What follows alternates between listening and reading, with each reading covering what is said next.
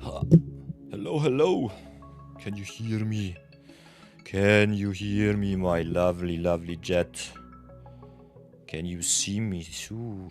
I guess not. But it's not too bad, not too bad.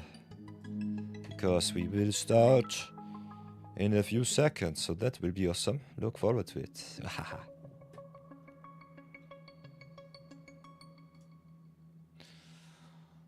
Hi, boy. Hello, guys. Hello, hello. Welcome back to stream. Hope you all are doing quite fine on this fine Thursday morning. Not to be confused with first day. Hahaha.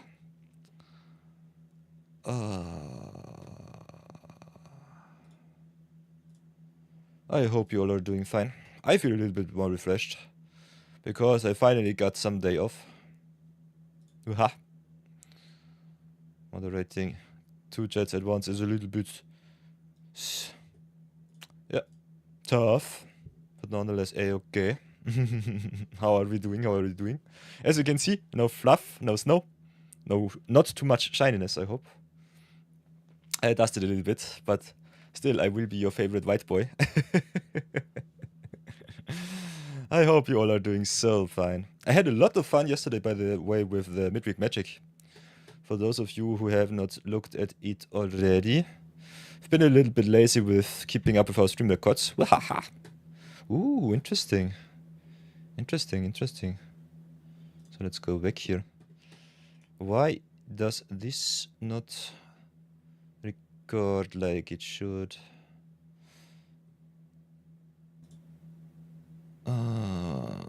Display capture properties. Yeah, playing with 2 monitors is sometimes a little bit tough.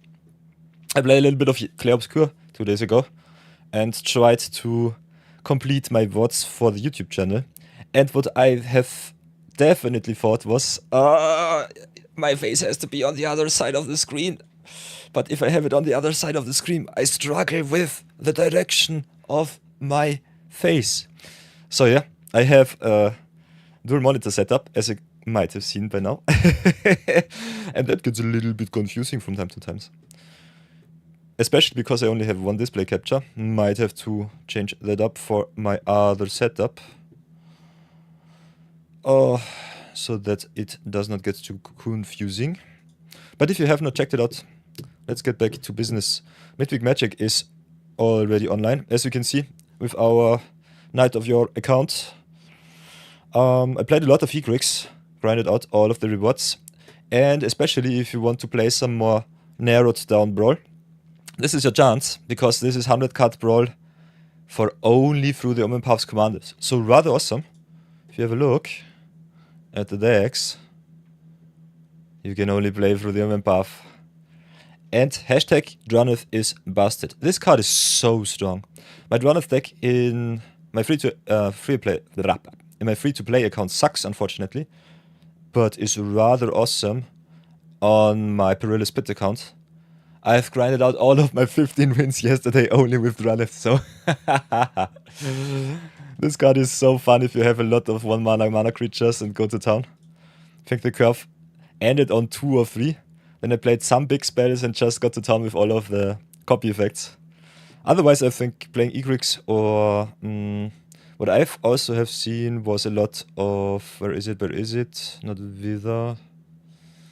What did I see? Verilex. Verilex was also very present, especially in 100 card Brawl format. There is a lot of infinite combo shenanigans where you cannot die to combat damage, which is rather fun. I personally like the more fair decks a little bit more. So I would definitely recommend some Egrix, some Serena, some Draneth, some Kumonoso. Go definitely value heavy and you will win a lot of games. You could also annoy your opponent into oblivion if you are a free-to-play player. Just go range and go to town, because range is busted. As are most of the commanders here, so if you want to play only through the Omen Paths commander, now is your chance. Let's have a little short look at our stream record so far. We have to reset something. We are already at the cursed number. 66 it is, day 66. Some of you might know that I am prone to illness these days because it is autumn and I'm rather sickly and whitish. So I have to replenish from time to time. But I will still try to, if I can, stream every day if possible. At least for 3 to 4 hours. But sometimes that's a little bit undoable. By the way, everybody, if you did not see it already, we have the Arena Direct coming up with the Japanese booster boxes if you want to get some gem splurging going and qualify for some awesome Modern Horizons Japanese boosters. Now is your chance. Costs us a hefty 8,000 gems, but you can get 2 boosters if you trophy the draft, 2 booster displays if you trophy the draft, so that's rather nice.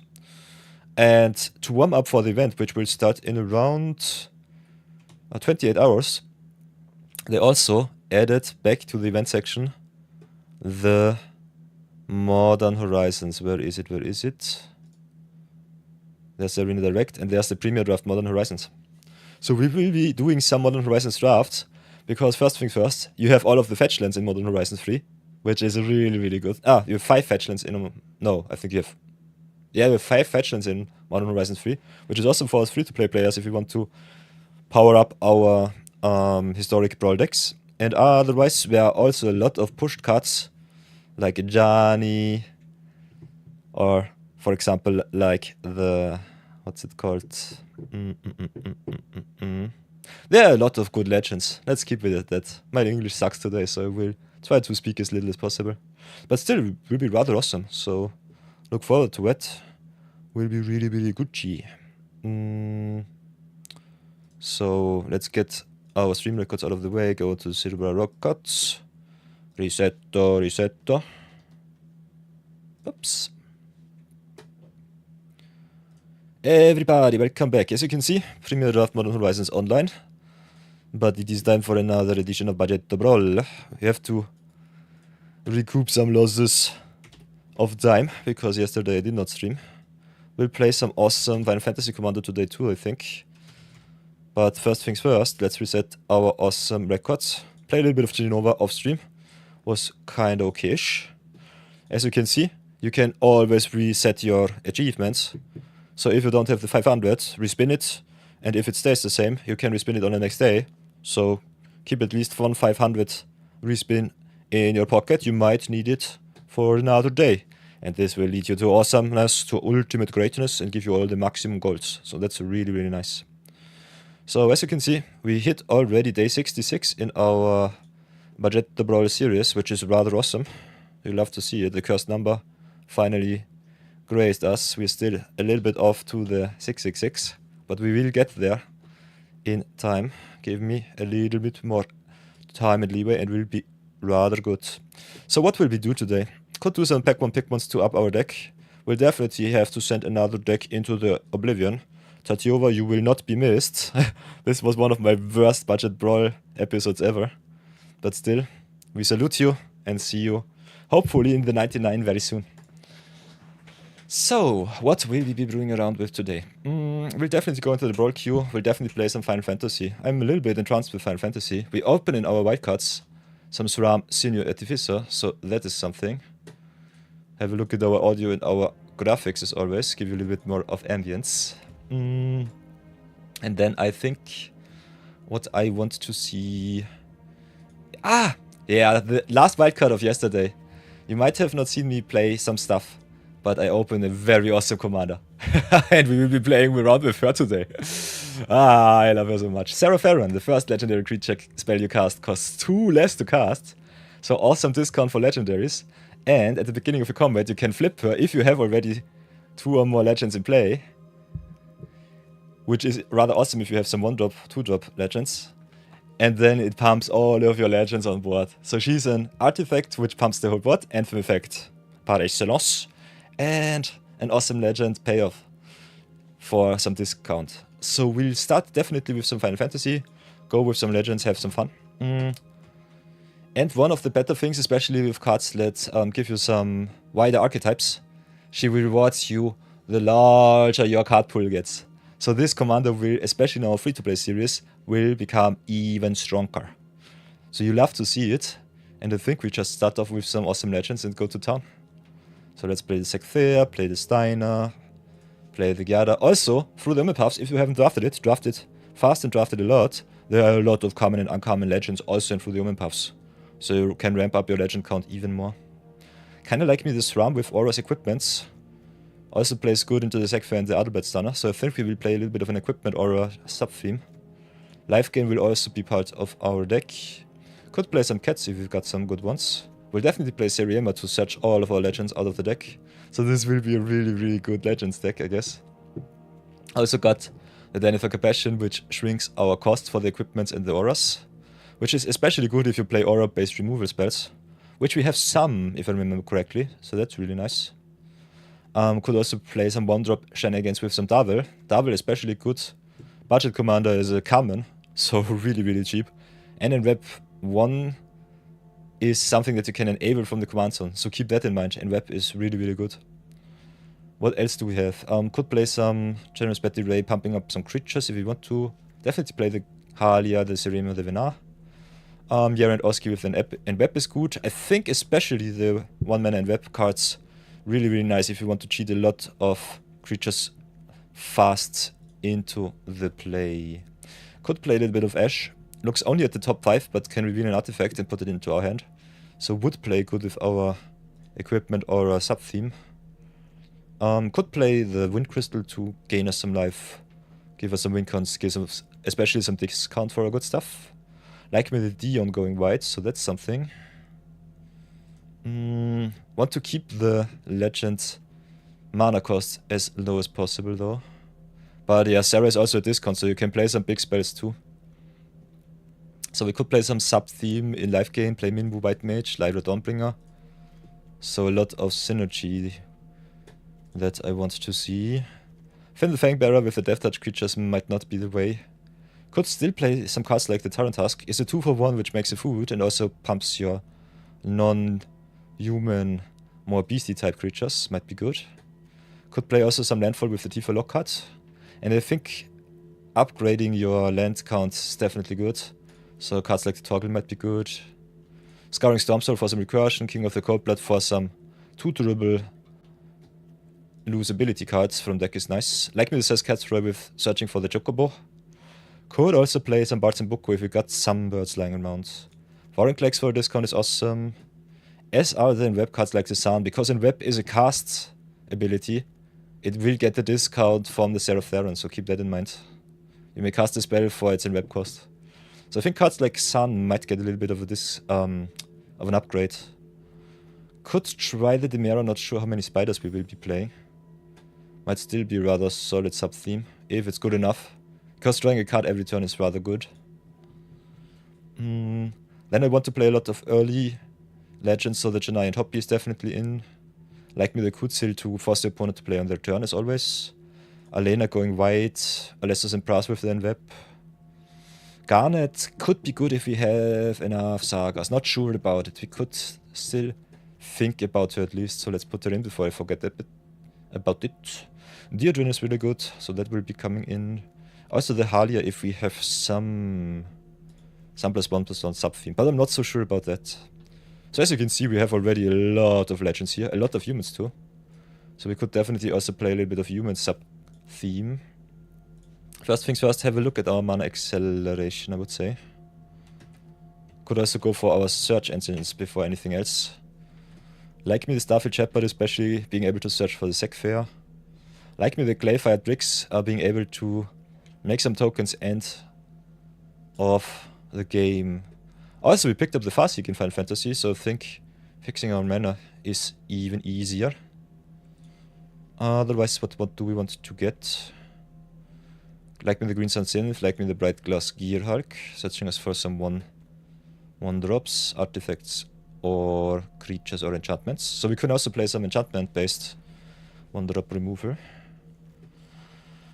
Then we've got our Seek engines. Like the Stoic Star Captain is always to search our Serema. Love the World Weave to ramp us up. We need a lot of mana, but then we can go to town with legendary beatdowns, so that's good.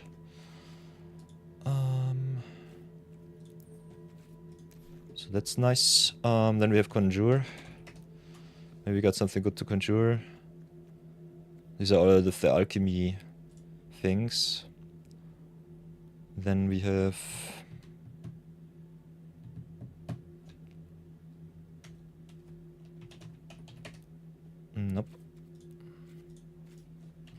maybe include the artifacts because I'm stupid. Conjure something. Seek something. Like me especially Spirited Simulacrum in all of the lists. It's like Solemn Simulacrum. It's just an auto-include into every deck. So welcome everybody who joins the stream by now. We're playing a little bit of Farron today. Then start right into the Modern Horizons free drafty drafts. A lot of gems to be splurged, a lot of fetch lands to be gained. So this will be awesome for our budget brawl and our free-to-play series. So that was rather good. And we have over, I think, 20 or 23 legends in our deck. So I think the Zero deck will be really, really nice. So, what else do we want to get? The sub-themes that I have decided on for now. We'll definitely play a lot of legendary tribals. Seems that we don't have too many spiders. I think 7 is still a solid count. Could cut some of them later on. We'll definitely play a little bit of landfall. So I think landfall, especially in historic green, is a must. Cannot play around it. It will win you some games if you can get it through, and it's rather good, especially late game. Especially with a lot of blue decks in the format right now. I think going white with green and then just playing all of your spells, drawing a lot of cards is the way to go.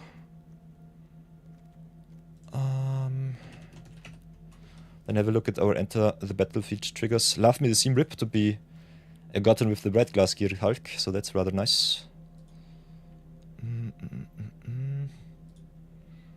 Otherwise, I'm not so sure. We could play a little bit of Angel sub-theme if we want to. Don't really see it right now, though. Kinda like me, the Honored Knight Captain may be searching us our Life Gain Death Touch equipment, our tools. Definitely could have a look at our rares. Still need to add all of our mana acceleration too. Kinda like me the white other side as always. Maybe add some budget inclusions before anything else. Mutable Pooper is still a good card, not so good in this deck, so I think I'll slow roll it. Love me the Brute Astronomer here. Otherwise, what else will we get? Got a lot of expensive spells, so we could play some up the beanstalk. Especially Zero giving our big cards a discount is rather nice.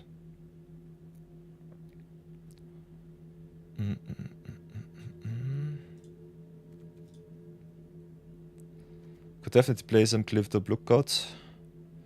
Kinda like me, all of those. Enter the battlefield 3 gas. Definitely the Traveling Chocobo for our Saskatchewan. So that's really nice. Traveling Chocobo is so good. I love this card. So what else? How many birds do we really play? I think Bards and Boku needs way more birds. In my Draniff deck yesterday I played some of them. They were okay-ish. Don't think I will play too many Sagas, so I think I'll cut the Garnet right now. Although it's a rather solid legendary 2-drop. Don't think we need her. We'll add the Sunakent just because. Might cut the Demera though. Although I love me some early creatures. Let's get all of our dual lands in. Enter the battlefield triggers. Dissection tools I think is always good. Especially if you play a little bit of equipment and aura sub-theme. With cards like this Ram / Firion, or cards like the Danitha. We'll definitely add some ramp in the Arid Archway, like me that card a lot. Definitely still have to add a lot of removal though. So let's get for our search lands. Fix land count before anything. Go for the ads.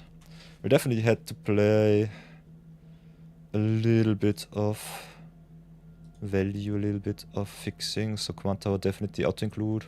Like me also the Armorcat Raceway. I think it's better in mono-color deck, but still rather solid in 2-color cards.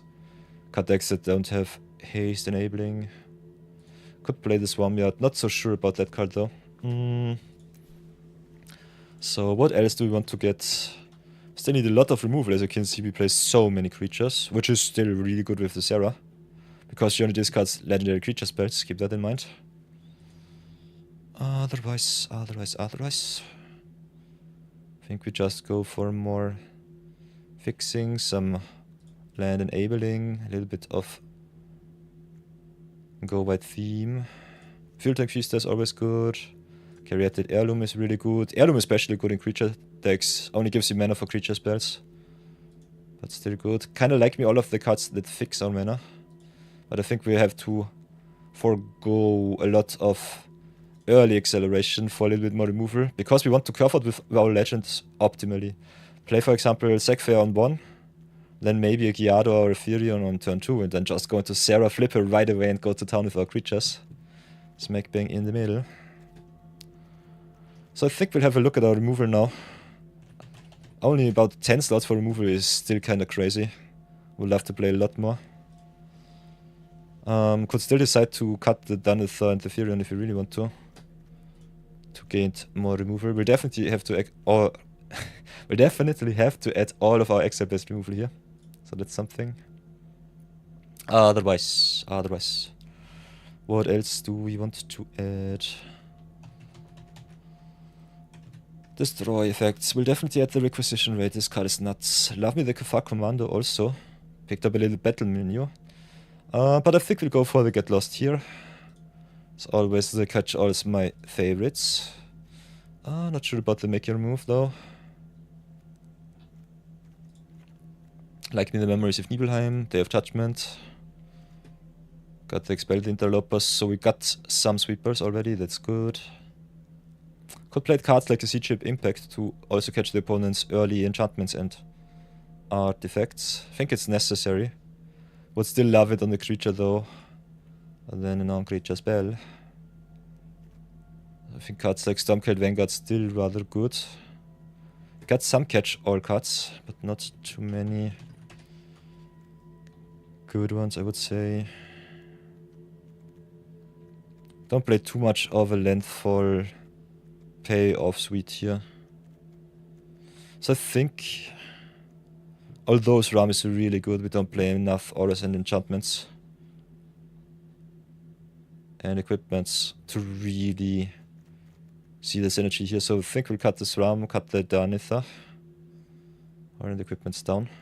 Get a little bit more slot for some better hard removal. Terran Tusk, I'm not too sure if I really want to play it. It's still a rather solid legend. Boa, Beast, Cats. We've got some incidental synergy, so I think it's still good enough. Need also a little bit more graveyard removal, so I have to keep that in mind. Otherwise, what else do we want to get? I think especially in green-white, cards like the... Where is it? Cards like the Grand Abolisher, for example, or the...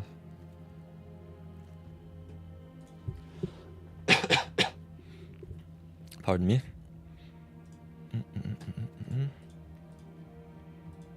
Where is it? Let's go to Resin Mythics. I always search a little bit too much. Cards like the Grand Abolisher or the Voice of Victory are really, really good. All of the blue decks not being able to snipe your board during your turn is really good. It's really, really nice. Don't have too many clerics in the suite so far, so I think we'll cut the Minwu.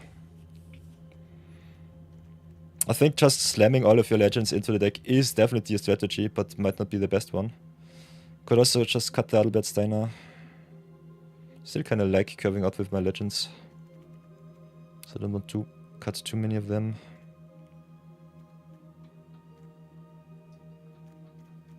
Could still play an aura and equipment sub-theme. Don't think we have too many good auras and equipments though. Especially the white auras normally enchant only your creatures, which is something. How many white creatures do we have? Is the Wind Crystal still good?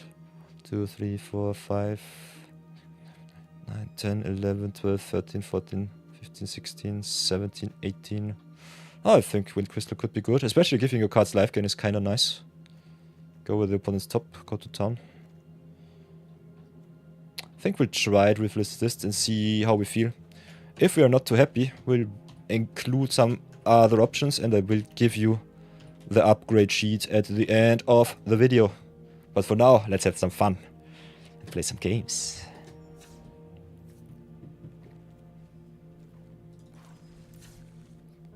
By the way, Farron it is. Let's go Zero-Budget-Brawl record. Hope you all are doing fine. By the way, thank you for joining me once again. So here we go. Danzo. Let's go in some games and have some awesome wins too.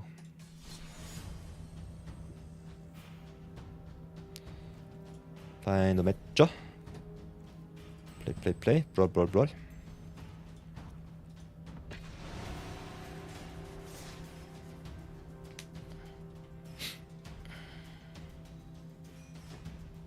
By the way, how shiny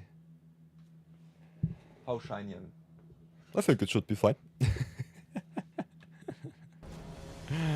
Okay, everybody, game number 1. Playing against Dragon, the Virtuous. Ooh, another Virtuous. Nice.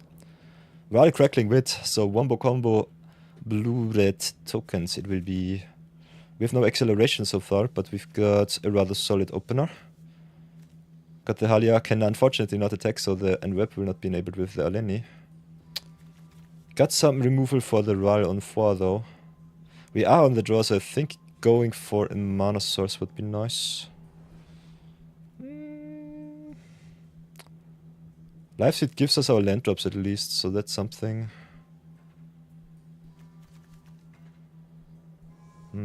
How do I feel about the hand? Not too good. Let's go for the mulligan here. Let's be a little bit greedy. Kinda like this hand. Got 2 acceleration spells, still the removal. The abolisher to abolish the opponent's counter spells. So that's really nice. And we draw our legends. So everything that we could want in the grasp of our hand.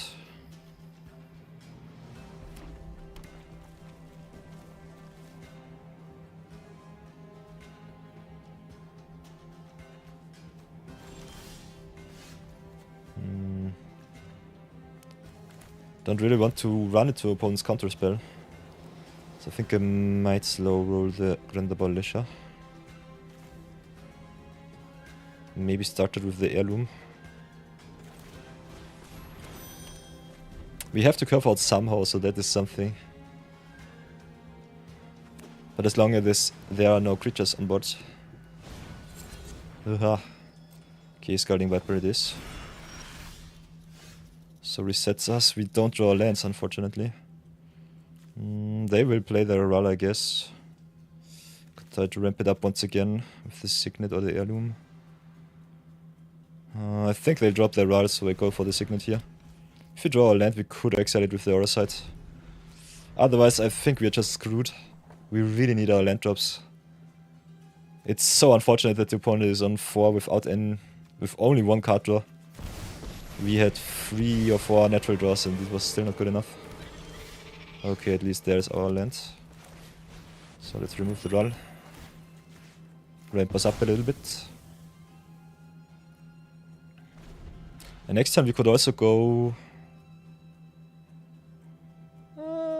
Sarah, unfortunately, only good for the discount on the turn after, because the first legendary creature spell that you cast can be her. So that's not so good. Opponent drafting our mana. A really nasty one. I think we could just go Herded Heirloom into Dion. As long as the opponent keeps up their blue for the wash away. Don't really care too much about their board state, because they starve themselves of their mana.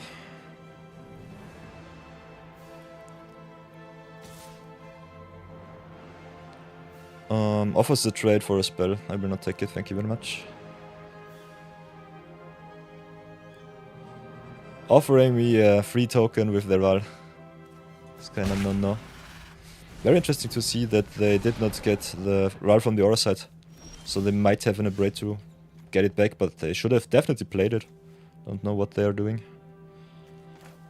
So Zero does not trigger it now. They have 2 mana open. So I think we try it like this. Bait the counter spell. Then just play the Sarah.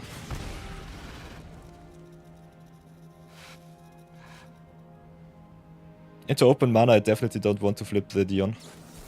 Yeah, there's the Ice Out. So that's really good for us. Yeah. Could play Green Sun Zenith for a 2-drop. But I think just dropping a Zero down is still good enough. We need 2 other legends, so she cannot flip this combat, but next combat she will. So let's go to town with our awesome flyers and pass. With 1 extra mana... Nah, we still could not have flipped Sarah. Especially Red being able to remove artifacts. I think it's not so necessary to flip her early. And the opponent not getting back their Rara really hampered them. Don't know what they're doing. But I guess we will just out-tempo them if this goes on. Still need some bigger cards to get the value from the heirloom. Ooh. And double with getting back Dion is kinda nice. Could also just hardcast double and the Sarah bow. So I think I'll bait them with the Sarah first. See if they have the wash away. And they definitely do. Or not, okay. Let's go for the double. If they don't have a lightning bolt, we should be fine to flip our Sarah. Give our legends even more of a pump. Yes, transform please. Discount and pump. Go to down. Boink boink.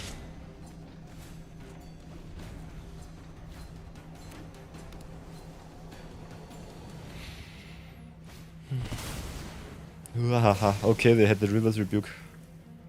Definitely get everything back to hand. We still have the answer for the roll in hand, so I'm not too sad. Still sets us back a little bit. So let's play the forest here, go into the aura side. And just ramp it up again. Get rid of the roll. They can replay him next turn, but I think it's still fine. Okay, they still got an answer for our cards.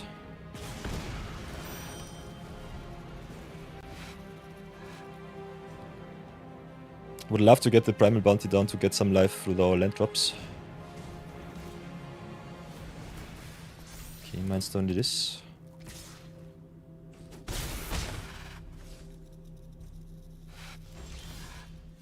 Okay, let's go Fable. I'm stupid. Should have gone Primal Bounty into Failed Passage. This is our first punt of the day. Okay, they still counted. But yeah. Sequencing is key. I'll take this punt. For everybody not knowing, when I hit my 10th punt count, I give 10 gift subs. So that's something. So they counter. I become really, really sad. We'll definitely Fabled Passage for a green source. Yeah, into this much of open mana, I definitely should have gone into a double spell instead of a big spell. So that was doubly on me. If they have enough spells, we're just screwed, because the Scalding Viper burns us every time we play something cheap. And the Otter grows with the prowess. Now they've got a big flyer too. So yeah, this sucks. We definitely have to go for the Warren Clicks here and pray that they don't have the perfect answer. But yeah, mono blue-based control decks are so obnoxious. They might just bounce the Warring Clicks and we still lose. So let's go for 2 forests. I think we don't have anything with reach, unfortunately, so let's go with the Dion here. And he only gives our creatures flying during our turn. So if they answer the Warring Clicks, we're dead to the Djinn.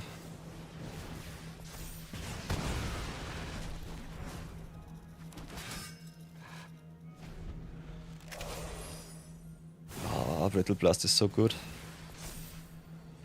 Let's see if we can live for another turn.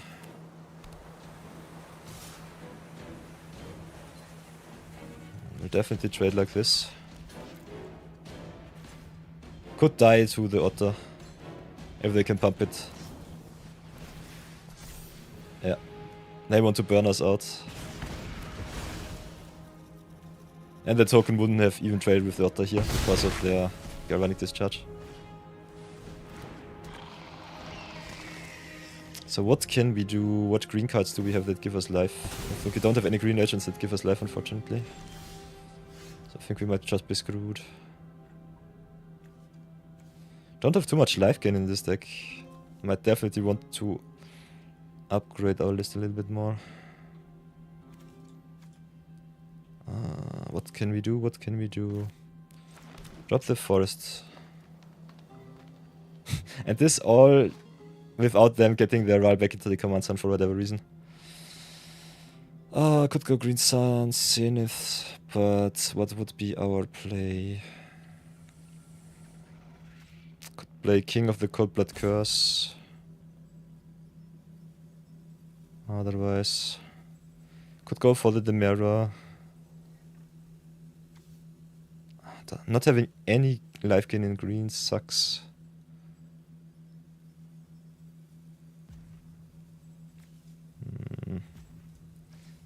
I just screwed to the flyers.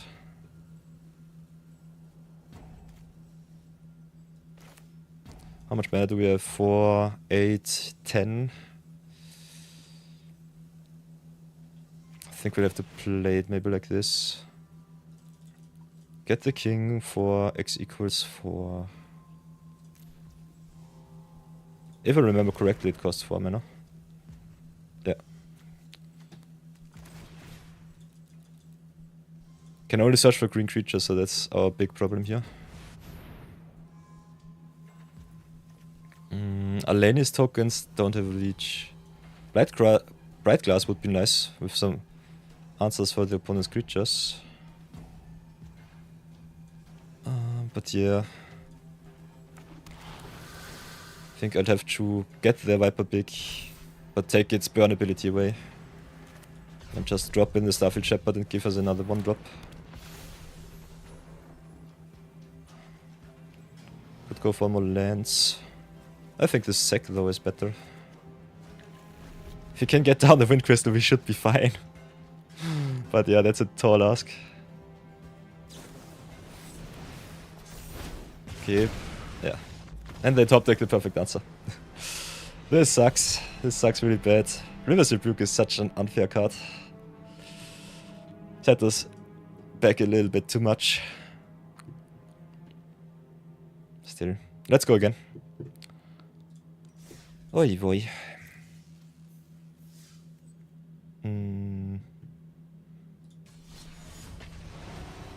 Still not totally sure about our list so far. But we'll definitely give it a try.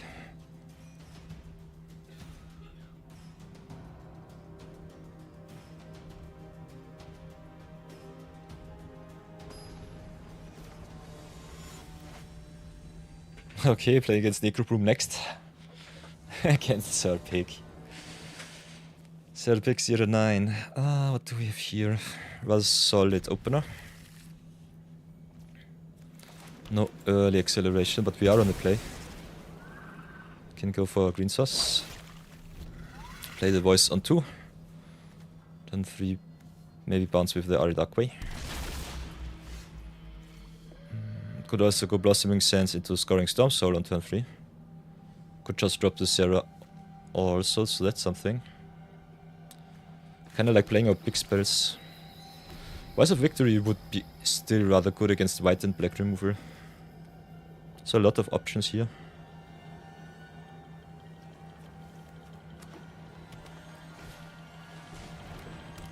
Okay, white of the Reliquary. Then let's go for the double white. Playing Serra early is good, but if they have removal, I'm so sad. So I'm not too sure. Maybe just curve out with our legends. Simulacrum into Lyra, and then just play the Serra as a curved topper. Especially Storm Soul can come back if we find one of our 5 fetch lands. So that's really good.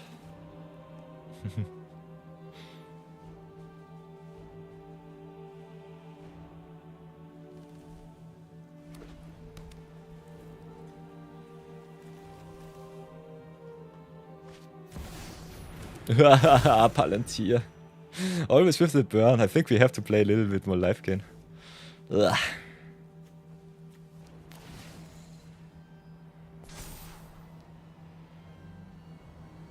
Especially mill. Kinda good. With all of the graveyard shenanigans. They want their lands in graves, so I think them winning the cuts is still rather rookish for us. Go for the Simulacrum first. Warp it in. Ooh, that one is a nice one. We'll definitely pressure the opponent. We don't have too much time.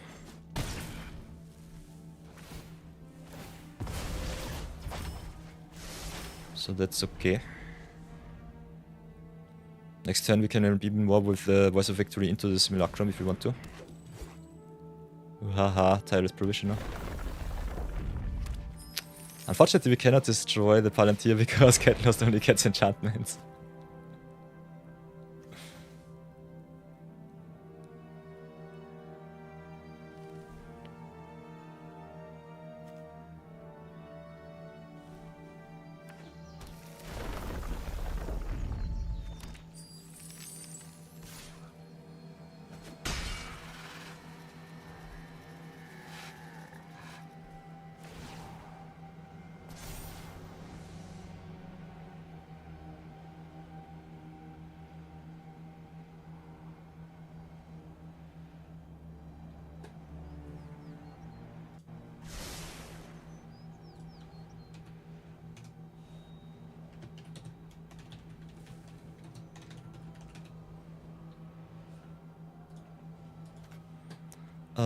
Yeah, lose my life.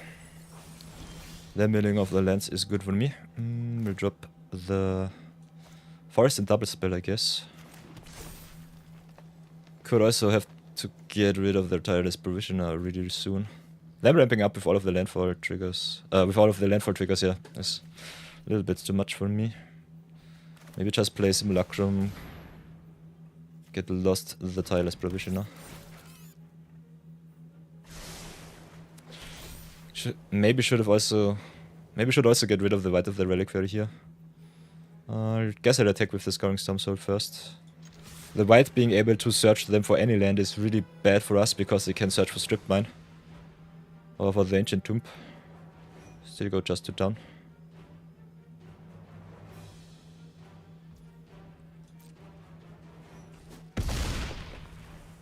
Not so sure which card is worse. I think we'll do it just like this.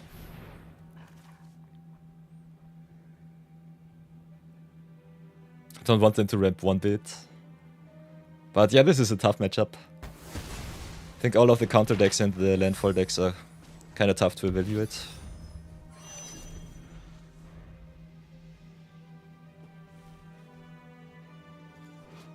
Necro Room is a really strong commander. Yeah, that's the Primeval Titan. Still, I think getting rid of the White of the Reliquary is definitely a given. In a format where Strip Mine is legal, you definitely have to be aware of your land count.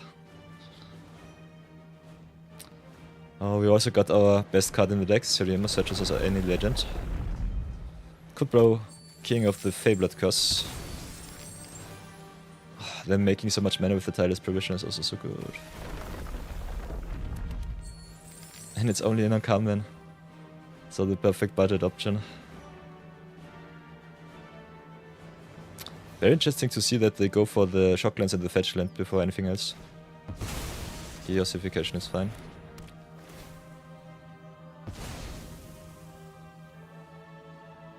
It's only creatures if I remember correctly, and Planeswalkers, okay. Yeah, but yeah.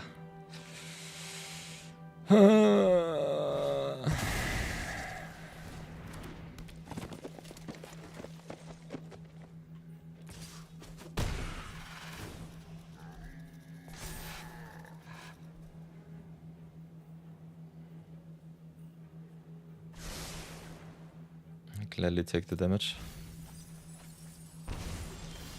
But now I have to let them draw. Oh, and reanimate on top. This sucks. I think we're dead really fast. 3, 4, 5, 6, 7.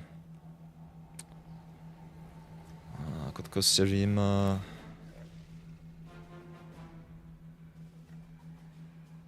Could also just go Mossborn Hydra.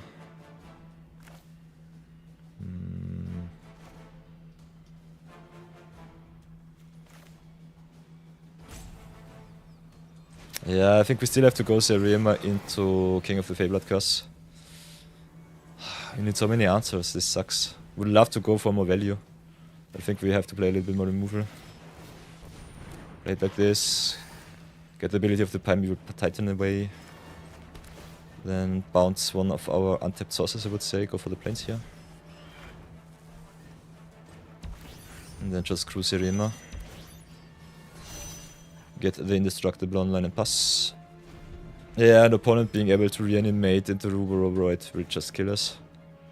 I think we have one extra turn if we draw into a sweeper, otherwise we're just dead.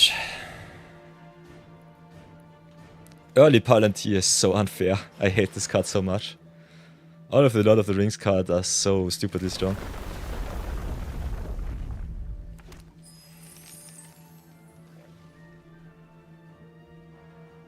But yeah, that's that.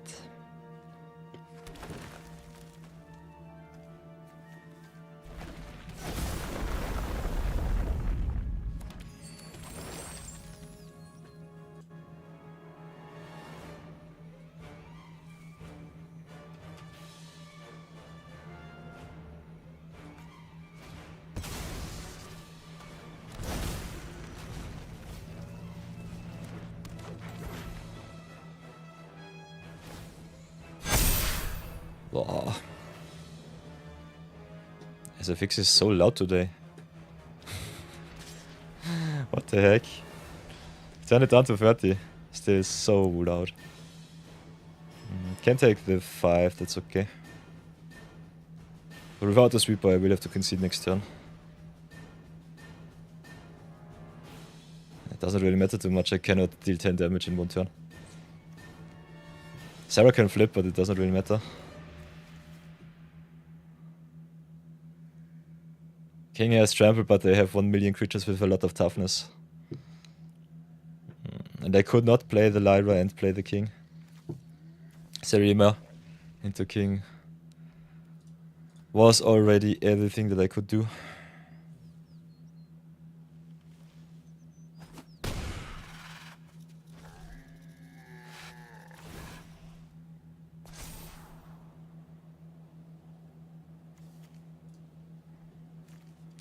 Yeah.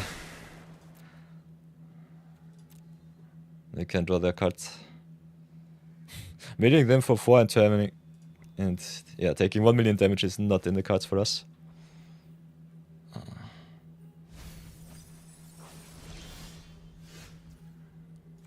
Okay, they can take one of the cards or what?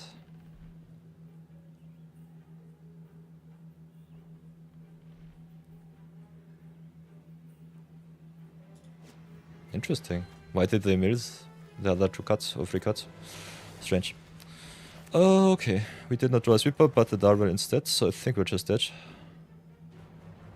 Could still play Sarah. But she's a legendary artifact, so we can't even copy her with their Dodger. And it would only be 9 damage, so I think we'll concede here. Unfortunate, yeah, but the Roborite just kills us. So let's take that as it is and go again. Getting wrecked with Sarah Farron early in the morning is something that I definitely did not expect.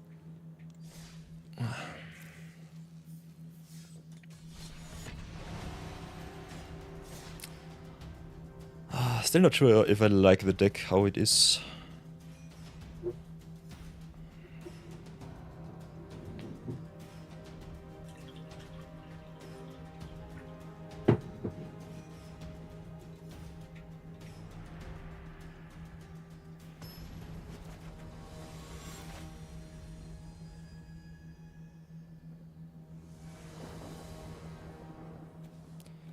Okay, game number 3 against Kotis, the Fangkeeper. We need a good answer for the Kotis. We are on the play, only have destruction-based removal so far. Got a little bit of a ramp, but it doesn't really matter if you can't get rid of the Kotis. So I think we'll have to mulligan here. Harley and the Sweeper, Warring Legs on top.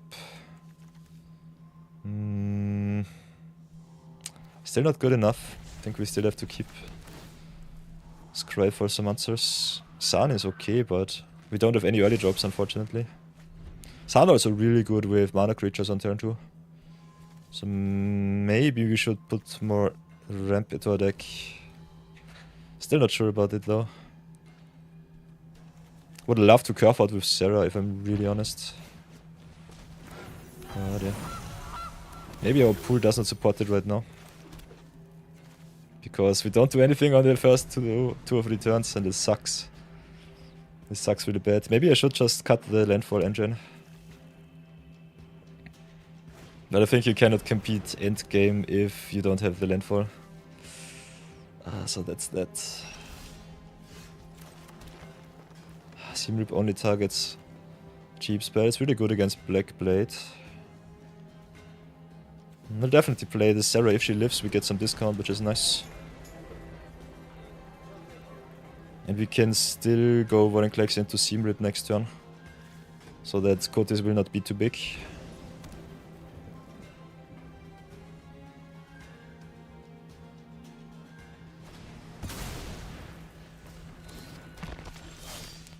So there's the Cotis.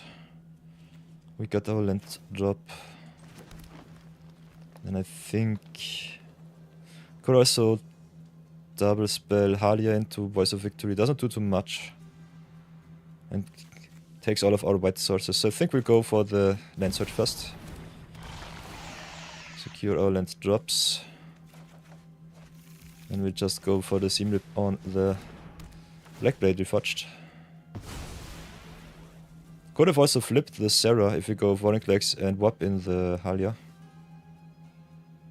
If they have removal, I'm still rather sad. So I think we'll play it like this. Pass for now. Hiya. Okay, the Siege of Virtue.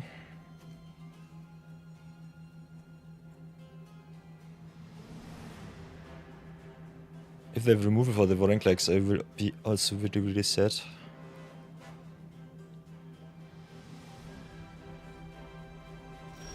Okay, they don't play anything, interesting. We don't have 3 white sources, so Serima and Ario is a no-no. Could still go Voice of Victory, maybe bait the counter spell here. If they don't play it now, they cannot play it because of the Voice's effect, so that's rather good. Guess they will just counter.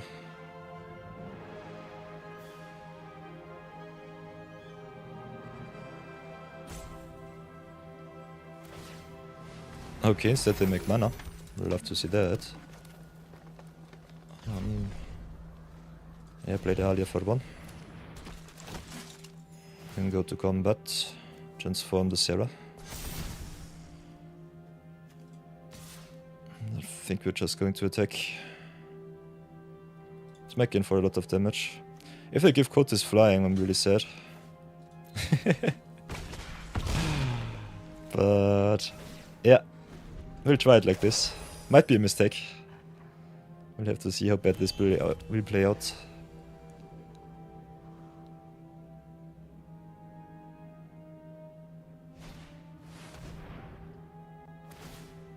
Okay, Chittering Harvester. Oh, we'll definitely sack the Voice of Victory here. They can still equip. This sucks. I cannot let them draw 6 cards from our top, so we'll have to sacrifice the Halia too. God, this being indestructible is so obnoxious. So what now? Cannot flip the Vorinclex. Could search for the green legend with Serima. King of the Cold Blood Curse is one of our little outs. Cannot play him though. Us not having our 3rd white source really sucks here. What can we do? We can go into land number 6. Play Dion, nothing else. Could just go Serima and search. I think we still just have to do it like this. King of the Fablet Curses are out and the opponent tapping down. One of the few options that we have to. I think we can still play him. Should get the discount with the Sarah. So I think we'll have to go for the King of the Cold Blood Curse here.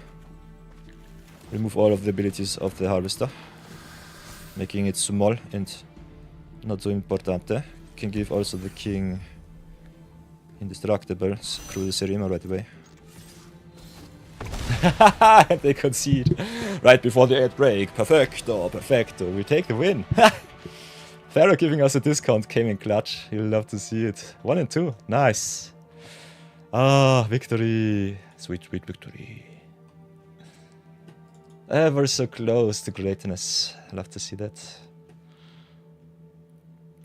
And for everybody watching the stream, as you know, I'm getting rid of pre-roll ads on Twitch. But to decrease our counter, we will have to run them every 60 minutes for 3 minutes straight. So I think it will be time for our first drink break. So get yourself some snacks, maybe disable your ad block. As you can see, this stream is ad-free either way. And if you want to support us as much as you can, just let the 3 minutes run out. I will pause the stream so you won't miss anything. And we will get a little bit of ad revenue. If you want to help me with my little experiment to find out how much ads you can play, how much revenue we will get, just turn off your ad block in the extensions bar and I will see you all in 3 minutes. Thank you for your support. Get yourself something good to eat and I will see you very soon. Until then.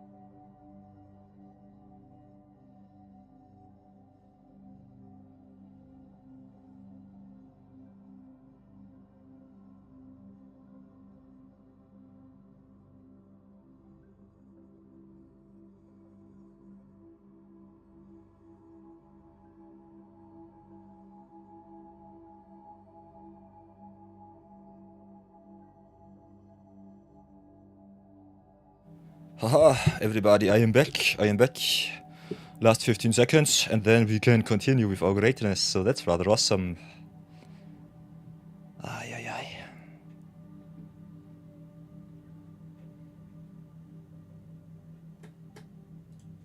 So everybody, thank you for your support. I know ads are kinda annoying and nasty, but still they are the main income source of this stream at the moment. Until we can get some awesome subscriber goals and giveaways going. So look forward to those. I'm still thinking about some awesome magic giveaways too. So if you have some insight or some recommendations for me, definitely join our Discord. Down in the description box is the link. And yeah, just write in the general section or in the magic section. Give me a little bit of a shout out. what you might want for a giveaway, or what you think would be a funny idea to get the community a little bit more involved. So, but let's continue with our Budget-Brawl session. We still have some games to grind, a lot of wins to gain. So here we go. Also, I hope you gotten yourself a little bit to snack, a little bit to drink. Always remember, replenishment is important. Everybody, welcome back. It's over.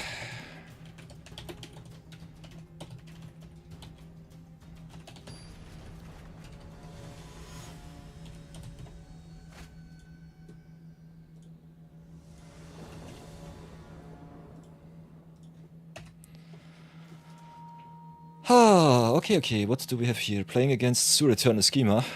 I'm only playing against broken commanders today, don't know why. But yeah, sometimes our Zero-Budget-Brawl sessions look like this. We've got the answer for the sewer, so I think we will have to keep this hand. Abolisher would be awesome, but yeah, we'll have to pray for a second white source. Otherwise, Stoic Star Captain being able to search for Seriema is really nice. So I think our cards reward us. Only rare mythic tribal. So I think our uncommon and common amount will shrink rather fast. And we're still playing a little bit of non-synergistic pieces, so I think I'll have to adjust the deck a little bit more. So let's go for a white sword first. See where it leads us.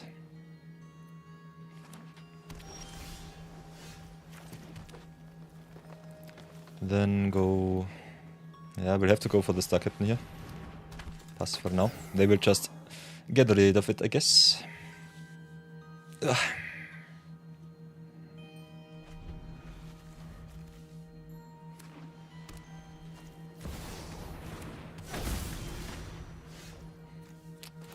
Yeah.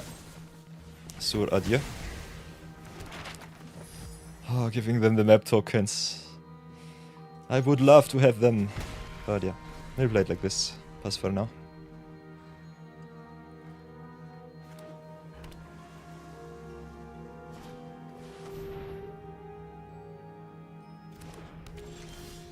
Ooh, finally offered land. We could play Green Sun Zenith, search for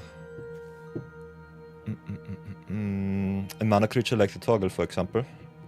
Get another legend, get a boost for our humans. Fixes us also into Bright Glass Gearhulk.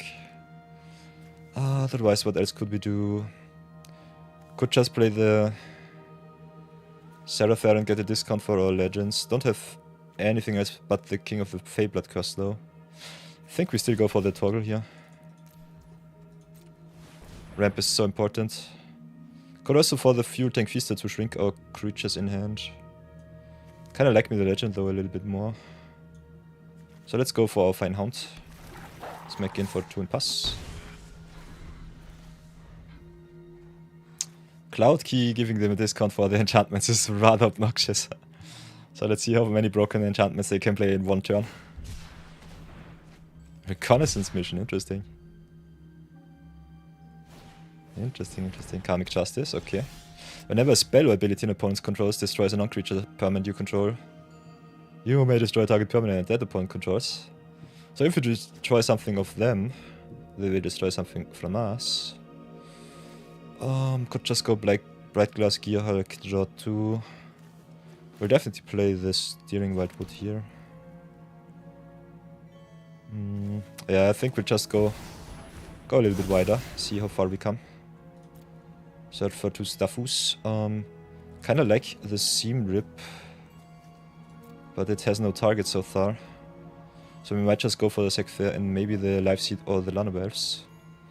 Yeah, but getting the removal spell for something cheap might still be good enough. Oh, Monomusa, welcome back. Hello.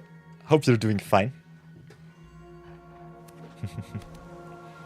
How do you do? Let me know. Okay, we've got another answer for the Zero-Return Schema, so that is really awesome. Have triple white, so we can play the Grand Abolisher too.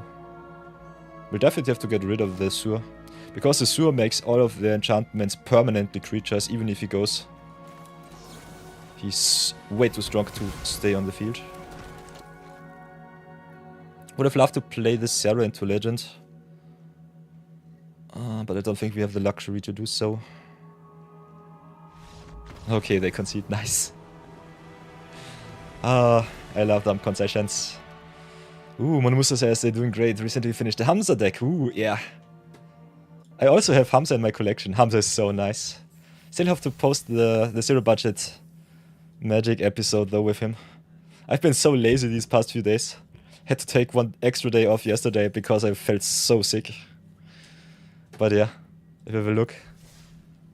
I think Hamza was one of our first budget brawl cards that we opened in our alchemy packs. Yeah. He will be the second to go, so 2 days from now Hamza will set into the sunset if we don't actualize him. Might do so. Hamza is such a fun card. All of the alchemy commanders are so broken.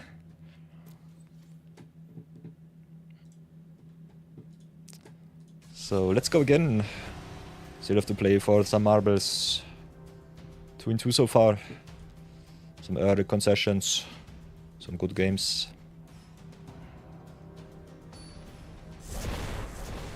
Oh, you meant the non-alchemy Hamza. Okay, okay. Monomusu says they play with some fair Hamza cards. Interesting, interesting. Hamza. MTG. I personally like the alchemy Hamza a lot. What does the non-alchemy one do? This ball costs 1 less to cast for each creature you control with a +1/+1 counter. Ooh. Oh, counter stat deck. Nice, nice. You'll love to see it. A classical green-white deck. Okay, but let's go back to the game. Game number 5, playing against Thib the Lost, mono blue control. With a solid curve and the world weave. If we can get it done, we should be fine, so I keep this. We are on the draw though, so that sucks. But I think we'll give it our best. Ooh. Turn 1 Lanover Elves is also quite juicy. So I think we'll go for the Lanover Elf. Ramp it up a little bit. Being able to double spell as early as possible is really important against mono blue. Otherwise you might fall too far behind. Okay. Okay, having an answer for the other binder is really nice too. Still need more bite. Good start with the world weave, but letting the other binder connect is so bad. Still kind of want to... Yeah, we have to use the window here, and the world weave triggers on cast, so it will ramp us a lot. Hi, hi, hi. Azurbinder is so good. Letting our Lenovo Elf lose its ability is really good for them. So now our mana is a little bit hampered.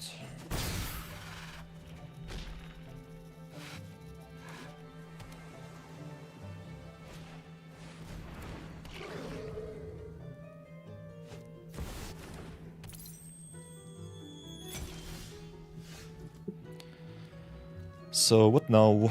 We can only play 1 spell, unfortunately. Could go for the Steiner and curve out. Could remove their Beastbinder to get our mana online next turn. Kinda want to ramp though. So I think I will allow them the Beastbinder. Just play our legends, be happy with that.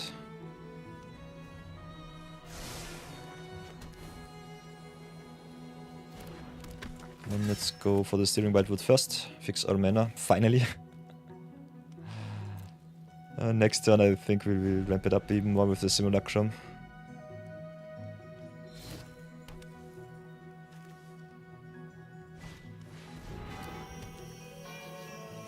Can double block their Beastbinder. Ooh. Monomuso says Alchemy Hamza gets the entire deck out of the field with Ashaya, which is really stupid. Yeah. I love me some good Hamza actions. Wombo combo commanders are kind of fun. Okay. Opponent still wants to trade. Or not. I cannot be blocked by creatures with power 2 or greater.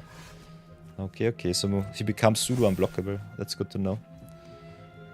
Let's start with the Simulacrum here, ramp it up. Ramp it up, get more action. Yeah, not Seam Ripping the Azure Beast Binder might come back to bite me, but they don't have too much pressure on board and they are mono blue. So I think ramping it up and then going white should do the trick. Also getting as much value as possible with the Simulacrum here. And then go expense, I think we'll go for another green sauce. And then do the pass for now. Yeah, Steiner a little bit of a card that I definitely want to cut. I think we cannot really play with our card pool a good equipment-based strategy. And just smacking legends into your deck with Farron is not the way to play her. Monomusa loves 7 lands on turn 5. Yeah. That seems fair. Green doing green things. Winter Moon hampers us a little bit. But we can get rid of it with the Seam Rip. I like me some good Seam Rips. Ugh. Yeah, I hate Winter Moon. All of those hate pieces are so obnoxious. Still like this. I also love me the Hydroponics Architect with some fetch lands. This card is so fun. Okay, we've got some good removal. So let's bait them with the Seam Rip first. See what they do. Get rid of their Winter Moon.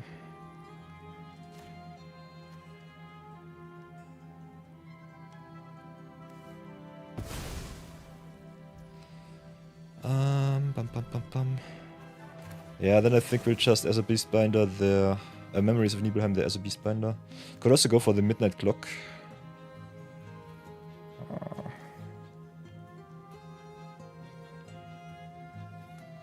Still not sure what kind of deck they are playing. Beastbinder is such a nasty card.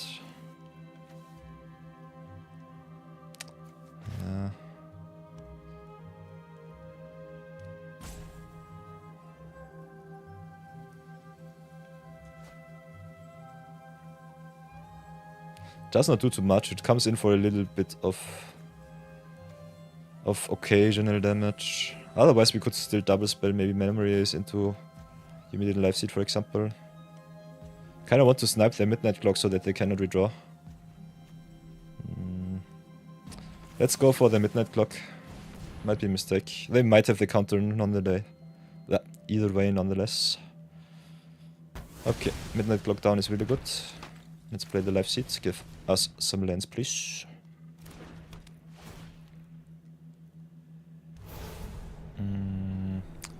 Offroad is okay. Warzone is a no-no.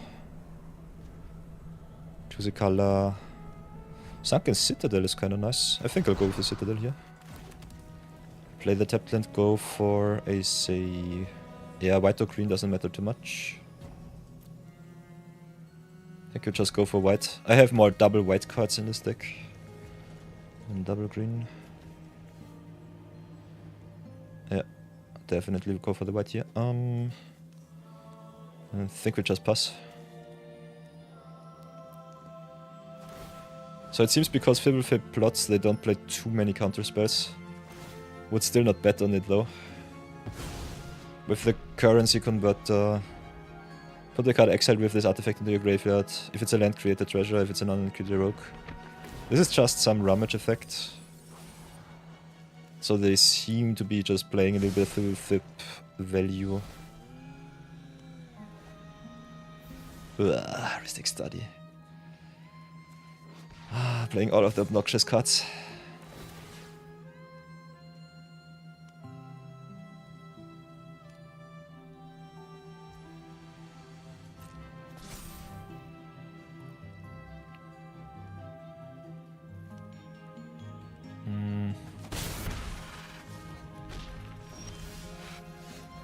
Still, I think we just go for the Zero here. See if it gets through.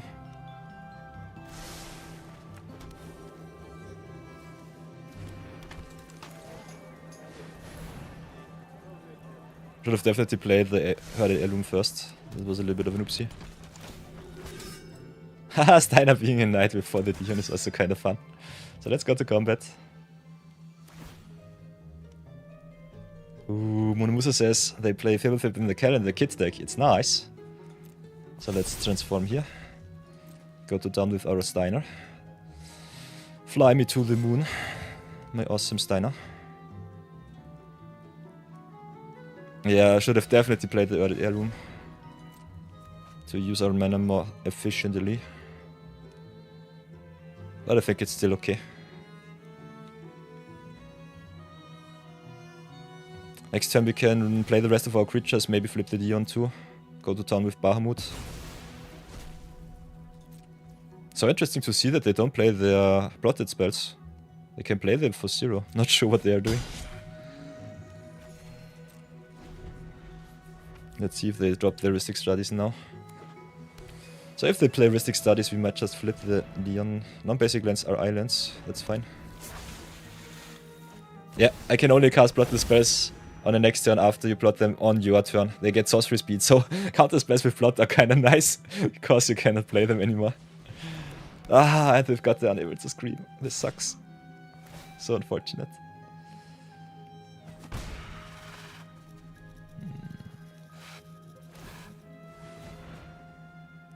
No attacks with the Beastbinder though. That's interesting. All the hate pieces in the world, and we draw anything but fluff. We draw only fluff, I would say. Let's play the one here. Ramp it up once more. Get us another land. Play the Erded Heirloom.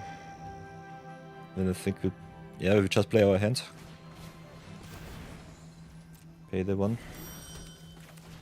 Pay the one. Do you want to pay the one? Indeed I do. Get all of the lands out of the way.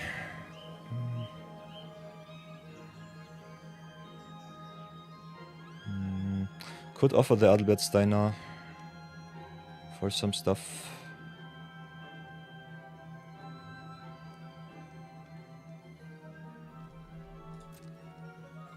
Yeah, we don't have too many good attacks, but I think I will still offer this fine trade here.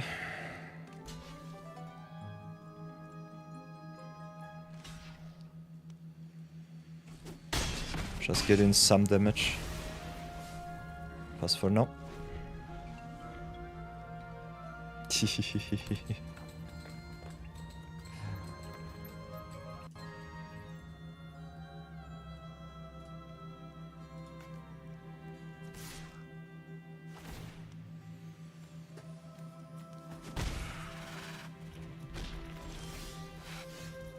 Okay, Tifa is nice. Also can draw another card with the Adalbert Stein if you really want to. So let's go and get the lands out of the deck. Pay the one, we've got 1 million. 1 million mana, it should be fine. Can also seek a non-land if they want to trade with the Spirit Simulacrum, so that's good. So I think we just smack in with all of our 2 powered creatures. Haha, Hullbreaker Horror, this sucks. Hullbreaker eating our Steiner is really not so nice.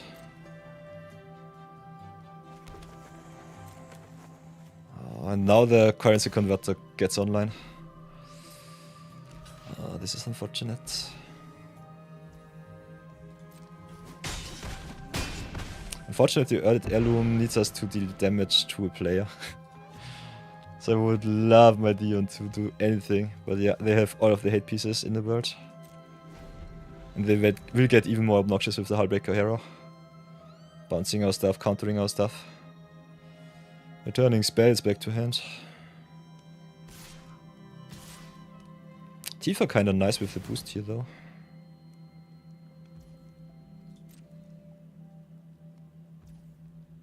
We could block with our 1 powered creatures, but it doesn't matter too much. And no card advantage so far. I think this deck needs a little bit more card advantage. If we can ramp, we're really happy, but we just roll lands. We draw so many lands, it sucks really bad. So let's pass for now.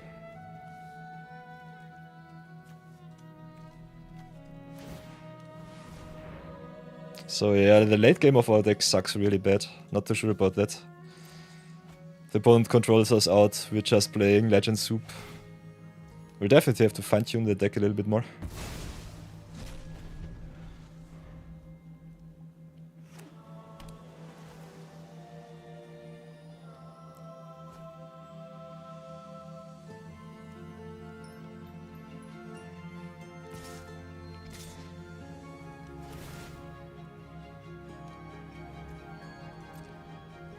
You could always add Creto Behemoth. Aye. That's a very good suggestion. This is a death by 1000 cuts. They are too scared to attack with the Hullbreaker hero. Plot everything with the stupid Fibblefib. And we just draw nothing. Pure nothingness. So what now?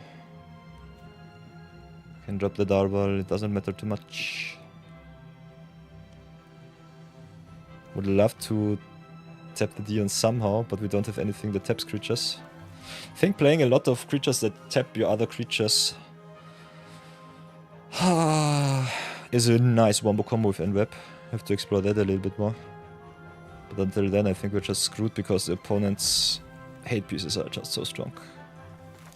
So let's get more of our lands out of the deck. Pay the one just because.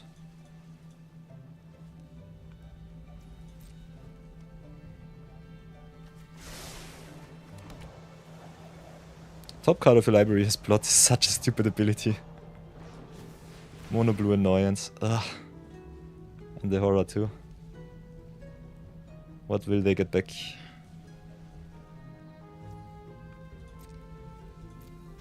Okay, Sarah to hand is fine. Every card that I can cast to search for more lands out of our deck is really good for us. I want to finally draw into some action, please. I'll pay all of the mana in the world to just get us some action from the top. Please, please, please. So let's pass for now. Transformer once again, just because.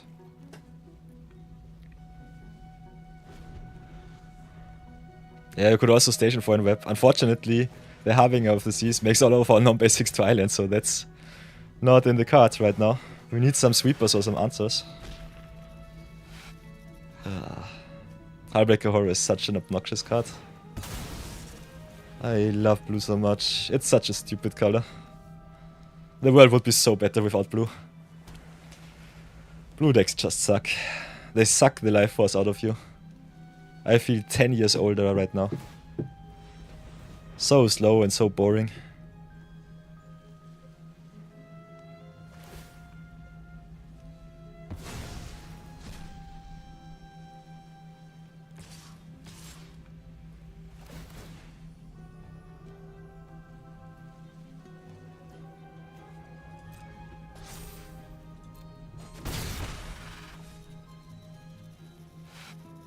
Beastbender being unkillable by big creatures is so good for them.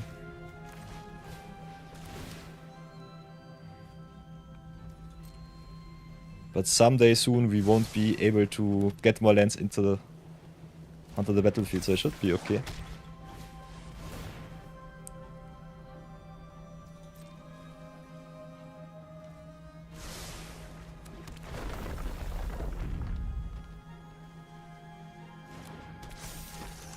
Pass for now.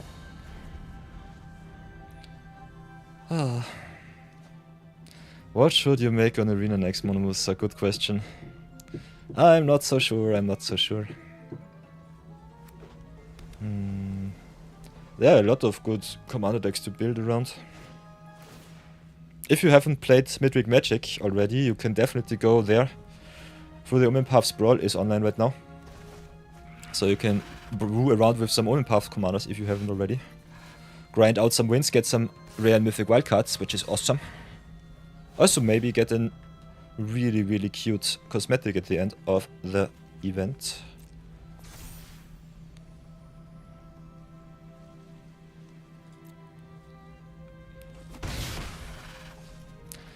And I think you have a lot of options to brew around with, so that's something.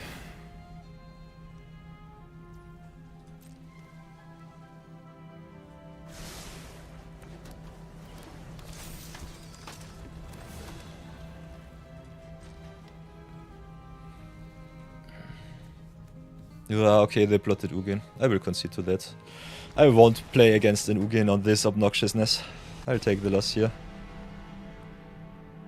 Might also cut this game from my video.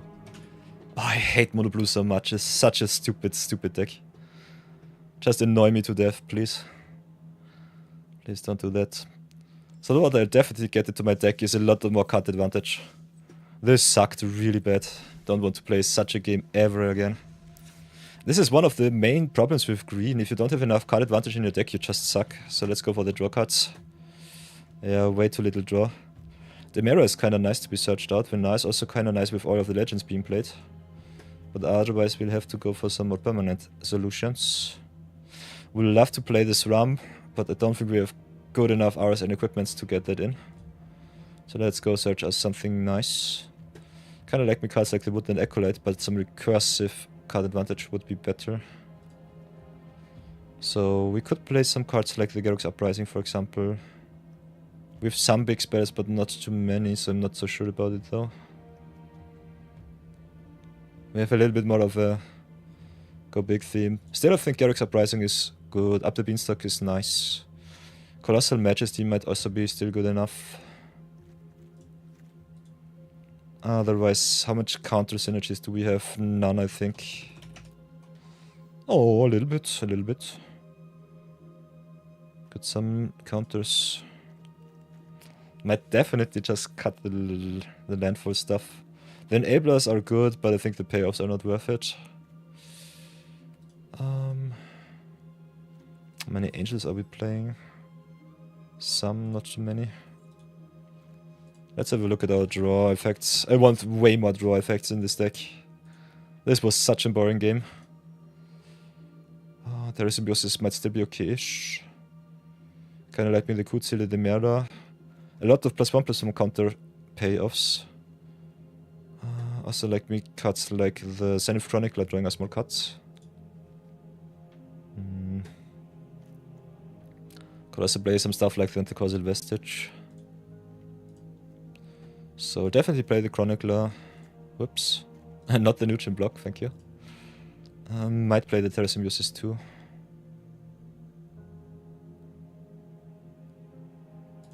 Yeah, I don't think we have too much life gain either. You're totally right.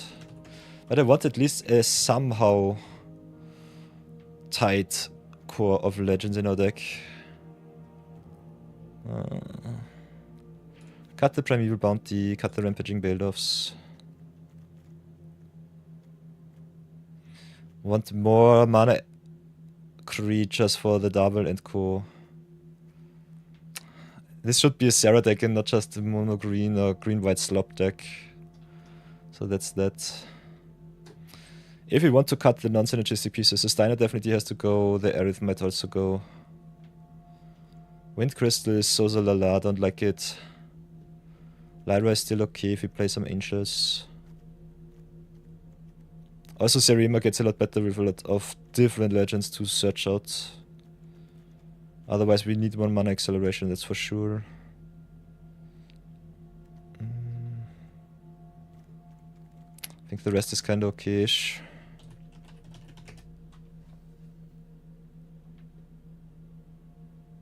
Still got enough counter synergies.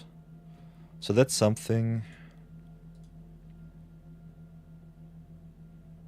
Could play cards like the Reluctant Rome model, but I think our legend count will get a little bit too low.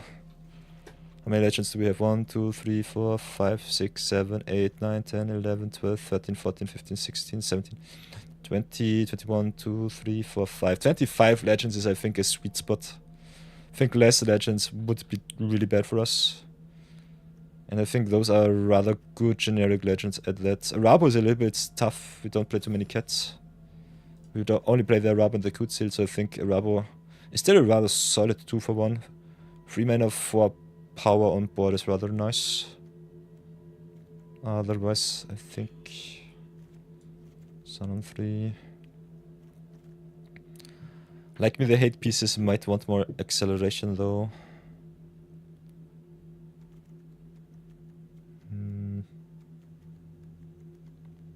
Still think it's okay-ish. Could add Innkeeper's Talent if you want some counters. Yeah, but I think not really that it is a counter stack. It should be Legendary Tribal if you really want to play it. Like the box promises it. Question is, what sort of Legendary Tribal it is. We could play some life gain, play the Minwu. Terran Tusk, I'm not so sure if good enough. If. Could play some counters with Sankina, for example. How many tokens do we do? make some... So I think cards like the Kina might be okay.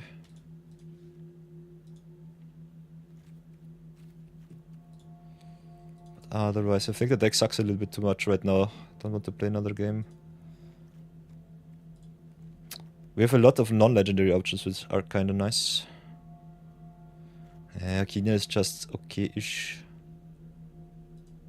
Going white, pumping the board. Unfortunately, Seri only pumps legends. So a big legend count is rather necessary.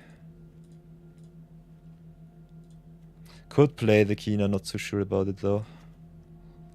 It's another good search target. And Terran Tusk pumps frogs too, so that's something. So I think the Kina might be something. Otherwise, we might not really need it.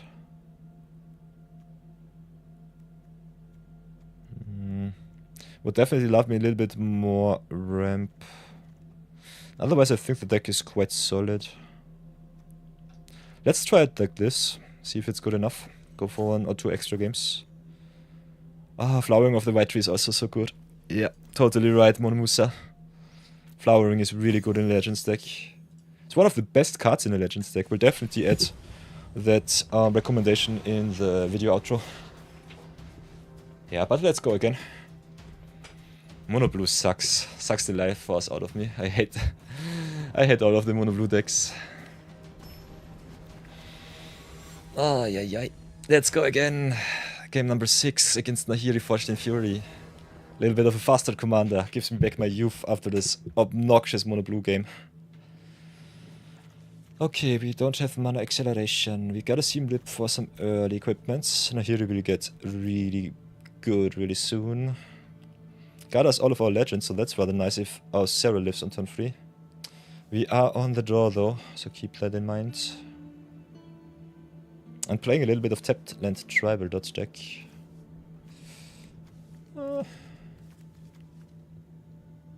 Still kinda want to see where this hand leads, so I think I'll try it out. Otherwise, if you are on the draw, I definitely recommend you getting some mana creatures first. Let's see where this leads.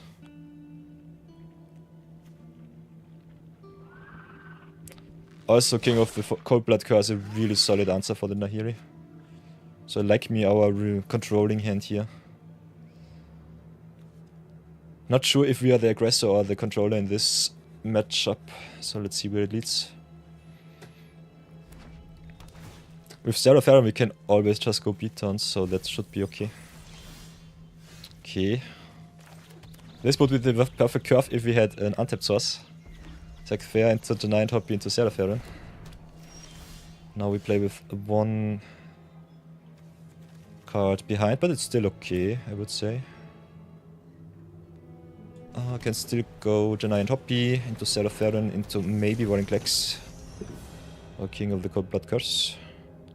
So I think this is the perfect opener for a legend deck. Opponents definitely concentrated on playing all of their equipments so that the Nahiri comes into play as early as possible. Yeah, so turn 4 Nahiri it will be. I guess we'll get the discount with the Zero right now. They will definitely want to play their Nahiri first. So there might be a good window to play the King of the Cold Blood Curse next. Maybe exile some of their stuff. Ooh, Eowyn is really good for them. Have to take the 4 here. So now I have to decide. Could just drop all of our legends. We'll definitely play the planes here. Question is if I want to get the abilities of the Eowyn. Discounting all of their equips for 1 is kinda good for them. Having a clean answer for the Nahiri though is really important.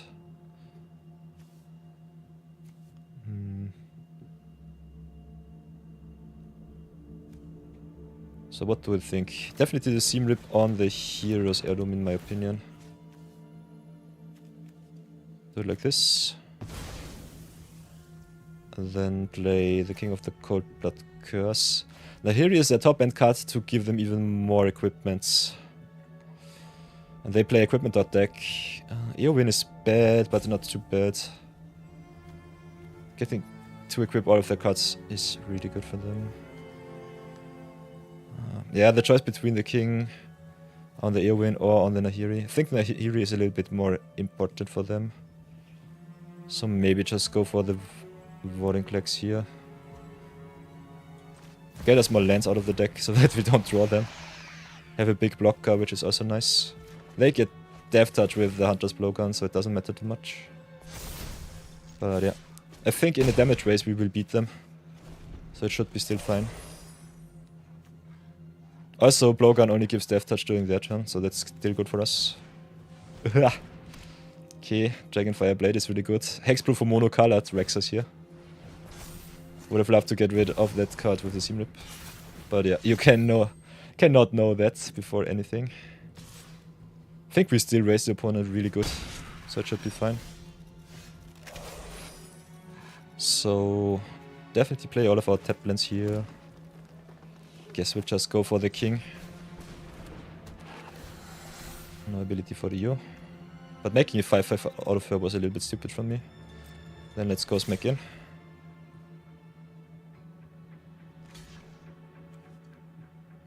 Okay, them just jump blocking is really nice. So I think we might get the tempo win here. Can play the Year-End Oski, can play the Sec Fair. Could also just replay the Janai and Hoppy. So I think our end web here really good. Because we can just say equipment or artifacts and go to town. And then play either the Sec Fair or the Janai and Hoppy. I think both are good. They need another white source for any sweeper that they can play. And we've got some really big creatures for some red sweepers, so I think the Janai Hoppy is still good. Otherwise, if you want to play it safe, just play the Sec, and I think we win just next turn. Haha. I think this is the perfect Legends win. Nice, nice, nice. So let's drop the forest here, yeah, and they concede. Oh, in the aggro mirror match, I'm definitely well favored. So Redemption Arc it is, go to 3-3. Be happy with that. Oh, this was nice.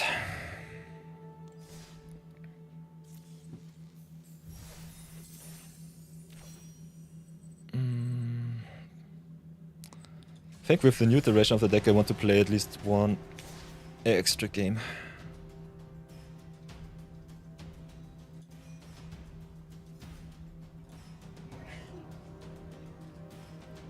Hello Noridok. I hope you're doing fine. Thanks for joining the stream.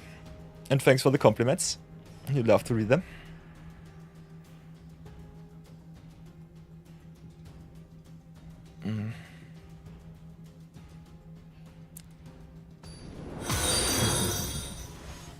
Nori_Oak follows the order.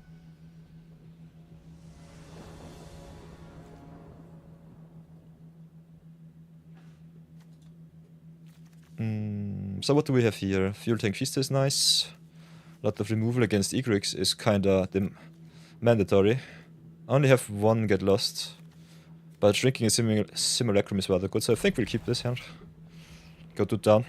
Play the Summon first, tap lands out of the way. And go again.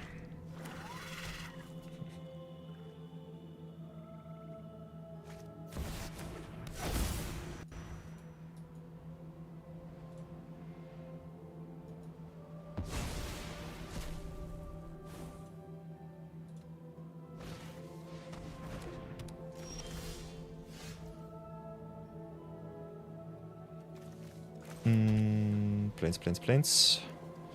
Yeah, let's just get our acceleration online.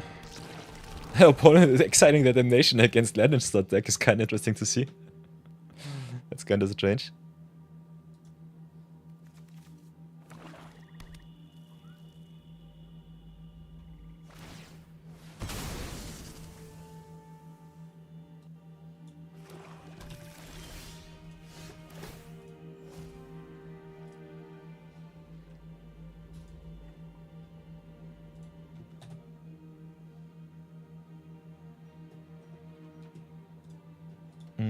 So what can we do now? Definitely play this Simulacrum, I guess. We want to ramp up as much as possible.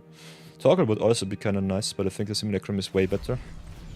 Against Mono Black especially. Ramp it up. Get some non-lands. Maybe more answers for the Egrix. Here we go, here we go.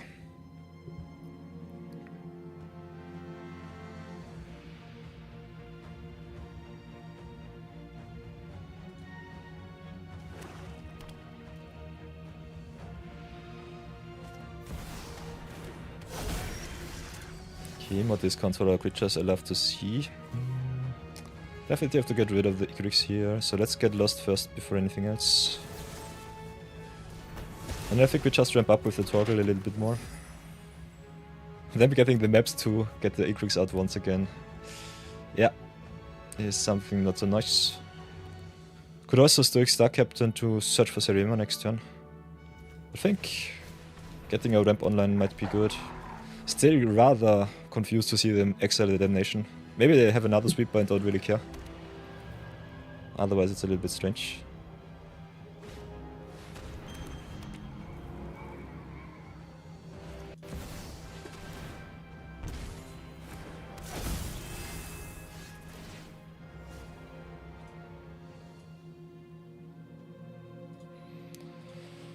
Okay, we've drawn another land, and the Urbok fixes us into black is good. Enduring Tenacity, so wombo combo. Whenever you cast a creature spell, lose life, lose even more with the Tenacity. They have 6 mana for next turn, so we might fall a little bit too far behind. Could exile the Chromox, would be kind of fun. Let's drop the forest first, I guess. Can play the Tifa, give her a boost with the Torgal with 6 mana. Could also just boost up the Stoic Star Captain. Tifa with the boost is better though. Question is, what else do we want to play?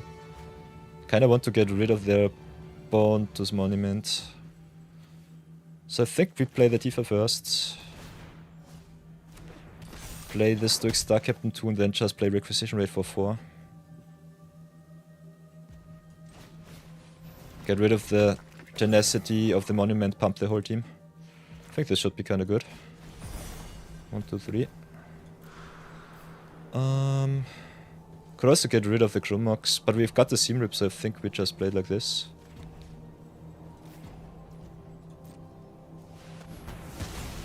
One, two, three. I like me some Farewell at home. Requisition Rate is so good. I love this card.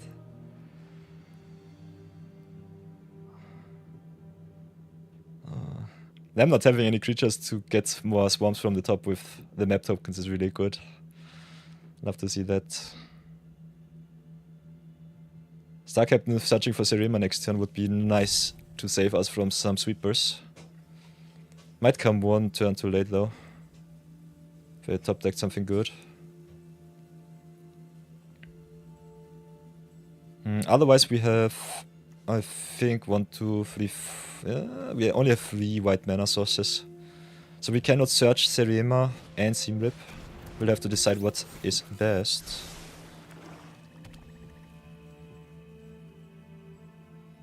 We'll definitely try to hamper their mana as much as possible. And I might have to search... Ooh, interesting. Not exiling the Star Captain. This might be a big oopsie opponente. I'll definitely go for the extra white source here. So search it up, please. White it is. And then we'll go and search for the Serema first.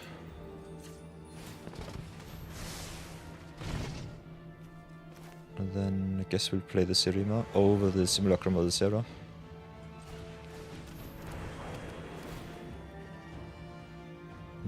Now we've got some options. We could go for value, but I think the King of the Cold-Blooded Curse is the most important card against the Egrix deck. Otherwise we could try to raise him, but this is the safest play, I would say. So let's get our hate piece out. Then Seam rip their Chromox. And crew for another solid 3. Pass for now.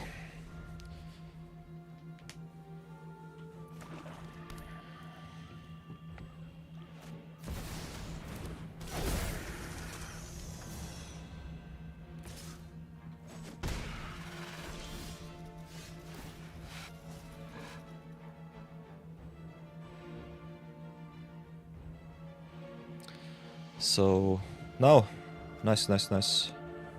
King gets a discount. We could just get the ability of the Egrix. We could also just ramp up with the White Order side, go to town. As long as they don't have anything to give a text proof, we should be fine. So we'll definitely play the starting turn here. Can play the White Order side. Can still play the Sarah Farron, flip her, which is nice. So I think we'll go for Order side first. Because them being able to trade with our creatures is also not so nice. I think King Glove of the Cold Blood Curse will be our final out. They might just concede. So let's play the Sarah now. She gets a little bit of a boost, but it does not matter too much because I want to crew Serima here. And then go to battle. Transform, please. Yeah, and they concede! Nice. Awesome. So here we go. Winning record achieved. You love to see it. So let's go into the deck review. Rather long Zero-Budget-Brawl episode once again, but I think a rather awesome at that. So let's have a little bit discussion of the deck. And then maybe go into some limited madness. So welcome back to the deck portion, deck review. We optimized our deck a little bit. As you can see, we had the winning record, so that's really nice. Sarah Farron herself did a rather good job to give us some discount, gave us a lot of pump. So that's really nice. Big shoutouts to all of our legends here. Especially some value creatures like the Spirited Simulacrum, Bright Glass Gearhalt really did their job. Did not see the Saskats, right? Because we always had to search for our answers for the opponent's creatures, so the King of the Cold Blood Curse came in very clutch. Having a searchable answer for the opponent's creatures, taking their abilities of them, was so clutch in all of our creature-based matchups. Which I personally think are the matchups that you will win the most against. Playing against control is kind of sucky, so we had to adapt a little bit more, get a little bit more card draw into our deck. Did not see it so far. Did not need it in the last 2 games where we played the updated list. Nonetheless, I will save this list and put it on Goldfish because I think it's a little bit more straight down the line. Cut some of the not so impactful legends. Also got some rather good recommendations from Monomusa, so big shoutouts to my loyal follower and companion. Thank you very much. One of the better options that you can put into the deck if you want to go into more counter spell, into more counter synergies with the +1/+1 counters. Could play some rares for upgrades like the Innkeeper's Talent. Could also play Flowering of the White Tree, which is, in my opinion, one of the best cards that you can add in a legendary dot deck. Especially good for all of the white commanders like Sarah Farron, like Venar, for example, which is also a legendary deck. Or like my beloved Serima. Serima is so good. Big shoutouts to Serima in any legendary deck. It's so fun.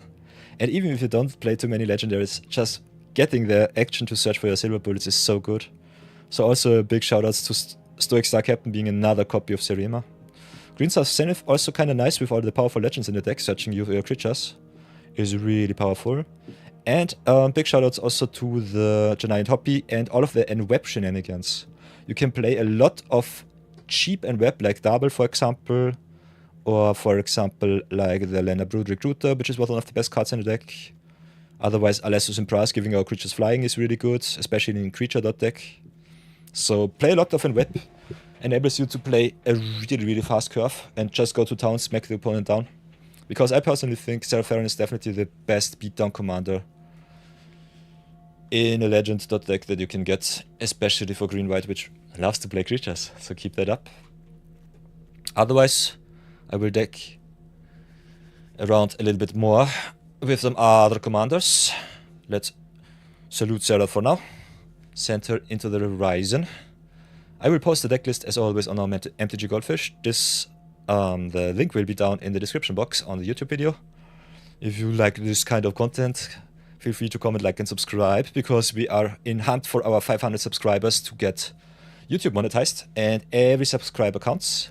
When I hit the 500 subscriber goal, I will definitely gift at least 1 or 2 set boxes for our awesome followers and subscribers. So definitely keep an eye out for that. You can always join our Discord too to stay updated. And if for nothing else, my alter ego on the YouTubes will show all of my YouTube watchers the way to the Discord. And yeah, this game was fun. This deck is awesome. Farron, thank you very much. See you in the next video. On my Twitchers, I will stay online, of course. Wings Flare, hello, hello. Welcome, welcome. You can enjoy the magnificence of our Farron deck. Rather awesome. The outro sucked today because I'm not feeling too well. But I think our white and green pool finally supports Legend deck, so that's rather good. We'll definitely play a lot of Modern Horizons. So let's get the budget brawl out of the way. Might do another brewing session if you want to see me brew it around, because I did not stream yesterday. I'm definitely one extra brew behind for you all. We still have a lot of awesome Final Fantasy commanders, so can brew around with them. Still have to delete some of our decks, unfortunately. By the way, I also brewed around with Terra and some Reanimator Shell in Standard Brawl. Could upgrade her too. Otherwise, I think I will definitely play some Modern Horizons. For a lot of you who did not know, we've got some Arena Direct sealed Japanese boosted boxes, so if you want to get some good boxes, you could play for them. Otherwise, Wizards gave us for another week Modern Horizons free to draft, so Chrysalis.draft is online once again, which is rather good, especially for us free-to-play players, because Modern Horizons 3 has also some fetch lands in it. So that's really nice. So if you look at the limited section down here with the Hedrons, there's the premier draft for the Modern Horizons. So that's really, really good.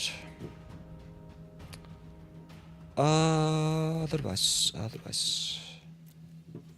always consider respinning your gold rewards if you haven't done so already. You can upgrade from 500 to 750. Still have a lot of wildcards to earn, some gems to get. Some more slivers to unlock. So I think we are also quite well fed with the season rewards so far. And otherwise, I think I will draft it up. We've got some gems in reserve. Some premier draft. Modern Horizons is dearly due. I want to get some fetch lands. So Modern Horizon 3 kind of fun to draft with the energy. A little bit tough, and with the Drazi, one of the best decks. Definitely fun to watch. Kenji Egashira, Numot and Mami drafted a lot of Modern Horizons in preparation for the Arena Direct. Oh, he's still good. Top 50 Mythic. I love to watch his videos. He's so nice. Wingsflare wants some help with a deck list, of course. I've got the deck doctor in the channel points, but I definitely can have a look at it for a short, quick peek. So that's definitely fine. We'll have a little bit of an egg break in 2 minutes. If you can prepare the link for me, can post it here in the message box. I would love me some MTG Goldfish links. I think otherwise, Architect I have also whitelisted.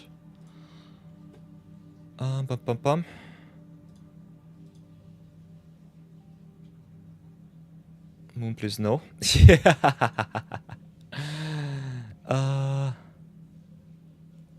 Let's have a look. Have a look at the stream elements. I will be whitelisting the links for now. But as you have seen, there are some... was an untapped link. Yeah, I'll give you the free pass here. Don't post another link, otherwise the bot will time you out, so wait a little bit. So let's go chatbot. Where is it? Chat commands. No. I should be streamer bot, nightbot. I'm stupid. Nightbot moderation. Let's go. Chat moderation. Links is enabled. You can post your link right now. Should be fine.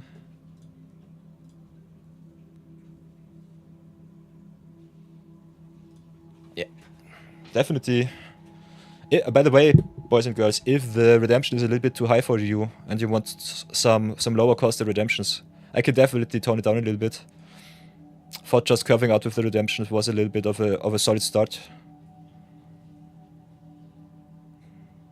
I think you get, for every stream that you watch, I think if I stream between 4 to 5 hours, somewhere between 800 to 1000 channel points.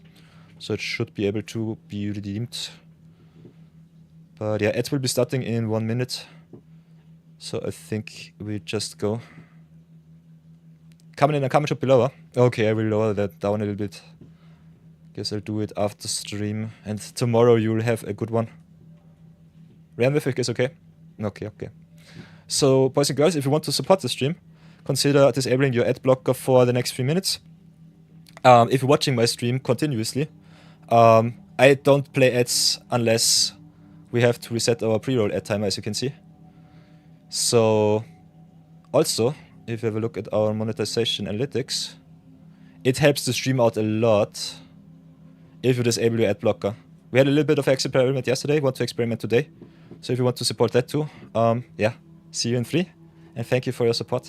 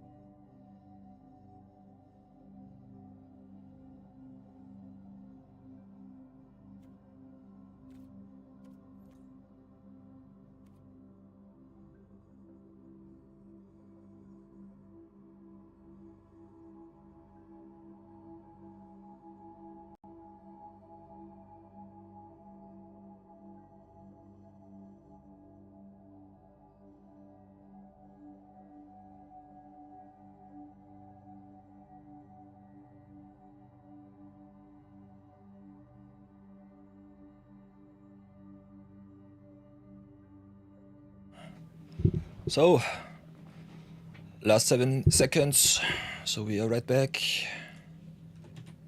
Oops.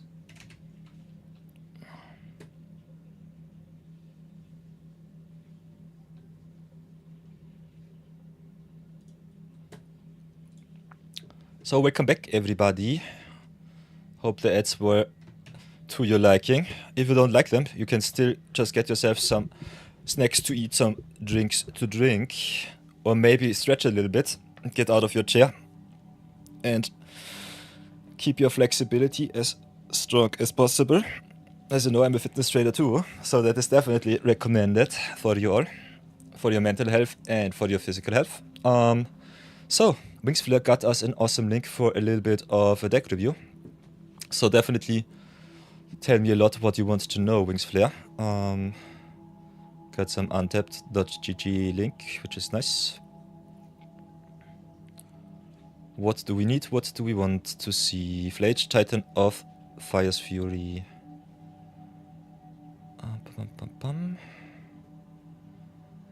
Matches 87 to 43, that's good. Playtime, nice, nice, nice. 64% win percentage on the play on the draw. Rather good, rather good. I think especially a win percentage over 60% is normally something that you want to aspire to. Otherwise, what else do we have here? Let's copy the deck list to MTGA so that I can show it to you all. Maybe do it a little bit like this. Okay, you need some ideas on what to take out and what to put in. So let's have a little look. So let's set Raska into the sunset, I would say. Or maybe just the Alchemy Life Game deck. Adios. Then import. Let's see how bad it will be. So here we go. Here we are with a little bit of a deck doctor for our good, loyal companion and viewer, Wingsflare. Playing Flage, Titan of Fire's Fury, the deck that he wrecked me with in our Streamer vs. Chat episode, so that was rather good. Playing a lot of awesome mythics and rares, so let's see what we can cut, what we might want to change for the Wingsflare. If you're planning on just playing Smack to Town Flage, I think a burn theme is definitely good to go. Otherwise, a little bit of cards that give you some graveyard shenaniganry. Would definitely not play too much just around your commander. Especially in Historic Brawl is not good enough. Like me so far, all of the interruption, the removal and the hate pieces. We can have a look a little bit at the distribution between creature spells and non-creature spells.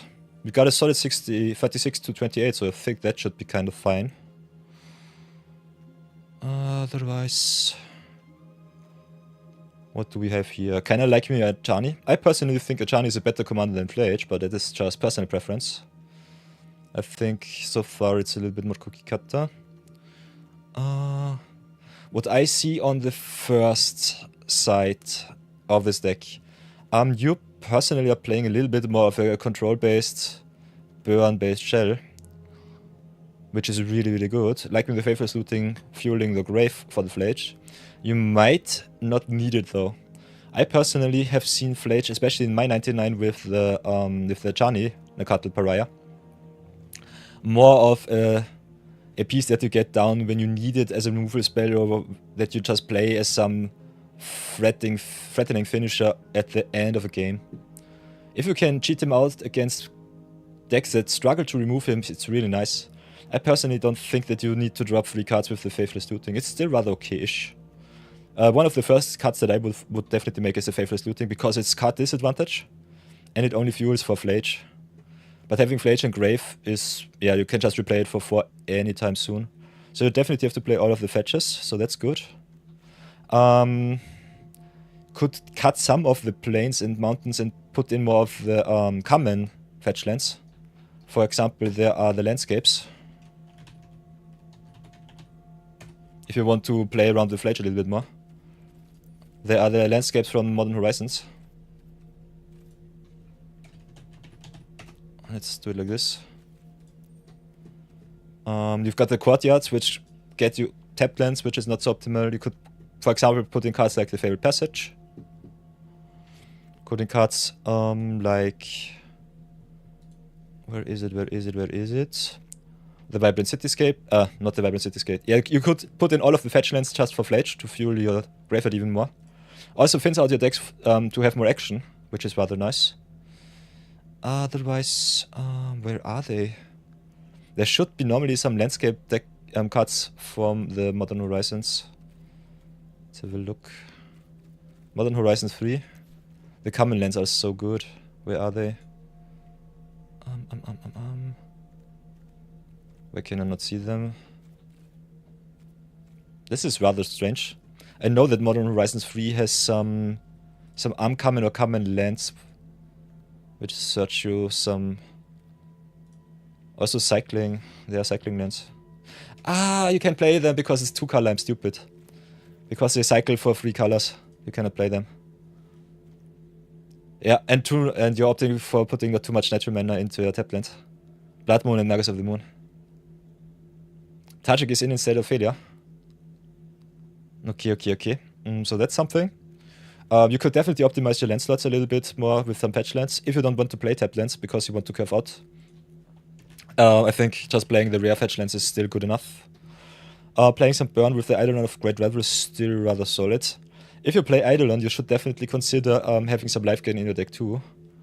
So it's also better for your Ocelot Pride. You could put in some more hate pieces, for example, like what's it called? Authority of the Councils, which is rather good to tempo out the opponents if you don't have it already in the deck. Otherwise, I personally would cut the Intrepid Adversary. And Failure is okay-ish. Especially Flage, putting the trigger on the deck and then flashing in the Failure is kinda nice. Otherwise, not sure if you need the Selfless Spirit. Fall of your hate pieces is still a really good card, and Threaten is really nice. How's your distribution for the Fear of Missing Out? Yeah, looks kinda okay. So I think so far your 1-drop, 2-slot, 1-drop and 2-drop slot looks really, really good. Kinda like because like the Rolling Vertex to pinging the opponent even more.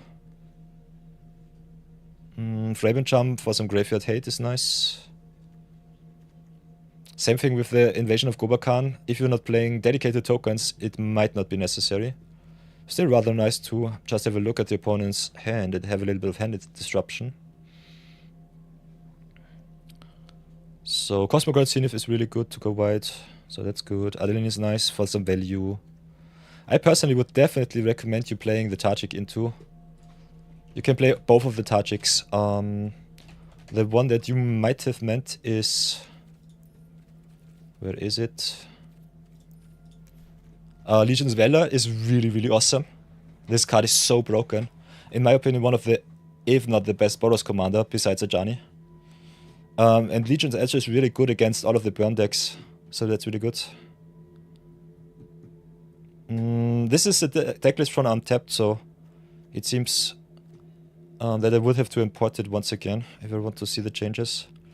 Otherwise, what do we have? Lauren is kind of nice, especially for some card advantage.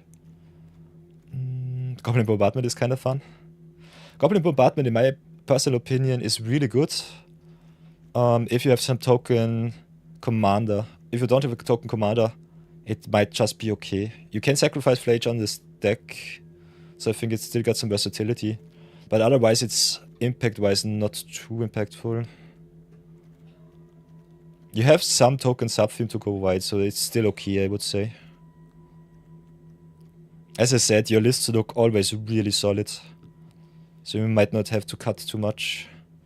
Especially in Commander with such a big pool, it's rather tough to find out which deck you want to counter. I personally always try to evaluate the tempo of a deck more than just to slam everything in. Especially 1v1 Commander is a little bit different than 4-player pods. So that's something. Otherwise, I love me all of the Rebel Masters effects, for example. If you want to go in on more to the token shenaniganry, you can play, for example, all of the Squeeze. Squeeze, really good. Dubious Monarch, hasting in. Also excelling cards from Grave, so if you have some Graveyard Fueling strategy, it's still good. And it's also good for the Blood Moon with the Moon Red. Giant is out for Gamble. Playing Gamble in the Fletch deck is, I think, okay. Even if you discard your search target, it's still rather fine. And otherwise, I think the deck looks just good.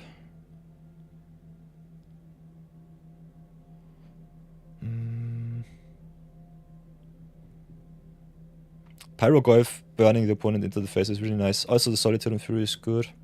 In my opinion, you don't have to cut too many cards. The flex slots definitely, I would say, are the Shadow Spear. Having lifelink and trample in your deck is still rather good. Also getting rid of the indestructible.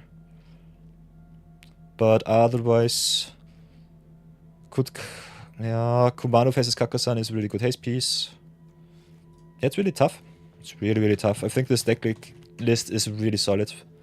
Also, I would play this Flage list and would not change anything. I think it's really, really solid. Could cut the Unoffenser though.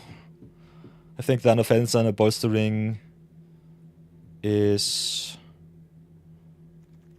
a little bit tough to enable after you hit power and toughness 3. Still got the Flage, but yeah, it's just a boost, and the Unoffenser does not give you immediate 2-for-1 value. And especially if you are competitive, you want to go more in the 2-for-1 slot. And another big downside is Unoffenser triggers only on non-token creatures. So if you want to go white and pump up your tokens, you cannot do so. If I read her correctly. Bolster is something that I might misunderstand from time to time.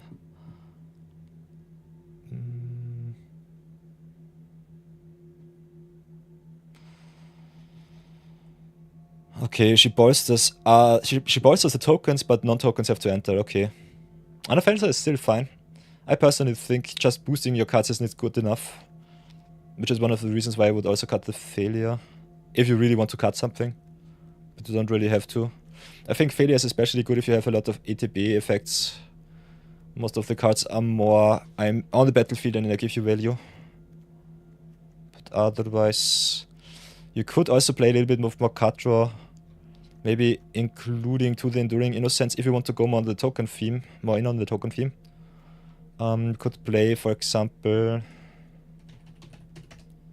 play one of the talents, for example, Caretaker's Talent. It's really good if you go white, pumps all your bots. Caretaker's Talent is a really broken card. Could also cut the Dawn of the New Age.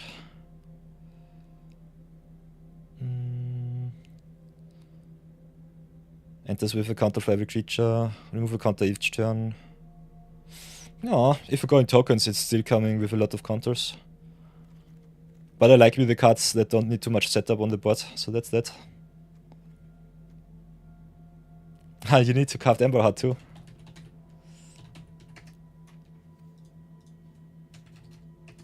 Where is it? Where is it?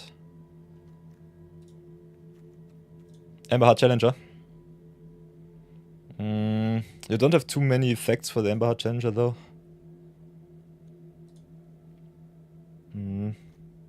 If you want to go really aggressive, you could also play Embercleave. But I think your deck is more of a mid-range deck with some aggressive and some very controlling elements. Yeah, you can play any angle. I think this deck looks fine. I think the 3 cuts that I personally would make to narrow it down for all of the viewers. I would cut the Unoffenser Kintree Spirit. I would cut the Failure, which I think you've cut for the Tajik already. And I would definitely consider...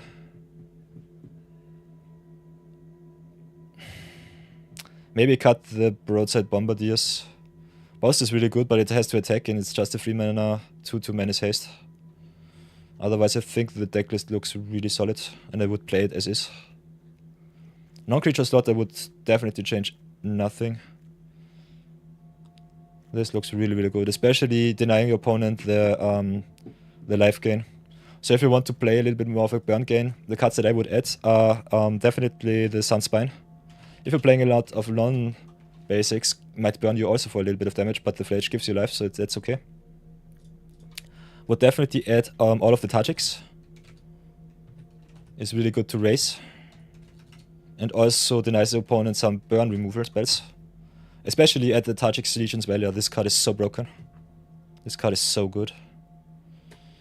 And otherwise, I would also add, if you want to go more the token angle, the Squee. I think Squee Dubious Monarch being a card that also recurs from grave is really, really good.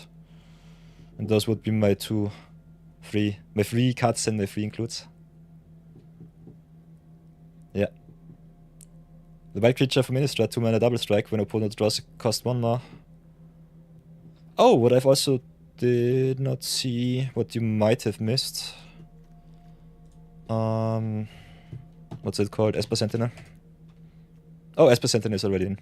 Don't mind me, I'm stupid. Yeah, but as I said, your list looks really solid. I would not fret too much about it. Just decide if you want to go wide, go more aggression, which is really good, especially if you want to burn out the opponent end of the game. Just get all of your tokens in, just smack them once or twice with the whole board, and then just burn him out with Flage. That is what I normally do with my Ajani Nakatl Pariah deck, just burn him out with my tokens. In my opinion, if you play tokens, I would get Flage out into the 99 and would play Ajani Nakatl Pariah as your commander. But that's personal preference.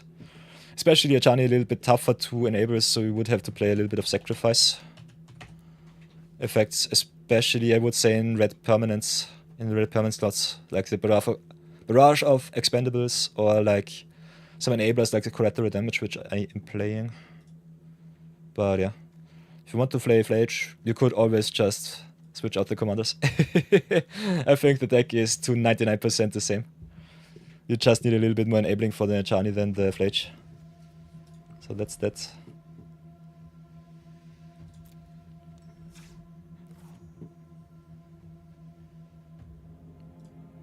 Yeah, the link that you sent me gave me that list. If you're sending something with Untapped, I did it like this. It showed me the collection with the deck, with the stats, and then copy to MGJ.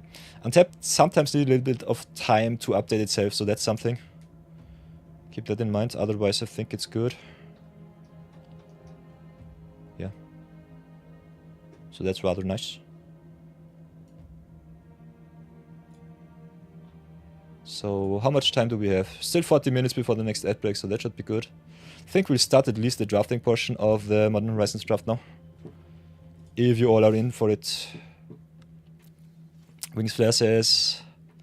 Swift Speed Teachings, Wayward's... Yeah, you have so many options. You really have so many options. This is one of the reasons why I say don't fret too much about deck building, because it will never be perfect. You cannot optimize too much. You cannot optimize enough. And especially on the meta, it depends what you want to get in. I think especially Swift Spear's Teachings, good with cards that stay on the battlefield. Not so good to support your Flage, but otherwise really good for the rest of your board. Especially cards that want you to attack really early. Ooh, Monmusa says they love playing Tasha with most decks involving Wild. Yes. I think White-Red really solid, especially in competitive Brawl, because you want to play a lot of games, in my opinion. If you just want to play some dirtly control lists like Marathon 42, for example, he loves his, what's it called, Rusko Clockmaker deck. I personally hate Rusko. I only have 2 to 3 to maximum 4 hours to play Magic each day, because my businesses need me. Otherwise, I'm losing money, just because I play too much games. And yeah, if I play Rusko, maybe I get 3 or 4 games in my 4 hours. What are we doing here? If I'm lucky and the opponents concede fast, I might get 6 or 7 wins, but otherwise it's just obnoxious. And if you play Boros, for example, you just can go to town and have a lot of wins, so that's fine. So what did you add? Swift Speed Teachings, Based on Guidance, Tajik, Helping Hand, Boromir. Boromir is also kind of nice, giving your board indestructible. Yara and Oski is, in my opinion, a really, really big hate piece. Rather good with tokens, just bounce the token, get the Yara for 1. Tomakul Phoenix is also kind of nice. I personally like it a little bit more in green-red ramp. I think white-red can get it back out for like maybe once or twice in one game, but otherwise, after that it's just too expensive to get back. You think Ajani is good, but Flage is more solid? I should connect my Untapped with my Perilous Pit account once again. I play a lot of Ajani, and I think I also have something around a 60 to 70% win percentage. Especially if Ajani is uncontested, having a turn 2 or turn 3 Planeswalker on the board is just broken. I think it's a little bit more competitive than Flage, but still Flage, the Ajani Flage matchup is really bad for me, because Flage always burns for free. And you normally tick your Ajani up, you just +0 him for all of the tokens. Ooh, 1 mana 3/3. Yeah, I think the 1 mana 3/3 aspect is not too too impactful. I would play Yarenowski for the hate that it gets you, but it only hates on one type of permanent or spell, so that's not strong enough. I think 2-mana Thalia with the 2-1 first strike is way better. Or if you want to have a better matchup against creature decks, you could also play the 3-mana Thalia, which taps all of the non-basic lands too, which is a really, really strong hate piece. Yeah, Yara hates against control, but either against enchantments, or the sorceries, or the instants. I personally don't like Yarenowski too much. I think it does too little for what it is. It can be good in some dedicated matchups, where the opponent just plays artifact or deck, but otherwise I think it's not worth it. Rage can combo with Arena of Glory. If it comes from grave, yes. If it comes from command zone or hand, no. I would definitely enable some hastes. Also, Flage is really, really strong.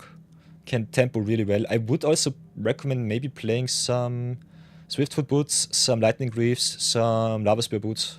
But I personally don't think you need them. I think playing cards that go to grave so that you can escape Flage more than once is a little bit better. But otherwise, a solid backup plan if the opponent plays a lot of graveyard hate. Which I personally did not see too much in the 1v1 queue so far. Might become worse if it gets more competitive with a ranked queue. Otherwise, I don't think it's necessary.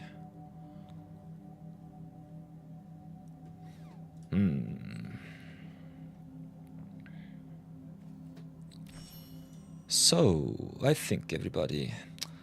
We still have 37 minutes left before the next act break. We'll start with the drafting portion and I think we have to take another break after that. But let's play some Modern Horizons. I want to draft so bad.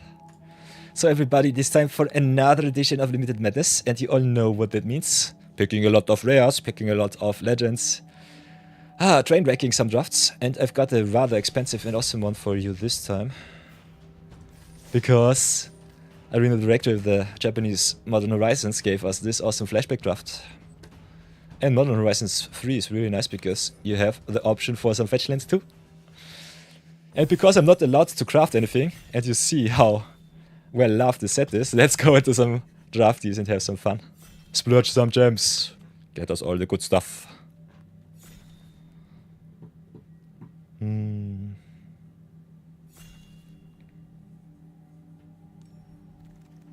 Okay, pick one. What do we have here? Got the Sowing Microspawn, which is very awesome rare. Very good for our collection and one of the best decks in the format. Green-red Eldrazi is definitely where we want to be. Otherwise you could just go to town with white-red energy and smack the opponents down. So first pick Sowing Microspawn, second pick Witch Enchanter, third pick Solar Transformer in my opinion. Could also play a little bit more artifact shenanigan with the Ironworks. Have to stay on curve though. This format can be really aggressive. So I think I'll take the rare here and see what tables. Also, this is what's it called? I will show it to you if I see it. Writhing Chrysalis.draft. So be aware of that one. I personally am not too much a fan of the invert polarity, but Temur Eldrazi also a really solid deck. As you can see, some energy cards going around early is something that you should expect. Got also the Conduit Goblin here. Could pick the Granny Ram if you want to go into Black-Red Sacrifice. A lot of good archetypes here. I personally like me this Dump Stomp. Can be a land, can also be a removal spell. All of the dual lands are really, really good. Otherwise, especially for energy, I would say Amped Ramp or the Conduit Goblin here. I think the win percentage is better in energy, but I will take the dual land here nonetheless. Let's see how the first 2 or 3 picks look for us and then decide what we want to draft. I think forcing energy is definitely what you can do, especially with some aggressive cards like the Motor Gatekeeper, giving you even more ping advantage. Playing cards like the Stupor might be a little bit too slow. If you're playing mono black, Consuming Corruption is also a nice win condition. Wingslayer says Polarity is such a busted card. Yeah, maybe we should have picked it up. Could have rare drafted a little bit more. Might get punished though, because you can play a lot of free color because of the Seething Landscape. All of the landscape lands, they are so good. So what do we want to pick? We could pick the lands here. I personally want the fixing though. Nixpawn Hydra is also really, really good. Gives you some reach and trample, which you definitely need to be on the defense. Also a rather solid creature. Otherwise you could pull the Sink into Stupor. High picking the lands also is definitely recommended. Green Bite is also kinda nice. Modified creatures you control get +X, whereas its power, Golden Trainer, can be really good if you play some counters with the Umbras, for example. Ooh, also Emerald Medallion. It's not good in draft, but it's so good in constructed. So what do we want to pick here? Reckless Pyrosurfer is kinda nice, getting Battle Cry. Giving your tokens a boost. Utter Significance is rather good.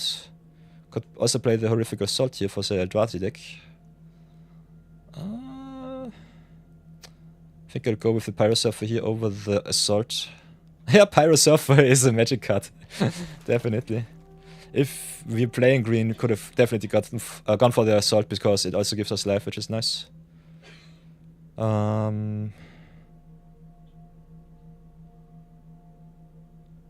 Flare of Duplication, non-token red creature. The Eldrasis unfortunately have Devoid, so that is a no-no. Tune the Narrative is really good if you want to go blue X energy. Otherwise, could take the Score Ember Mage, could take the Degree of Justice. A lot of good cards here, a lot of good white cards, definitely. Yeah, I think we just pick the rare here. Will not play it though. Might include in a deck. Okay, it seems red-black is definitely open. Pick 6, Cranial Ram and Myriad Apprentice is kinda nuts. Not so well supported in this draft format. Kinda like the charge bug giving us Menace though. Also very late bestow cards. Also big shoutouts to Faithful Watchdog, this card is so good. Good for Modify and good to be an aggressive 3/3 Vigilance on turn 2. So we've got some options. I think I'll stay in green for now. Maybe just take the Watchdog here. Pivot into white. Could just go into the Hex Gold. Ooh, rare.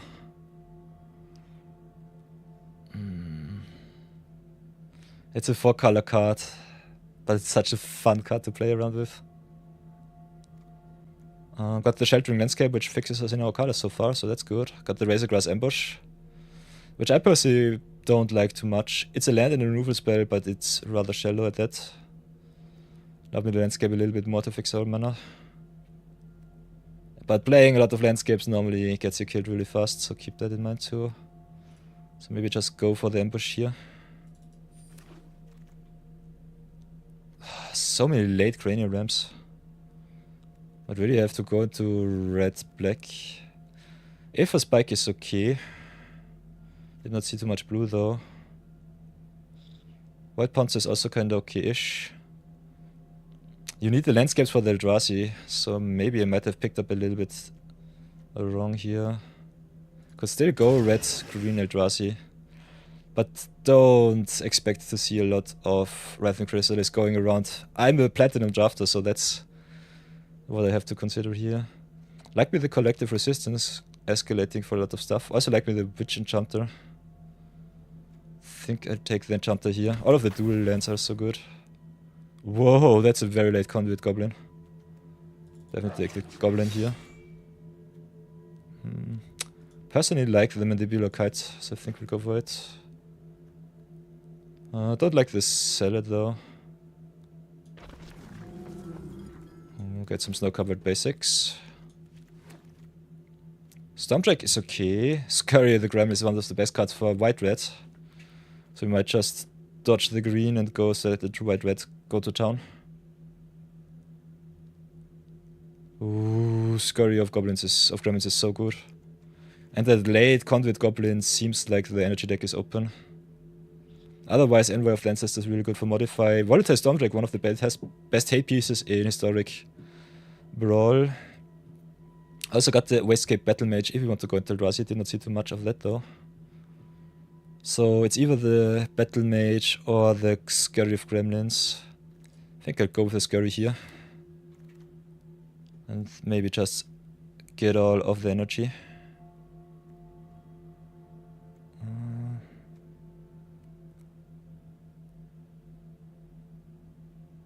Power balance is unplayable in constructed and in draft. Could go for the landscapes here. Expel the Unworthy is a solid removal spell, especially in aggressive decks. So I think I'll go for the Expel here over the landscapes.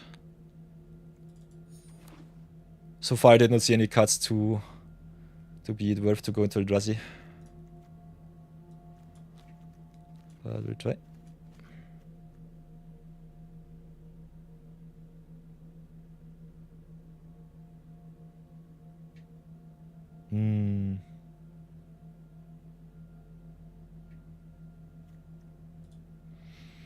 Okay, Wingsflare says I should have a redeem to play the View decks if I have all of the cards. Ooh. I think that's a little bit tough to enable. But I will definitely give it a try. Yeah. We'll definitely give it a try. Yeah. Salad giving us energy is kind of nice, so I think we might play him in the energy deck. Ooh, Pearl Medallion, yikes. What else do we have here? Glimpse Impossible is also for the Eldrazi deck. Titan's Vanguard is really good. So Eldrazi is still open. Titan's Vanguard is so good. So we're still not sold between Eldrazi and energy. I think at least the colors look kind of solid. Could also play blue, white, red, energy. I love me Eldrazi's. Let's be a little bit greedy, see where it leads us. Hydro Trainer is really good if you play counters. Air Auxiliary. Nightshade Ride, one of the best cards to go into the Eldrazi deck. Also another Glimpse Impossible.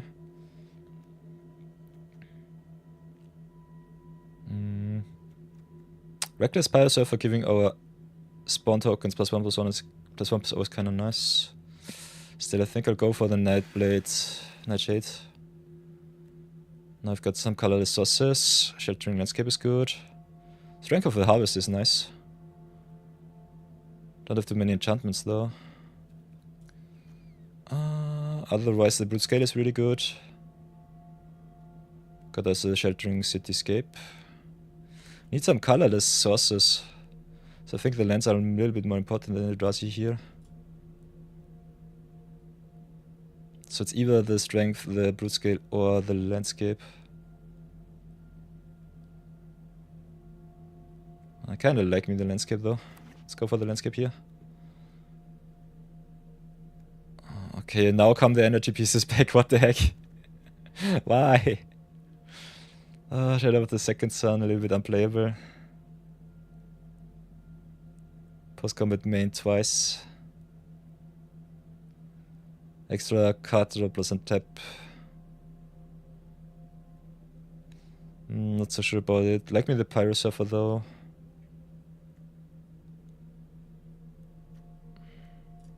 Go with the Pyrosurfer here. Kali of the Vast, nice, nice.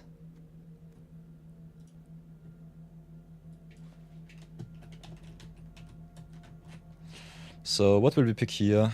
Can pick another Landscape, can pick the Strength of the Harvest. Master the Departed is a no-no. Inventor's X kinda good in energy. If we are torn between energy and Eldrazi, this sucks really.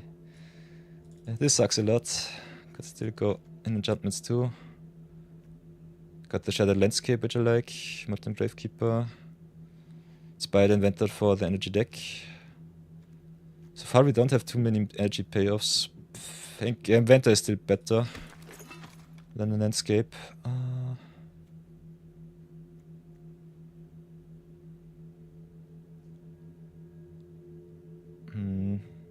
Mentor is kinda nice, and the next Expand Unicorn is okay. I think I'll go with the Pistol Creature here. Then let's take the salad. Could go X or Gargoyle. Kinda like with the X, especially if you have some flyers. Otherwise it's still okay. Maybe take the Medallion for our collection here. If you cannot decide. I think the Wing It is really good because it gives a flying counter. Gift of the Viper also kinda okay because it gives a Death Touch counter. Ooh, and the Adventus X came back, nice. And there's our first fetchland, Bloodstained Maya. And another Scurry of Gremlins. Ah, I love to pick up the Bloodstained Maya, but the Scurry is too good. Also the Bridgeworks Battle or the Fang Flames. Yeah, but if we go Energy and it seems like it, we'll just play a second Scurry of Gremlins, go to town, go as aggressive as possible. You hate to see it. This format is tough to draft, but it's so fun.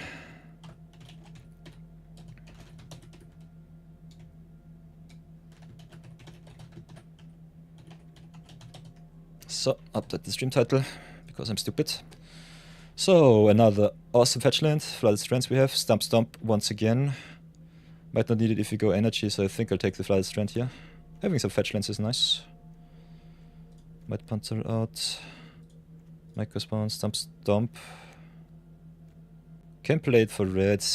Better with big creatures. Ooh, now we've got the Windswept Thief. All of the fetchlands for us. All of the Eldrazi spells too. The Cyprophilus is awesome. Horrific Assault. Landscape. Sheesh. So many good stuff.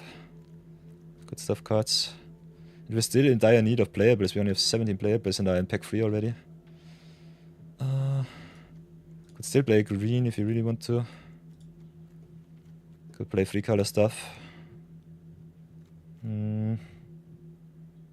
Sideboard a little bit tough. Don't have too much ramp right now. So I think we'll just pick the rare here. Another swim. So many fetchlands, it's so fun. Fletching Dragon is a Formula 2-2 is no. Got a lot of good blue cards, but I don't have any blue, unfortunately. The energy deck is blue, white, red, so that's that. Could go for the Emissary. We got the Flooded Strand, so we got at least some fixing into blue. If you really want to play maybe a island. Exalted count on target creature is kind of nice. Maybe just go for another fixing. Not so sure. I'm rare drafting a lot. Because I think I've tried wrecked this draft. Okay, can it fix us into like Wildcard Crafts is also so good. Whenever land enters, you gain some energy. Don't have to play the green, we could also go just blue, white, and red. I think we might have to, so I think I'll go for the cartography here. Amber is also kind of solid, but not so good in an aggressive deck. I kind of like with the energies, let's go for them. Okay, now we pick up the Necrobroom. Especially good if you have a lot of landscapes. Otherwise, Metastatic Evangel is also good. Also really good with the energy, so I think you'll go for the Evangel instead of the Necrobloom. But Necrobloom is so good. I think we'll have to take the rare here. This will be a rare draft. I will take the Fall into the Sword for rare drafting too much. Twisted Landscape is good, Expel the Unruff is also nice. And I think we need more removal. So maybe go for the Expel. Also, this would be our 4th or 5th Cranial Ram. Letting this card go is kinda crazy. I think we'll have to go for the Expel here. Although I would love me the Landscapes. We'll definitely take the Landscape here. Also another Cranial Ram. How many artifacts do we play? Not too much. Rose Code. Could also just rare draft the Freya. But I think the Landscape is better. And another Landscape, or the Priest of Titania. Could also take the Smelted Judge Bug to get our energy. We don't play any blue so far. I think we just go for the Judge Bug here. Get a solid red-white aggressive deck. Try it like this. Mace, not so playable. Metas X with flyers. We don't have any flyers, unfortunately. Don't have any good black cards. Yeah, the Cranial Ram would be the pick, but if you want to be at least somehow aggressive, I'll definitely take the Vaccine Bubble for my collection. Drawsclaw, Cast Marauder, so many good cards. Yeah, but this was a train wreck. We saw a lot of red, a lot of white, a little bit of green. Main account definitely has a lot more cards. Yeah, not so many wild cards these days. But I can definitely play some viewer decks on my main account. So that's a good suggestion, there wings there. Okay, everybody, welcome to the deck building portion. Yeah, I train wrecked this draft, picked a lot of rares for my free-to-play account. You definitely should not do this. Just go to town and get 6 packs if you trophy. This is way better than just picking rares in your premier draft. I think rare picking in premier draft is a little bit of a no-no. But we still will get this deck done somehow. I think splashing for the Wildcard Crafts might not be worth it. Let's see if we can build a solid red-white deck. I think we cannot. So we'll have definitely to go 3 colors. They don't pick too many good Eldrazi, so the Eldrazi sub-theme a little bit unfortunate for us. Let's see how far we come with this pool at least. Would love the Inventor's X with the flyers. We let some of our flyers go. And have a lot of non-creature spells, so we'll have to add some of them. Personally like me the green though, so we'll add some of our green. Could still play the Sowing Microspawn. It's still just a solid card, I would say. I think as a curved topper could still play the Void Pouncer though. It comes into play with 2 counters and trample and haste. So I think in this format it should be okay. Can also play a lot less lands with all of the dual land cards. So that's something to consider. We also have a lot of the hybrid cards, so I think we should be still fine with our mana.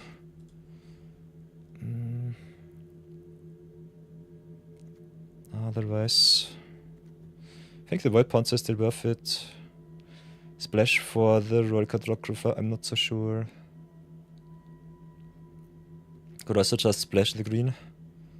I think the green cards are still okay-ish. Vanguard is just a really good card on top.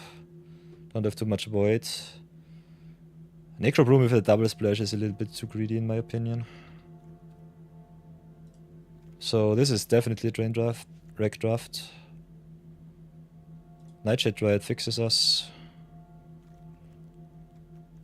How much removal do we have? Only 2 expelled worthy, otherwise we're rather starved. Got a little bit of bestow.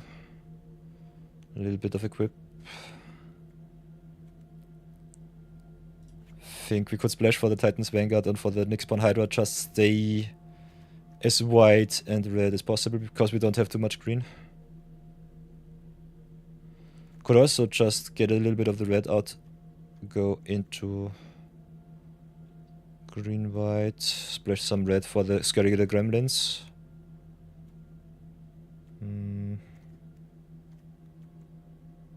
Both options are not too nice. We also got some fixing, so I think Necro Broom would be also a possibility, but I think it's not worth it. We might play way too many lands. But we play also a lot of fetch lands, so I think it's fine. Playing 1 forest to fetch with the Windswept Heath is okay. Yeah, we'll try it like this. See how train wrecked this draft will be.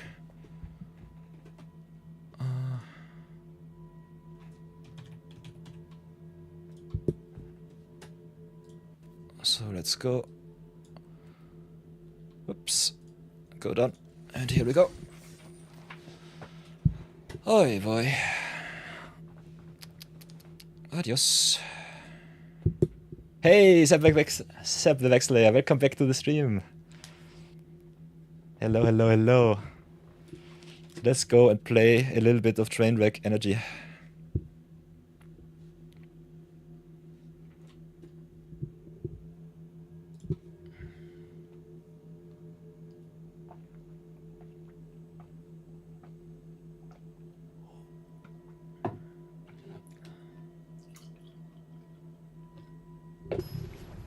Okay, game number uno. Okay. Ah, cheeky. I got this Winston Heath for more white, otherwise we don't have red, so I think we have to take the mulligan. Mulliganing on the play in this format is really not so nice, but I think we want our colors. This works way better. Got the mandibular kite into the Inventor's X, so that's good. Like me the Witch Enchanter. Got the fixing with the strength of the harvest though. And Nixborn Hydra is kinda good, so I think we'll get the Enchanter back into the deck. Try to curve out as much as possible.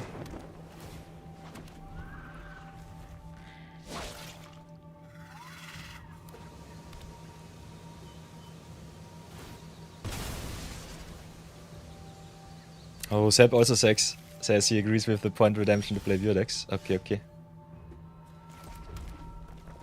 So let's go into 6. Okay. They have the Galvanic Discharge, so I'm really sad right now.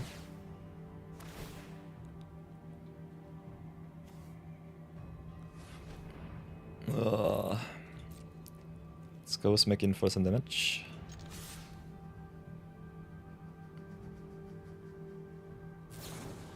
Yeah, discharge it is. I should definitely draft more competitive if I'm playing Premier Draft. Burning all of your gems just because I'm greedy with the rares is not the way to go. Point redemption. So what can we do here? Could just search for our forest, go into Nixborn Hydra, which I think will be the play. Fill out the deck a little bit. Play the Hydra for 3. X equals 2. Could equip the Inventor's X now, but I don't think it's worth it.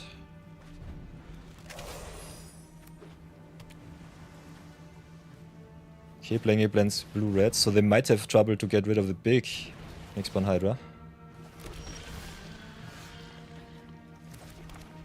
Giving the Hydra flying is also kind of nice. So I think we start like this.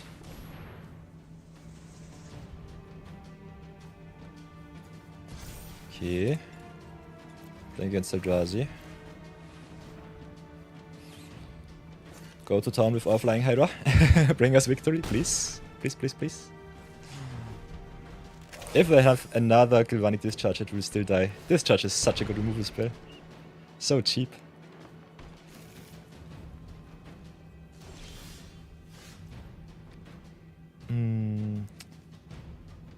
So what now? We can play Strength of the Pack. Give it even more of a boost. Could also play just Smelt the Charge Bug and play the Harvest tapped. Two options. How greedy will I be?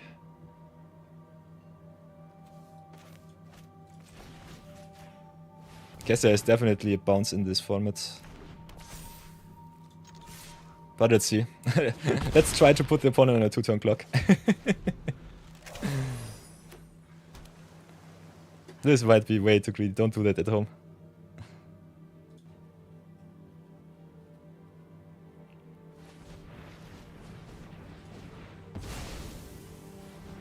Okay, what will be coming down? Okay, Truce draws 3. They need an out for the Nixborn, otherwise they're dead. Okay, let's go to attacks first. What is their out?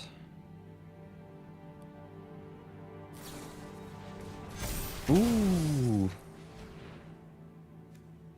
What was that?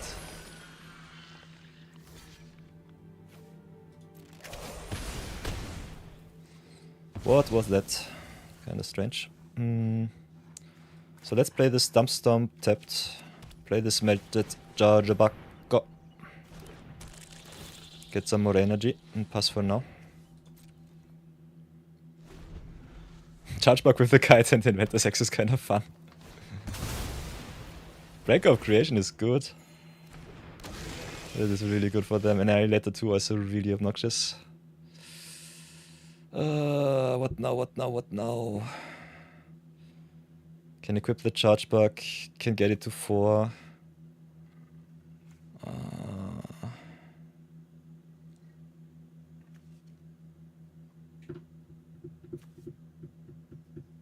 Could also just play the Vanguard.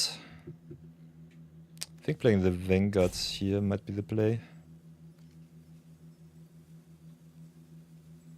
Let's just equip the Inventor's Axe, get the opponent down a little bit. Let's make in for a solid 3. Play the Titan's Vanguard to have another threat. And I think we'll slow roll the Razor Grass.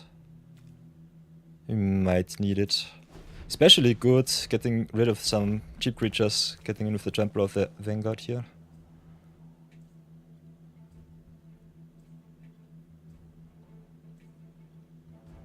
Let's see what they do. Galvanic Discharge. This sucks.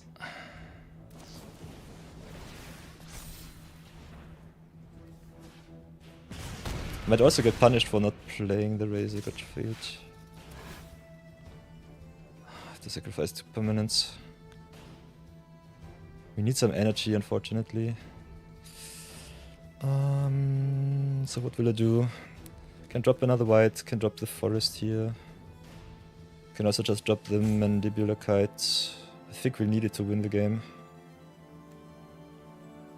I think. Do we have double green in deck? No. Let's drop the forest here. Ah, the Break of Creation was so good for them. It sucks so bad. Put the counter on target creature. I think this is game. Oh no, it is not. I'm stupid. Ah, this sucks. Smack them for free. Gain some energy, make a servo token.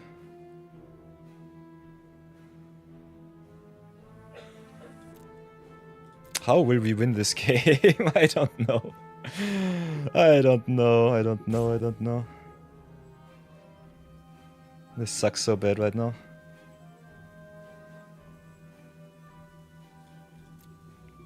Can get them down to 1. Whatever will we do? Is the energy more important? I think the energy is more important to regrip. Let's go smack in with the charge bug. Play the Razor Verge tapped. And let's pass for now. Ah, the Break of Creation was so bad. This sucks. This sucks so bad right now.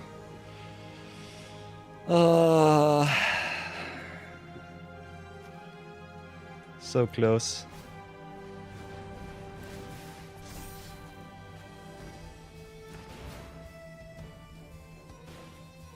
What do they have? Johnny Lurker. If they tap out and don't have anything with reach, I think we should still be able to win.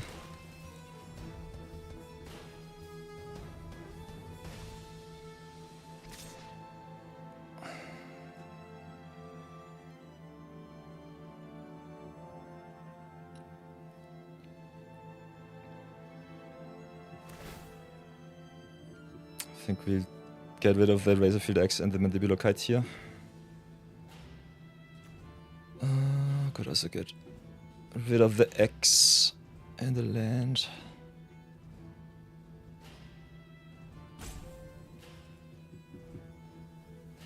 If they have another discharge as a last card, I'm just screwed. So I'm playing around the discard, the discharge right now. What is there out? They need the discharge to get rid of the charge bug. The kite costs a little bit too much. But the kite can also fly over the opponent.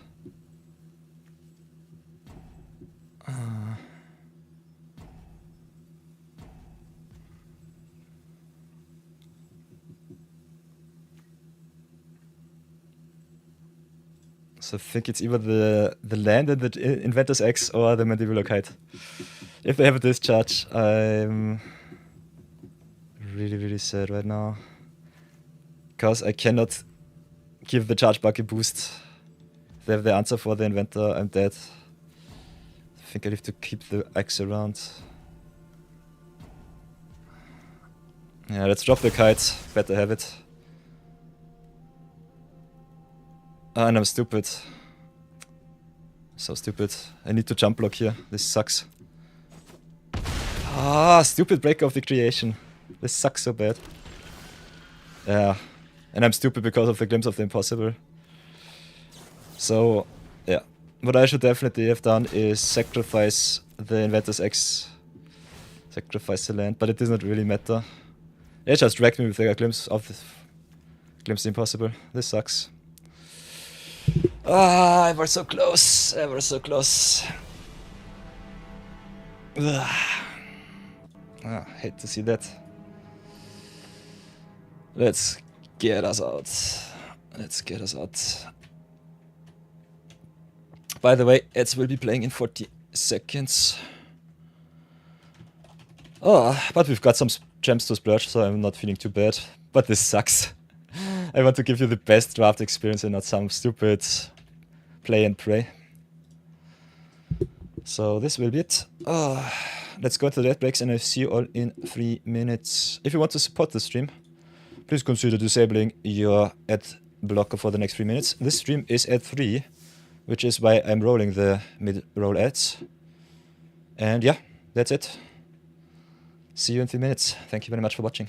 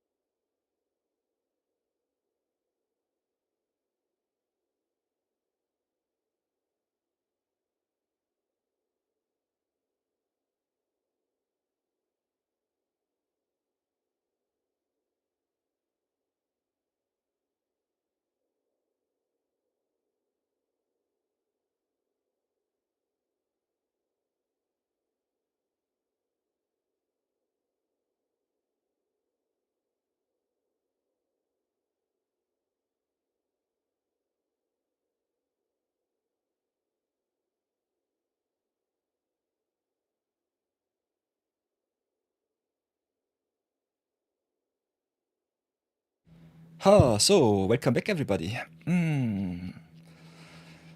Seb the Vexlayer asked me if I play also standard from time to time.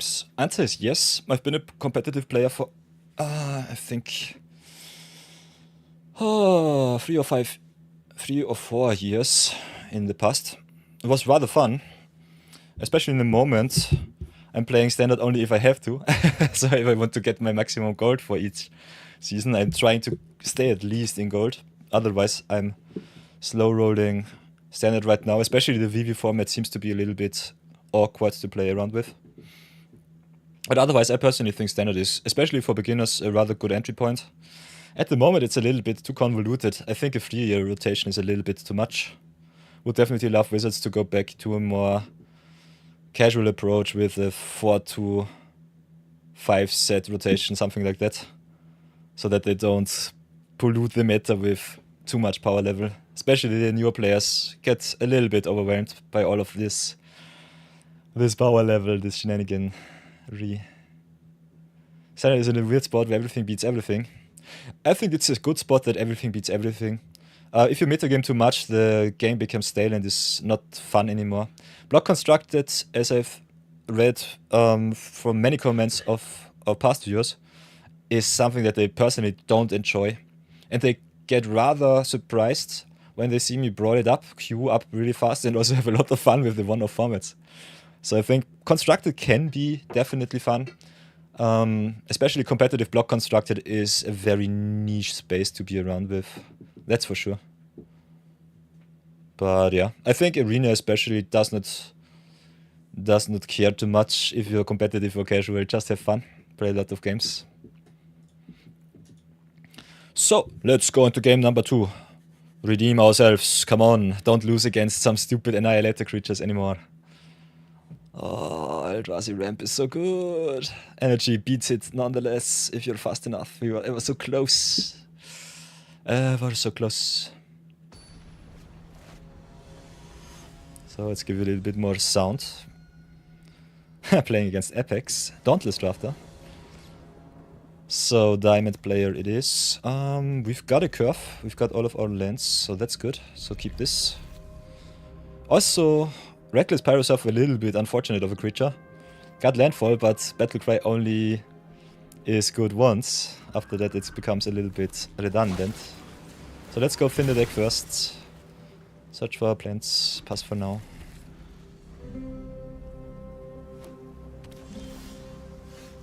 Then play the mountain into the Pyrosurfer. Can curve out, which is nice. Kinda like playing Solstice Salad into Scurry Gremlins. And there's our 5th land, so that's good. So let's fin for the forest for the Vanguard. Don't know if Mill is in this format, but I don't think so. Let's play the Solstice Salad here. Okay, they've got the Aether Spike. So they're playing energy. Hit them for another solid 2. Ah, okay. Okay. Pyrosurfer is not bad. Not too bad. Can have Battlecry twice with the fetch land, so that's good. Totally forgot about that. Now I'm feeling a little bit stupid for getting the fetch land out right now. But I've definitely gone Scary Gremlins first. And they concede to the Gremlins. Okay, you'll have to see that. I want me at least 3 wins for this draft. I think the deck is not too bad if you can curve out. Otherwise we might be a little bit too unimpactful. Seth says, yeah, 5 sets is a little much. 4 sets per year is perfect to keep it up, keep it balanced, established meta. Ooh, and you absolutely hate meta decks. Okay, okay. Yeah, I think being able to brew around with the decks is definitely something fun. And being able to beat the whole meta with your personal brew is definitely what I enjoy a lot. I personally like the repetitiveness of Block Constructed, not so much. This is why Brawl definitely got me a lot of awesome time. So, game number 3 again. With a rather solid mulligan, unfortunately. We don't play any Shocklands in this format. So Landscape would be better than Flooded Strand here. The Rare Draft in me cries. And I'm also on the play once I get. This curve looks way better. Keep that. We still don't have any action, so that sucks, but we've got all of our mana. So I think I'll get the Wing It back. Pray that it's good enough. Might just get the forest out of the deck so that we draw a little bit more action.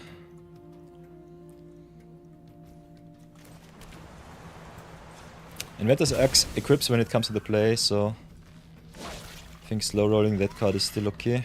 Next turn we can play the Expelliarmus Buffy if the opponent has some cheap spells they want to play. It's unfortunately only a sorcery, so that's not so nice. Okay, there's the Salad, that's good. Kinda want to get rid of their Nightshade Dryad though. Staffing the opponent on their mana might be a good play. Next turn we can play the Enchanter as a land, so that the Salad gets the Inventor's Axe equipped. So let's get them off their red sauces. I think we're playing against Eldrazi once again. Pass for now. Would definitely love to play the Witch Enchanter as a creature instead of a land. Okay, they did not even care. Cozy Legs Unsealing is so good in Eldrazi. Okay, there's a Plains, that's awesome. Play the Salad first. Could also go for the Witch Enchanter, get rid of the Unsealing. I think that's worth it. Adios. No ramp for you.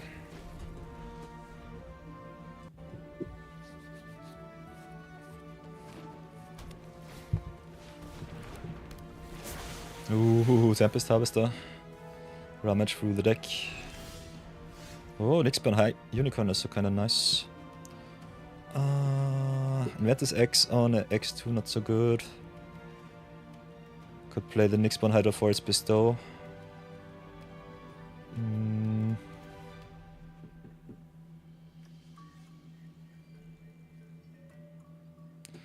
Let's play it like this. Offer them the trade with the Enchanter if they really want to. It's fine by me. Otherwise, I think we go with the Salad first. Maybe Bestow next turn. Go to town with some Mentor shenanigans. Slow roll the Inventor's X. Could still play it.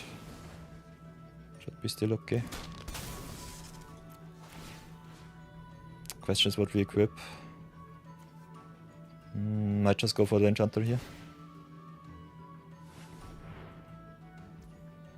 Pass for now. Oh, and I'm stupid. Punt number 2. Inventor's X has Flash. This card is nice. Punt number 2 on this day. But punt number 1 in our limited.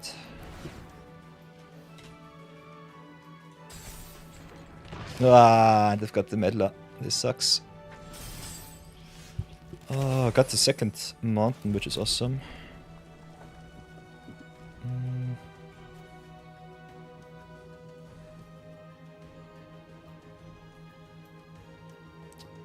Maybe. Play it like this. Could mentor the Salad, equip it with the X. Cannot attack really profitably right now. Could still try though. Maybe do it like this. Play the Unicorn on the Salad here. Giving the pump to the Salad is a little bit strange because we want to tap down the opponent's creatures. Let's see. Could still do some shenanigans here. Let's see what they do. If they just block with the Meddler, it's still fine. Otherwise, I think we just try to go to town with our creatures. Push in some damage.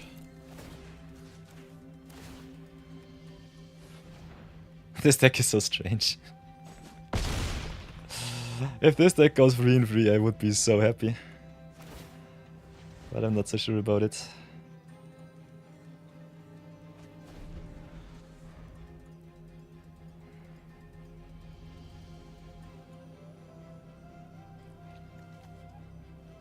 But equipment going around with a mentor creature is rather nice. Okay, Zeb says he loves brewing. He enjoys brewing decks using meta cards to make anti-meta decks, yeah. And he loves Eldrazi, but not those Eldrazi decks. In your opinion, those are the wannabe Eldrazi's? Ooh. Okay, Colossal Dreadmore it is. Ooh, Conduit Goblin, that's nice. They can re-equip the Dread Mask, which is really bad for us. We can re-equip the Inventor's Axe here. Convict Goblin gives us haste, which is nice. So what can we do?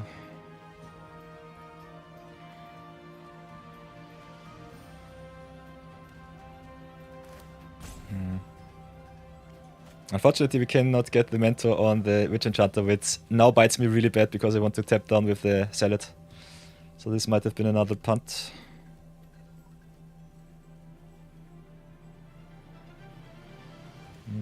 Definitely play the Convict Goblin here. Question is what else we will do.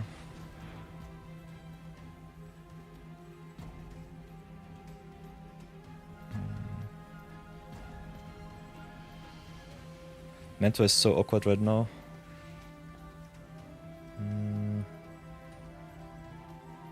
I think we just have to pass for another turn. Maybe tap down with the Salad end of turn. Decline for now. Yeah, this sucks. This sucks really bad. Colossal Dreadmask is such a good card. And the Mentor on the tapper is what really gets me here. This was a big oopsie. Tap down the Dreadmaw. Next turn we can attack somehow. Can tap down the Meddler too. Just re-equip the Axe. I think we'll do it like this. Let's go to attacks. Yeah, the haste plus 1/0 doesn't really do anything. Attack like this. Give the Witch Enchanter +1/+1.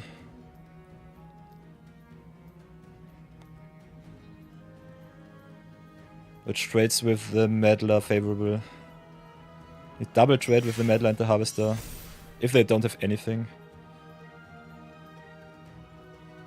Enchanter being X3 is what's important. They've got the Gift of the Viper too. That sucks. That sucks really bad. So yeah, I think we're just dead to the Colossal Dreadmask here. Dreadmask giving such a big boost is so obnoxious. So strong.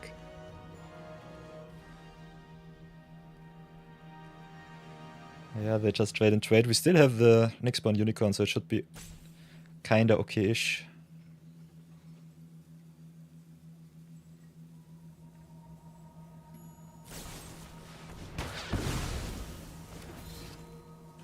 What the heck? The total blowout. Fudge. Yeah, they got me. They got me really good. Let's re-equip the Conduit Goblin and pass. Doesn't do anything. I think we're just dead. This was a one-sided Plague Wind. They got 3 of my creatures for nothing. Oh, this was a devastating 3-for-1. Collective Resistance is so good.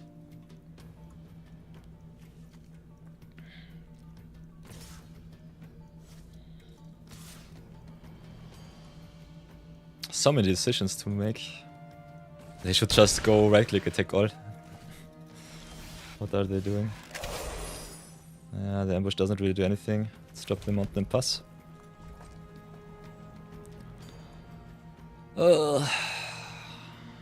We are already dead. That 3-for-1 really got us.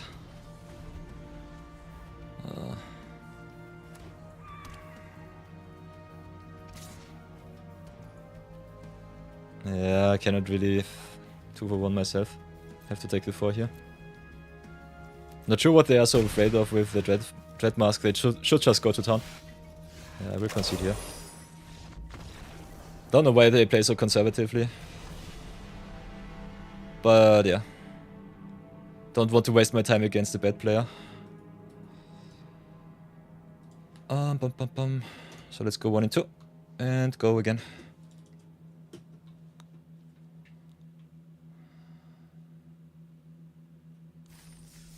No reason to keep the Dreadmask back. Just smack in with everything that you have. I have 1 card in hand. You have 2 big threats. No reason to play so afraid.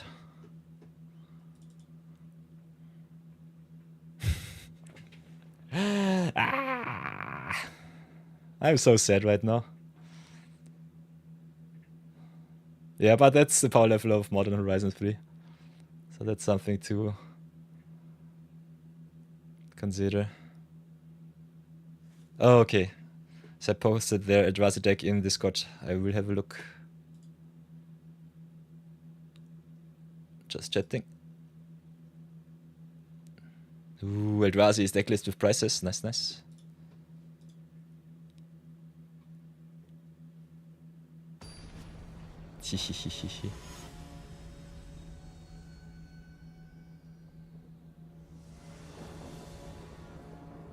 Nice.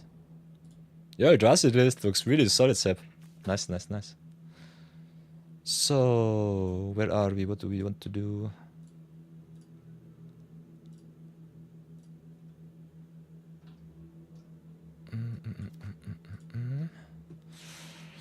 Oh, we've got all of our lands. We've got the Scurry Gremlins, so that's good. So let's keep.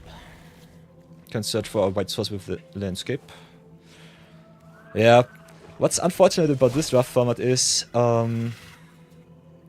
you get really solidly punished for picking the fetch lands over the landscapes, because I think personally the landscapes are better than the fetches. So let's go whoops, search for the white first, I would say, so that we can remove or just play something good. A little bit unfortunate with the Pyro Surfer and the 2 Scurry of Gremlins, but I definitely want to curve out as much as possible. Okay, punished. Pass for now. Should have definitely exiled the Dream Drinker Vampire here.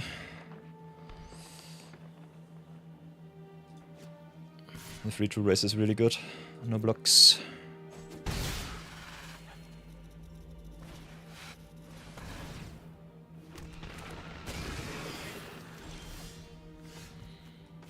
I get punished a lot these days for my tardiness. This becomes a 4-3 menace.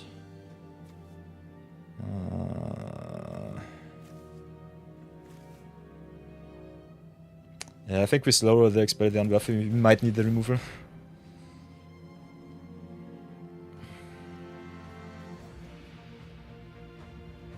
You can smack in for a lot of damage, but I'm not sure. Not sure with the live linker on board. Maybe should have slow rolled the Pyro Surfer here. Pass for now.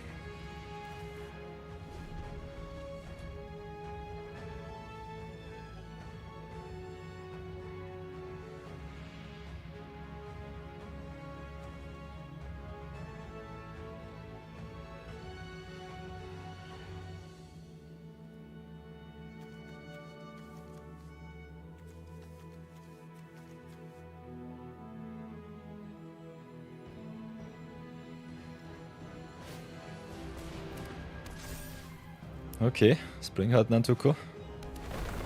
Copies the Repurposer. We'll definitely have to exile that card. But we cannot because of the Expelliarmus Buffy. Only targeting creatures, which sucks. It's still okay.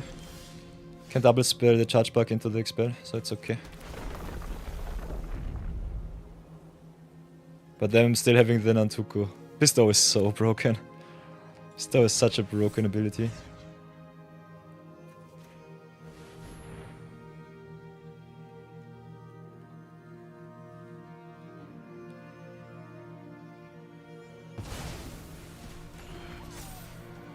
So let's play the charge back here.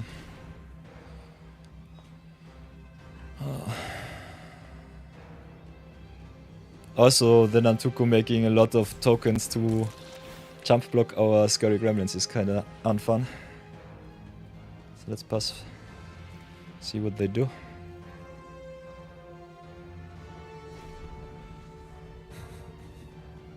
Springheart Nantuko is so broken, so many broken cards.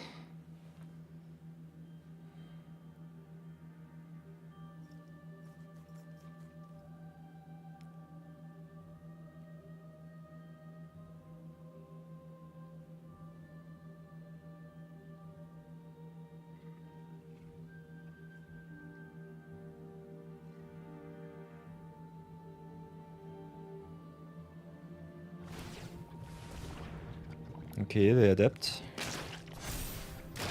Gaining menace.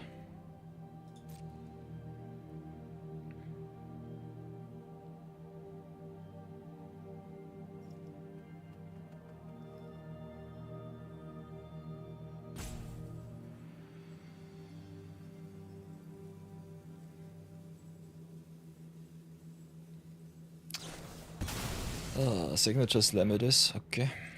And I think I will just tap down the vampire here. Signature slam is a really good card. Really good. Yeah. Take before. Cry a lot. Play the planes. Play the first scurry of gremlins.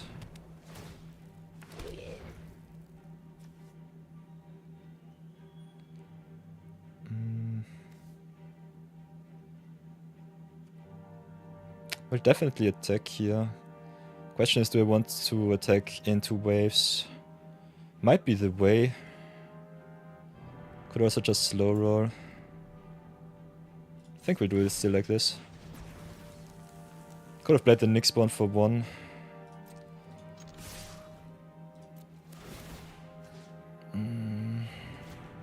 Will not pay any energy. Oh. The Dream Drinker Vampire is really what gets me here. They gained 8 life already. But yeah, slow rolling the Expel was definitely worth it. No more copies of Repurposer here. Interesting that they jump block with the Nantuko. Very interesting to see.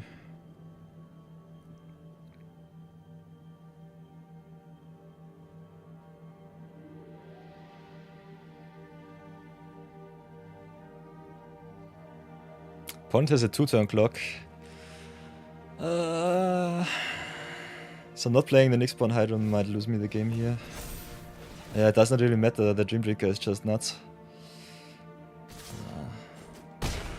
Go down up to 25. Okay, Expel. Hold the baby. Hold the baby here. We'll definitely have to play the Expel. I don't think we can play Scurry Gremlins and win. We don't have the landfall. Yeah, we'll have to play a little bit more conservative. Play the Expel on the Dream Drinker. Adios, no life gain for you. Okay, they gain life because I'm stupid. Expel gives them life for their power. To its mana value, so that's okay. Play the Nyx spawn Hydra here. I think we have to bestow 1-2. Question is what we bestow. We cannot bestow, I'm stupid. Bestow for double green. So maybe just attack like this.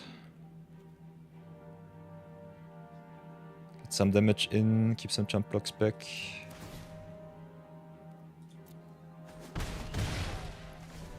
If they have removal for the token, I'm rather sad. Instead it's a big flying Sire of Famine. Yeah, I have to jump block. Maybe I should have kept back the charge back. But I normally don't triple block in this format. Okay, Void Pouncer is only a 3-1. Scurry of Gremlins number 2 is good, but it's not good enough. We're just dead. I'm so sad. Can activate twice, but it's not good enough. Yeah, the Dream Drinker is what won them the game. Nantuko is what would have won them the game otherwise. So yeah, that's that. 14, 17, 21. This sucks. Sucks really bad.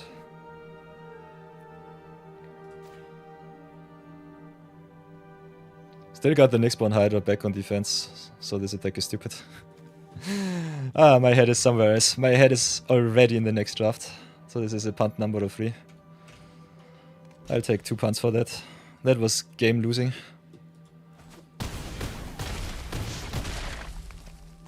Still could have had at least another turn. But I have to use the restroom, so let's wrap it up here. Oi, oi, oi. This was a train wreck of a draft, as I promised you.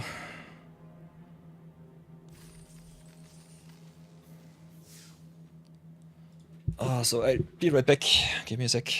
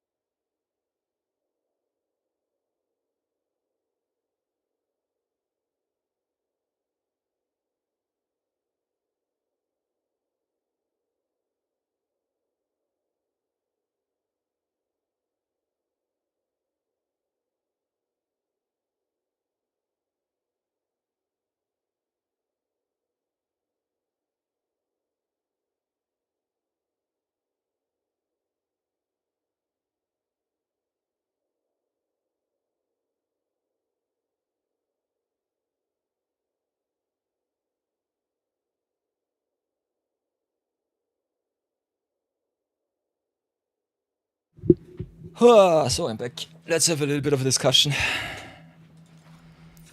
So, welcome back to the deck review and the outro. As you can see, this was a train wreck draft. This was a train wreck of games.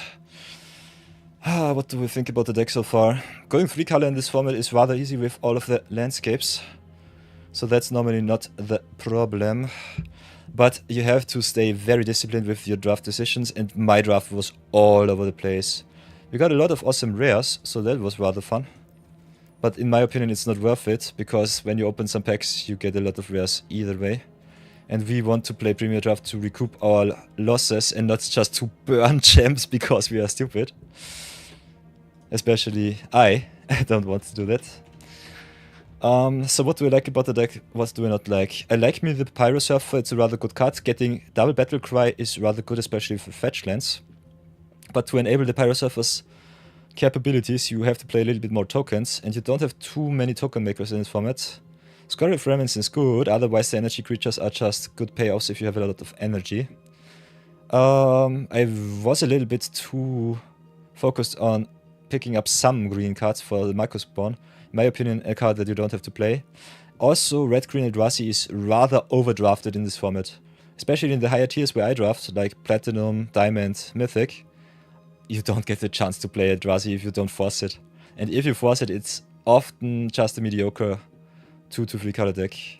Otherwise, I think very tough to draft around is also Energy, but those are the 2 main themes in this set. So that's a little bit tough on the decision making.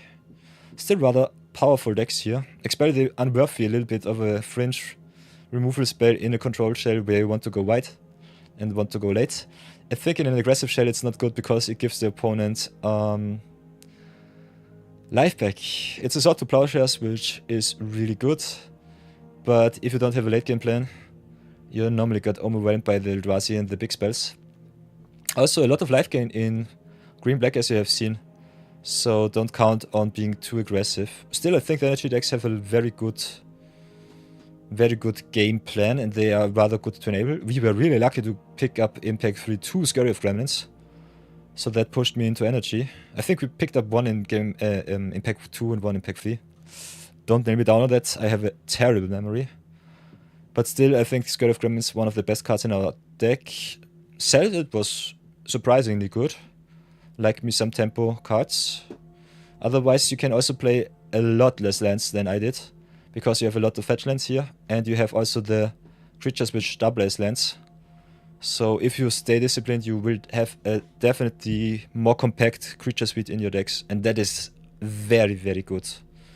That makes these draft decks feel more like modern decks, because modern decks also just play, I think, between 16 and 20 lands at max. So that's really, really strong. Otherwise, pivoting between Bestow, Eldrazi, and Energy is a little bit too much.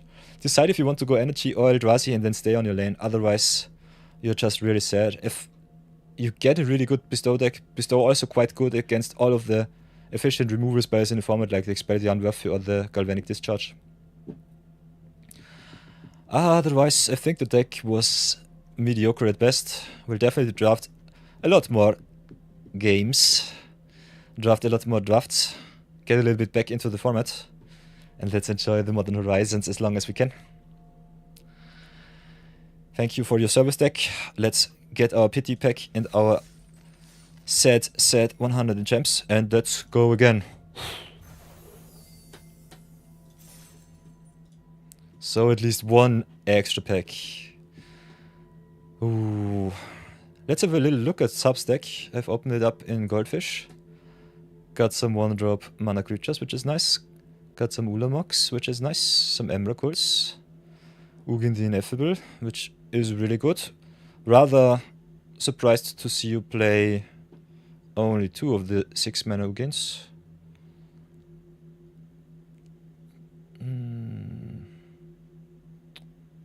Still a rather solid deck. I think turn 4 Eldrazi might be possible. Seems kinda good. A little bit surprised to see you not play the Eldrazi Temples. Could also play a Tron Shell if you really want to. But this is historic. So I think on Arena you don't have the Tron right now. Still really, really good. So everybody, it is time for another draft. Another Limited Madness episode.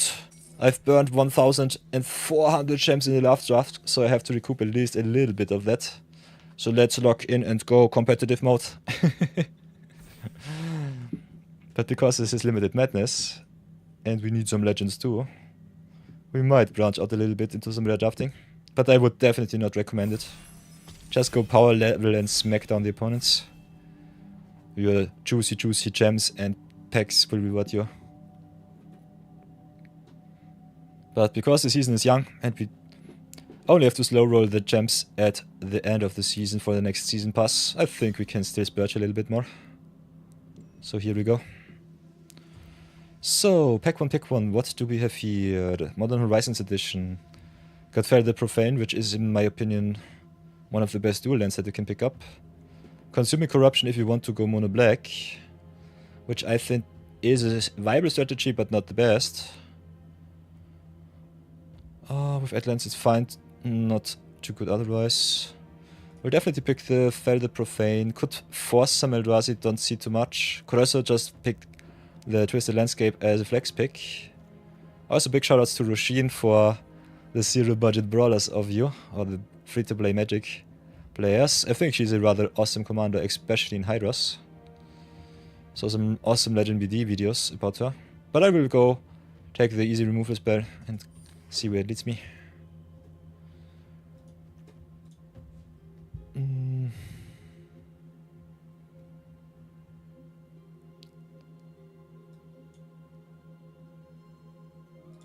So, second pick.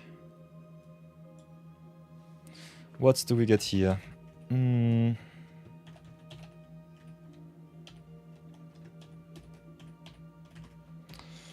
What will we take here?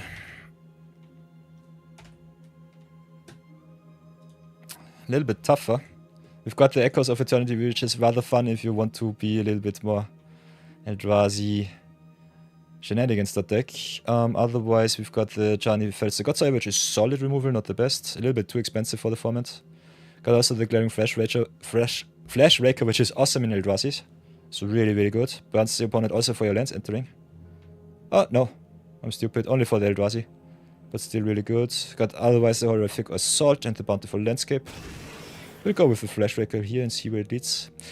Eldrazi is green, red, and blue. So picking the Fair the Profane a little bit of a number here. Still rather okay-ish. What do we have here? Don't have too much enchantments in the format. But Mindless Conscription really good in the blue-black draw free deck. Especially if you get some early sneaky snackers, try to build around that one. Otherwise, Zero Visionary is just a solid card. Foreboding Landscape fixes us in our manas, as does the Twisted Landscape, so that's good. Could also pick the Dream Drinker Vampire here. Don't have to pick the lands too high. Kinda like me the Signature Slam though. So I might go either for the Dream Drinker or for the Signature Slam. If you want to go Eldrazi, green is definitely the place to be. So let's take the removal here. Okay, now we've got the Eldrazi Ravager. Rather good payoff for the Eldrazi. Also double Gravedigger, which is really fun. Gravedigger on a sorcery. Green-black counters is also something that you can play, so keep that in mind. A lot of good formats. Otherwise, the Horrific Assault giving you life is really, really good. So we can go either for the Assault or for the Ravager here. Kinda like the Annihilator creatures here, and Ravager has cycling too, so I think I'll go for the Ravager over the Assault. See if we can go at least somehow into the Eldrazi deck. Oh, Amphibian Downpour is awesome. Also the Drown of Truths. So it seems that Eldrazi is open. Also loving the Evolution Witness, which is really good if you can give it some counters somehow. We've got like Nesting Grounds giving all of your cards back from the graveyard. It's really fun. So the question is between the Drown of Truths and the Amphibian Downpour. Kinda like me the lose all abilities and make frogs out of the opponent's creatures. So I think I'll go with the Downpour over the Drown of Truths. Could also just try and hard force Eldrazi's. But I think the Downpour is a little bit too good of a removal spell. Okay, now we've got the Wooded Foothills, Riddlegate Gargoyles, Cliff Elemental. Disciple of Fridays is really good. So I think the choice is between the Wooded Foothills and the Disciple of Fridays. We want to be in red too, so I think the Wooded Foothills definitely gets us our colors. Disciple giving you a lot of card draw and a lot of life is rather awesome. And it's a double face card, so I think we have to pick the Disciple here. Triple green a little bit tough to enable if you go 3 colors, but still doable. Now we've got the Utter Insignificance. Can exile, can shrink. Warp Tusker is really good. Cycles gives you some sires. Some Scion tokens, some spawn.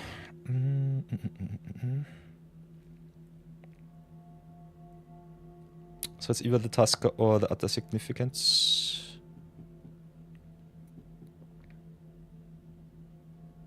I think I'll go for the Tusker here. Okay. Got the Gift of the Viper. A little bit of Bestow. A little bit of energy. We'll definitely go with the Bountiful Landscape here. Eldrazi a little bit tougher to draft because of the colorless what's it called? Requirements for some of the Eldrazi cards. So I think the 2-color deck's a little bit easier to draft. Can pick the Frab and Charm. We will not be in white, I think. Might have to pivot into white.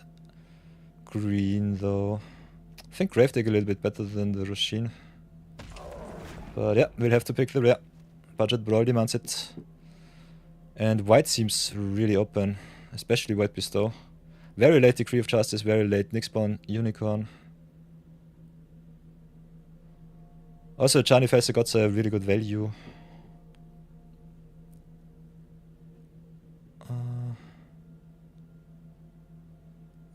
Shapeshift is okay, but nothing too much to talk home about.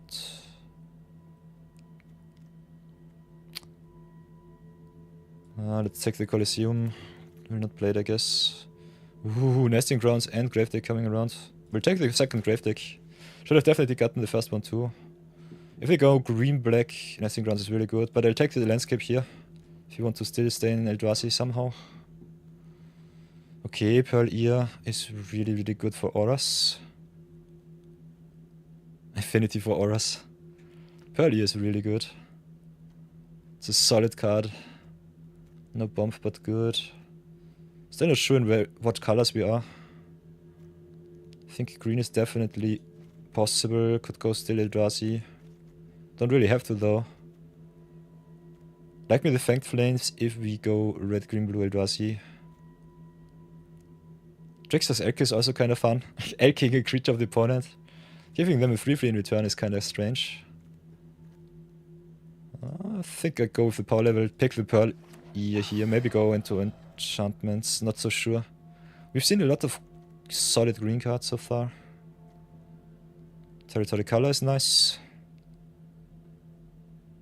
Gives us creatures. Or gets us some cards into grave. Also, 7/5 for 5 with reach is rather good. Like me, the Piece of Titania to ramp us up. Apprentice for artifacts, will not play that. So I think it's either the Priest of the Titania or the Territory color. Let's try to cut some more Eldrazi's. But yeah. I think drafting synergies is really important in this format. So remember that. I'm hard forcing Eldrazi's a little bit right now. Not too impactful. Could have definitely gone into a really solid green-black counter start. But yeah, let's see where it leads us. Might still get punished a lot. Necrobloom with the landfall. Nightshade Riot fixing our mana is nice. Nightshade is in every deck pretty good. Also the Writhing Chrysalis, so I think we just go Eldrazi and call it a day. Chrysalis is so good. This is a mythic common. This card is broken. Warps the whole format around it. So I think we just got the white here and just go straight up green red Eldrazi. So now we've got the Skittering Precursor. Goes out the Tranquil Landscape. Or the Foreboding Landscape. Draw near the Oka. Lurker is good, Precursor is good. Whenever we sacrifice a non-token permanence, which goes really good with the lens. I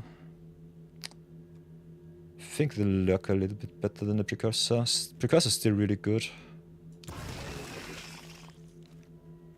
What do we have here? Battle Wagon, really good for energy. Got the Landscape, got the Foul Strike. So as you can see, a lot of good black cards open, especially for the Red deck. But we tried to make Eldrazi happen. Love me the Colossal Dread Mask, love me also the Landscapes. Also big shoutouts to Refurbished Familiar, this card is so strong. Otherwise... Inside a little bit tough to cast. So I think it's either the Deceptive Landscape or the Dread Mask here. I think I'll go with the Landscape. I like me all of the colorless lands as soon as possible. Otherwise, what removals do we have? We've got the Downpour, we've got the Signature Slam. Have a lot of cycling, so our early game looks a little bit weak. Shifting Woodland, copying cards in our grave is really good. Truth's a little bit tough to cast with 5 mana cost, still really good. And another Nesting Ground, so the +1/+1 counter deck will be really happy. I think this would have been an awesome black-green draft, but I will take the Shifting Wildwoods here. Shifting Woodland is good. Especially with the cycling Eldrazi. Then we've got the Perilous Landscape for blue and for red. Area Auxiliary is good. Also the Riddle Keeper. Riddle Keeper is really nice with the Emerge, so I'll keep that. Another Twisted Landscape, Trickster's Elk. I think we'll have to take the Elk here. Need some answers for the opponent's threats, otherwise we will just die. Priest of Titania coming back is really good. Love to see that. Yeah, we'll not play any of these cards. I think we'll just pick the Soulfire Emissary. Get the Silith out. Connet Goblin, so many energy cards, yikes. We'll not play any of those. Are Archway of Innovation is good, not too many artifacts. Got the choice between the Nightshade, Dryad, and the Glimpse, the Impossible. I think we are more blue-green right now, but it doesn't really matter, we have a lot of fixing here. So I think... Could also go for the Repurposer here. Kinda like me the 2-drops, so a little bit more than the 3-drops. Need a little bit of a solid curve out if you want to be successful. And Emperor of Bones. Oh, this card is so strong. This card is so good. Kozilek's Unsealing. Kozilek's Unsealing is so good. Also one Power Storm and the Signature Slam. Also got the Void Claw here. I think we'll have to go with the Void Claw. Emperor of Bones is good, but we are quite settled. Don't have to play the Writhing Chrysalis though. We could still go into black, I guess. Have some fixing for it. So we've got some options. We could go into black, green, blue. But I think ramping up with the Void Claw might be better. Might get punished so bad. But let's see. Yeah, as you can see, Modify is really open. At least in our direction, don't know why. Modify is so good. Also have the Fail the Profane here. Could still play 4 color if you really want to. But I personally don't see it. Altisarch cascading into our Drasis is kinda nice. Also another Evolution Witness, sheesh. And the Dreamdrinker Vampire. We already have so many big spells. So I think we go either for the Witness or for the Dreamdrinker here. Let's go for the Witness. Dread Mask, Landscape, Precursor. I think Precursor is good with all of the fetches that we have. The endgame looks kinda solid. Another Disciple is good. Wobtusker making us some lands. Also the Drowned Lurker.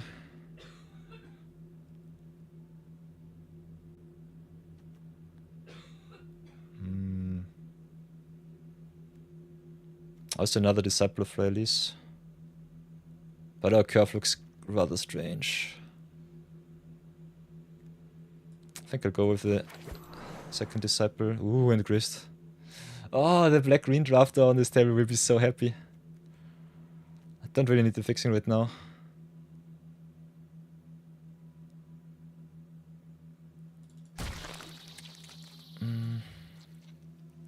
Take the Grist just because... Fangs of Colonia is really good in token strategies. Don't have any of those, unfortunately. And we have nothing else that we really want to play, so I think we check the Branching Evolution for our collection. Otherwise, I would definitely say that this draft table wanted us in, yeah, in green-black. Love me the Aether Spike. It's an early counter spell. Also like me the Drowned Lurker. Yeah, I think I'd go for the Lurker here with the Spike. Might still need the Spike though. I think we need the early counter spell. The ramp is important, but yeah, just a little bit too far behind. We'll take none of those cuts.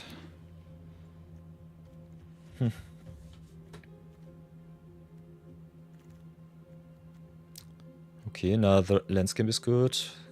Could also play the Tune the Narrative. Don't really think if you need to though.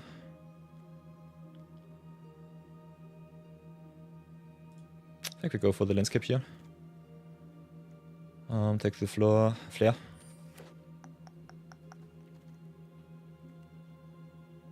We have to sacrifice a non-token, unfortunately, otherwise flare would be really good. So what else do we have? How many players do we have? 21 only, so I go for the Dread Mask here. Curve looks a little bit too top heavy in my opinion, but we'll see how good we will fare.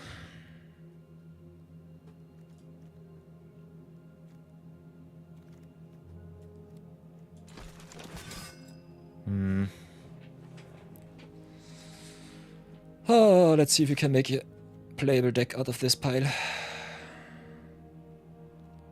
This format is really tough to draft. Restrain can be just a 4-mana 4/4, that's okay. Can still play the black, I think. If we really want to.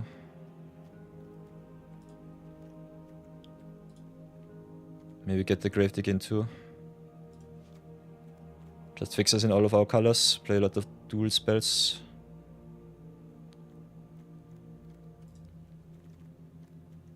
Otherwise, not too many good pickups. Let's see how I think about this curve. Definitely should have gone into black-green and dropped Eldrazi. I think the black-green pool was really wide open. Could have had 2 evolution witnesses. Could have had a lot of nesting grounds and just go to town with the counter shenanigans. Got a lot of lands though, so I think we'll hit our land drops. Not much removal.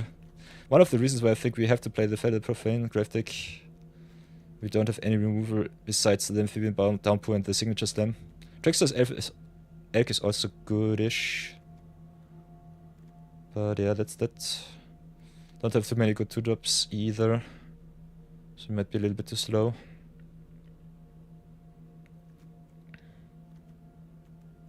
I think we'll try it with this pile. 4-color shenanigans it is.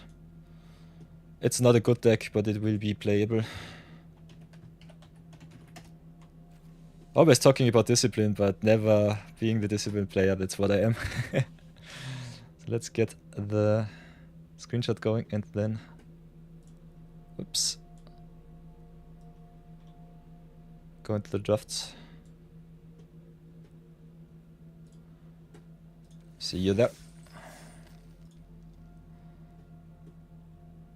Okay, and because we have another ad section in 5 minutes, I will pull out the pre-rolls right now so that you don't get any ads during the games. If you want to support the stream, consider disabling the ad blocker for the next few minutes. I will see you then, and if not, feel free to come back again. Otherwise, get yourself some snacks, some drinks. There are many options to replenish yourself. See you soon.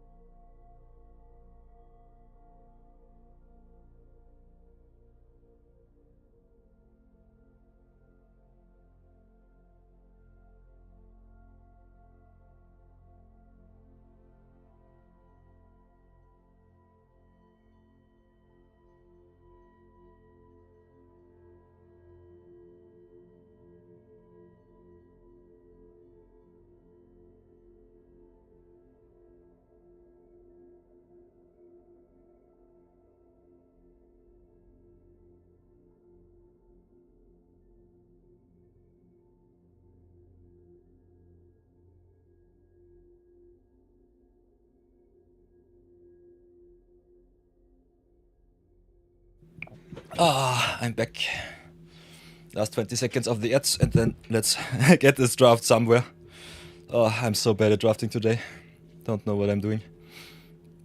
Modern Horizons is really tough to draft, but I will give it my best. So let's see. Hua! So welcome back everybody. Thank you for staying tuned. Hope you all are doing quite well and that you replenished yourselves a little bit.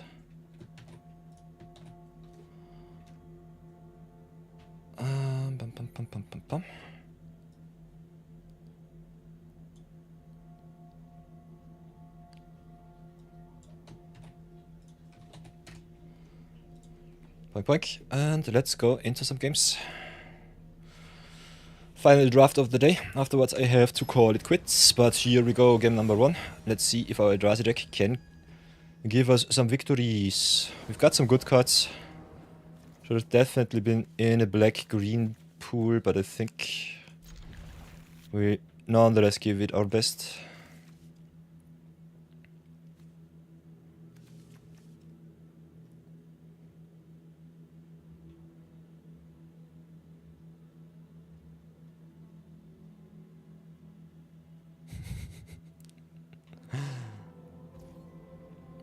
Okay.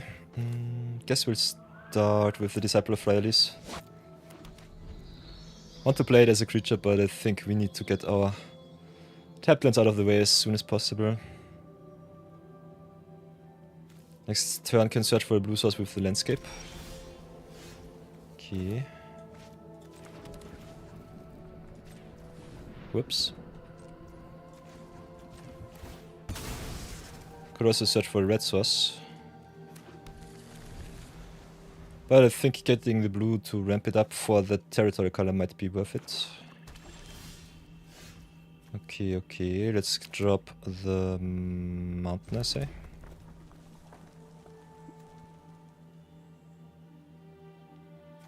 Pass for now. Color plus land drop is also kinda good, so normally better turn 6 play than a turn 5 play.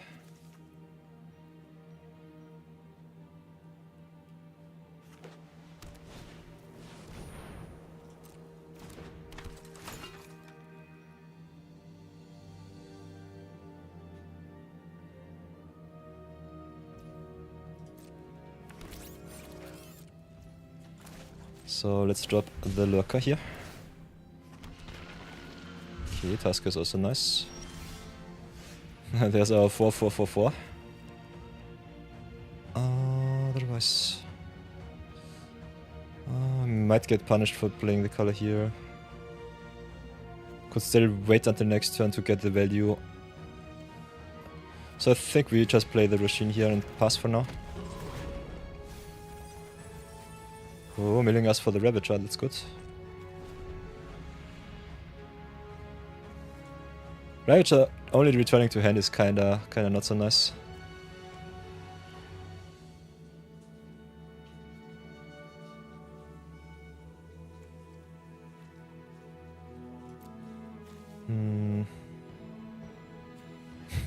Also, Roshin mills 6, I'm kinda stupid. Definitely should not play that card. Don't have too much recursion from Grave.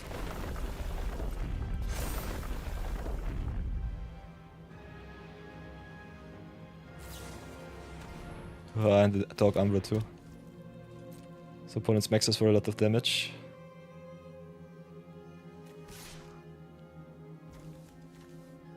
I will take the 3. Our turn. What will we draw?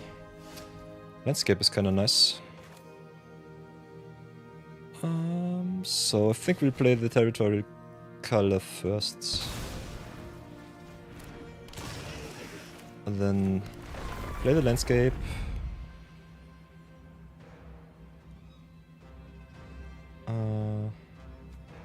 If I spike, I think we put in Grave. And then sacrifice, have another look. Get us a second green, I guess, over the second black. Both are quite well needed.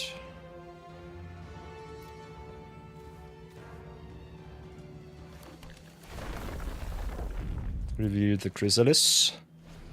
Terror Incarnate.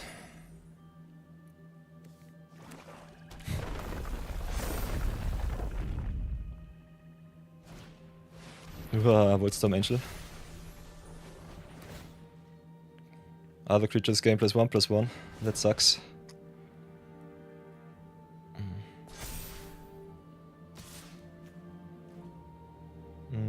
So do we want to trade with the color for the 5/5? Not really.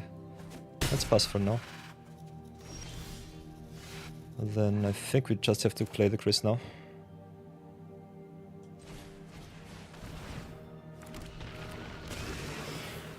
Make some Eldrazi spawn. And then what else can we play? Can still play the Evolution Witness. Can also just get the Ravager back. Kinda like the defense that we have right now, so that's good. So maybe play the Deceptive Landscape first. See what's on top. Kinda liking the Amphibian Downpour, so I think I'll keep it.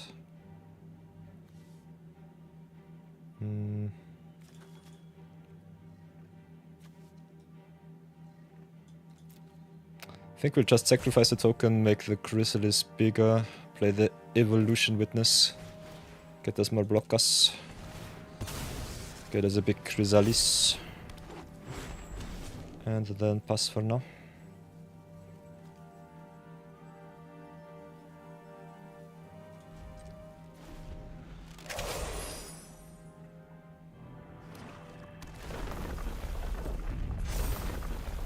Downpour not so good against the Glyph Elemental growing infinitely, but still rather okay.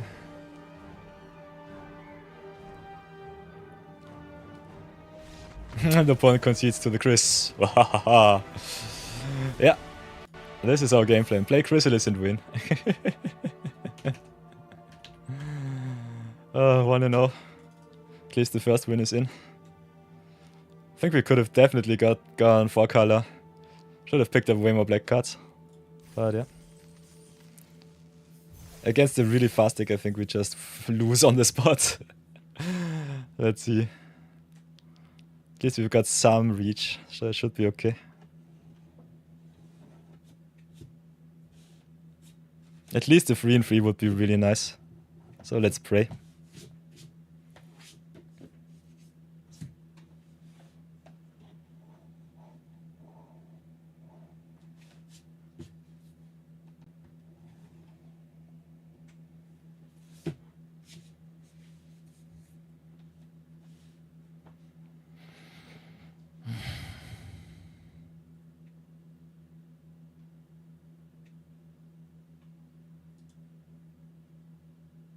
Very interesting to see that for the fact that the opponents love, that the other players love to draft a lot Modern Horizons, they don't want to play it. Okay, game number 2 against Jedi Minds. Ooh. Gold player, show me how it's done. Okay, we've got the Chris, so we have to keep. Don't have any red, unfortunately, but we've got the Aether Spike on 2, so I think we should be fine. On the draw, unfortunately. So that's that. I think we still keep.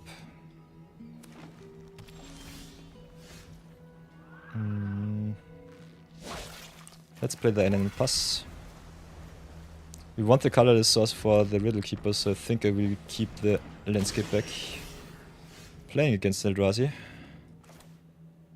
So that's something. Let's play the woods here. Forest it up. Definitely counter the Kozilek's Unsealing. Don't want that card on the battlefield. Pay 1. Keep some energy for whatever reason. How's the Propagator drawn? Pretty strong. Then I guess we'll either fill in the deck, but I guess just playing the Evolution Witness is still okay. Not having our fixing for red, rather sad right now.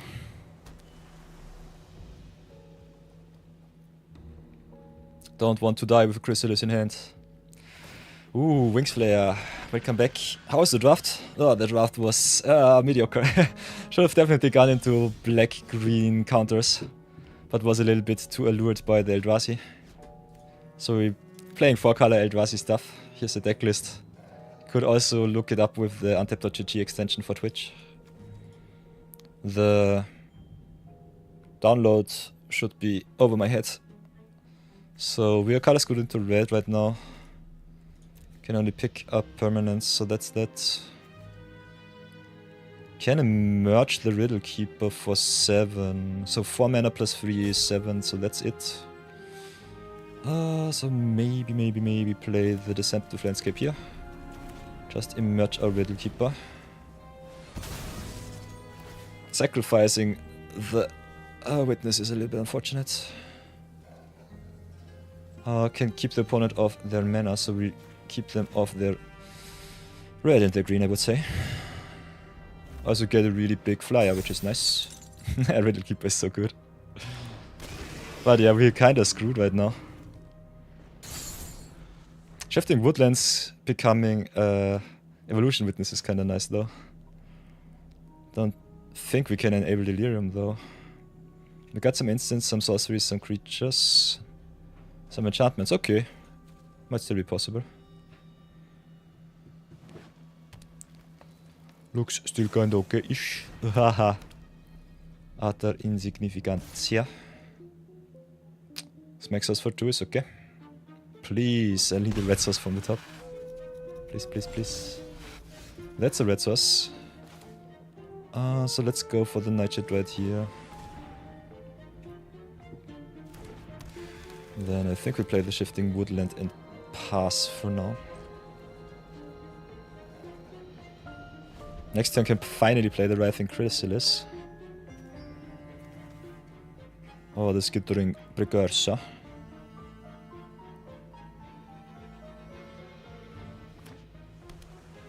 Opponent has no... they can still exile the Riddle Keeper if they really want to. Have to do it right now. Okay, makes another spawn. Root Scale it is. Root Scale is so good in the green-black counter stack. Evolves their sires. Their spawns. I think we still wait with the fetch.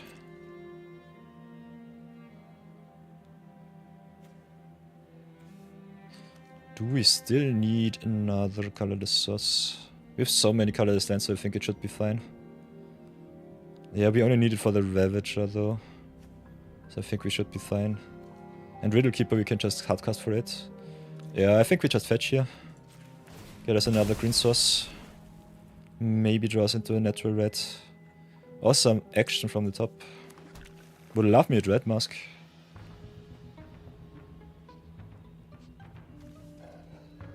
Gives us also another card type in the grave. Okay, Forest it is indeed. So let's play it like this. Drop this one first. Drop the Chris.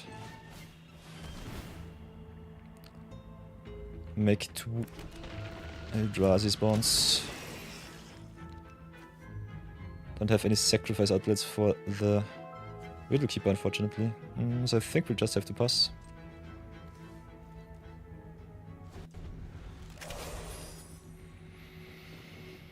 At least we have some blocks here.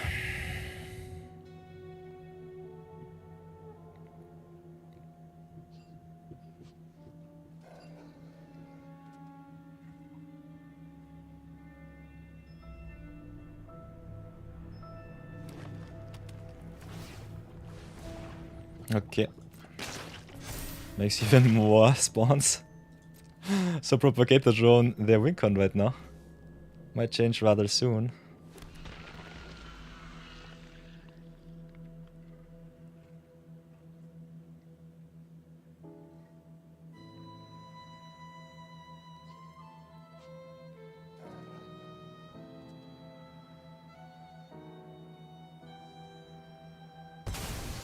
Oi oi oi. Okay, what comes now?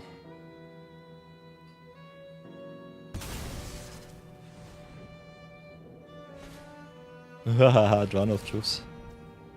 Okay. That's a big boy.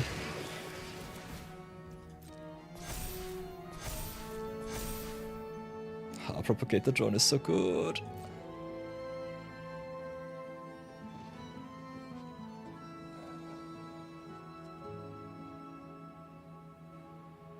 We have to finally top deck some action, please.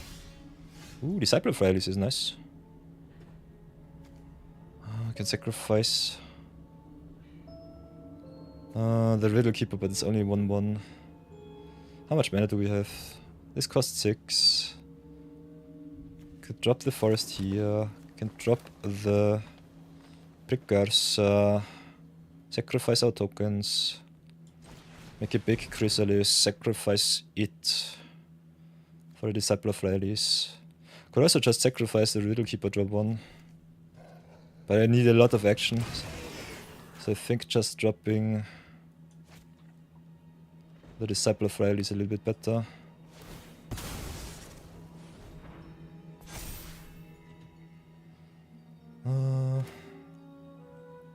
Yeah, we can also just sacrifice the Precursor. We could draw 4, we could also draw 3.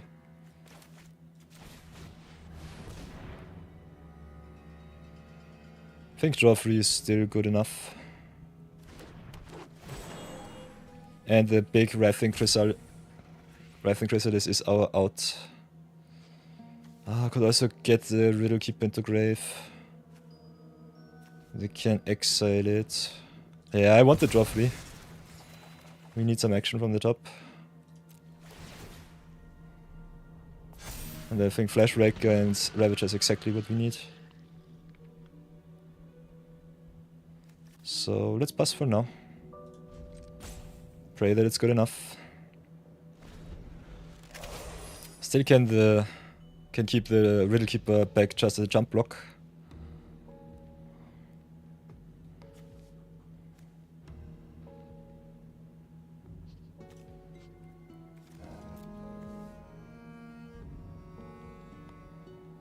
Oh. Shifting Woodlands, copying the Evolution Witness is also something that I definitely want. What do we have? Creatures, lands, and instants. Need a sorcery engrave. Uha! Ulalek. Yeesh. That's nice. Ulalek is so good. Copies Eldrazi spells like nothing else. Also the Propagator drone making them a million spawns.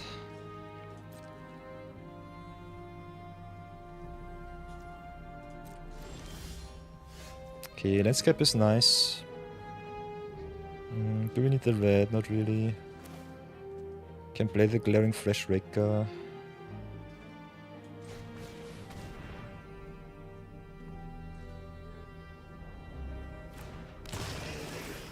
Can play the Eldrazi Ravager too. Need the colorless, so I think we'll have to play the Seething Landscape here. Might need the spawns to get the Ravager back, so I think I played like this. Yeah, but the longer we cannot pressure the opponent, the more he will beat us with Ulalek. That's for damn sure. Could still offer them some trades if you really want to. Chrysalis is 7-8 right now. It's good but not too good. Only trades for the Drowner of Truth. Yeah, it still sucks. Not sure how we will win this. We had a draw free with the Disciple, it was not good enough. Ay ay ay. And another art is insignificant.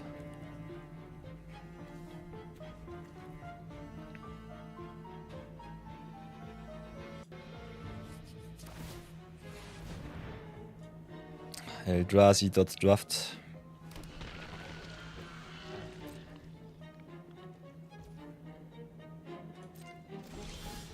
Oh, Gravedigger is nice. So, what will we do? Can play Gravedig, get back the Witness, can back the Precursor. But what is our out? How do we win this game? I think a Downpour would be rather nice. Signature Slam would be also good. Got at least some removal spells. Not too many, unfortunately. And we don't have any card advantage right now. So what I think I will do is play it like this. Attack with our cuts.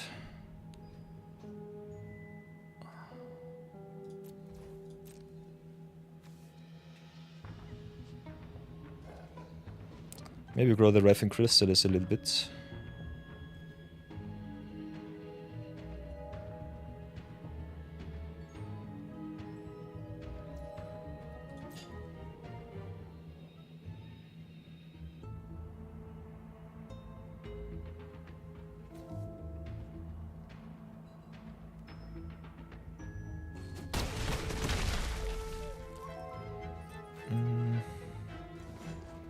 Then I think we'll just thin the deck a little bit.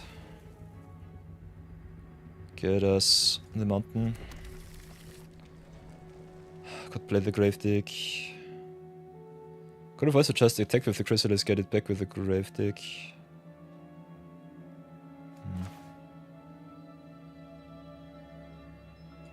Maybe just play it like this. Make a token, get something back, use our mana as much as possible. Get back the witness.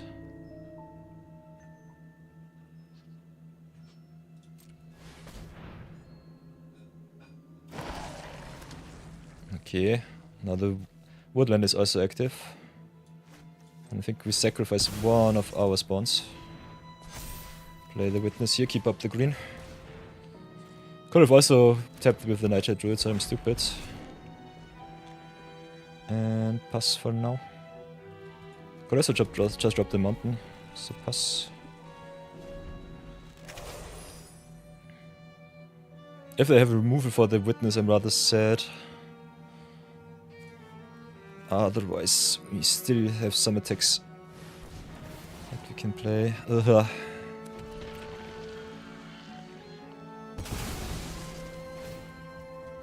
Makes a lot of tokens. I think we're just a little bit too slow. It really sucks.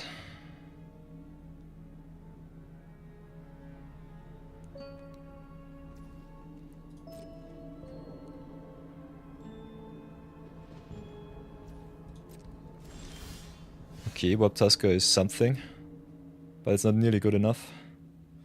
So let's go attack once again. Ravager, Disciple. Can also attack with the Chrysalis. Can also attack with the Riddle Keeper. Yeah, attack with the Writhing Chrysalis is not good. The rest is okay-ish. If we hit the downpour from the top, we should be good. But we need the Disciple Fire, he's in grave. I think we still have a second one. Yeah. Okay, they block the Disciple, that's good. And I think we just get it back.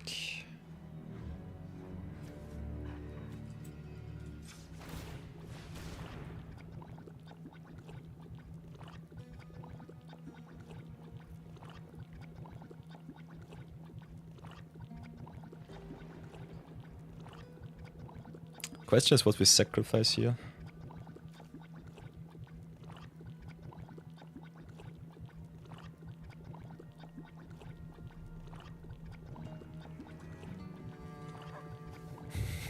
Opponent, it's your turn. I know stream sniping is fun, but I would love to play some games. Please, please, please. Come on.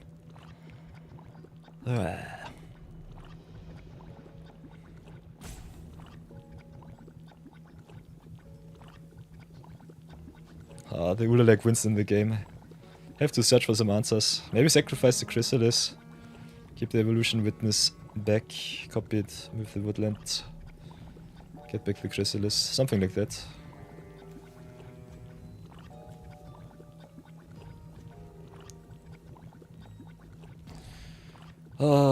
If this keeps on going, I will definitely mill myself out. So I think in the future I will definitely have to get out the Roshin. Mill 6 is a little bit tough. Maybe get something else into the deck.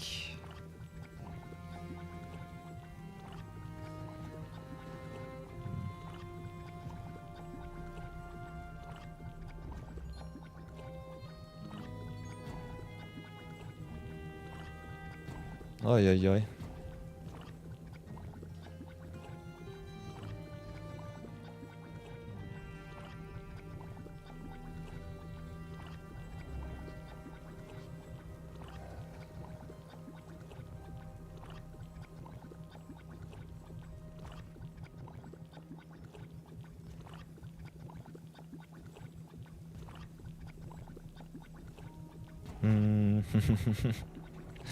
What is this? What is this madness?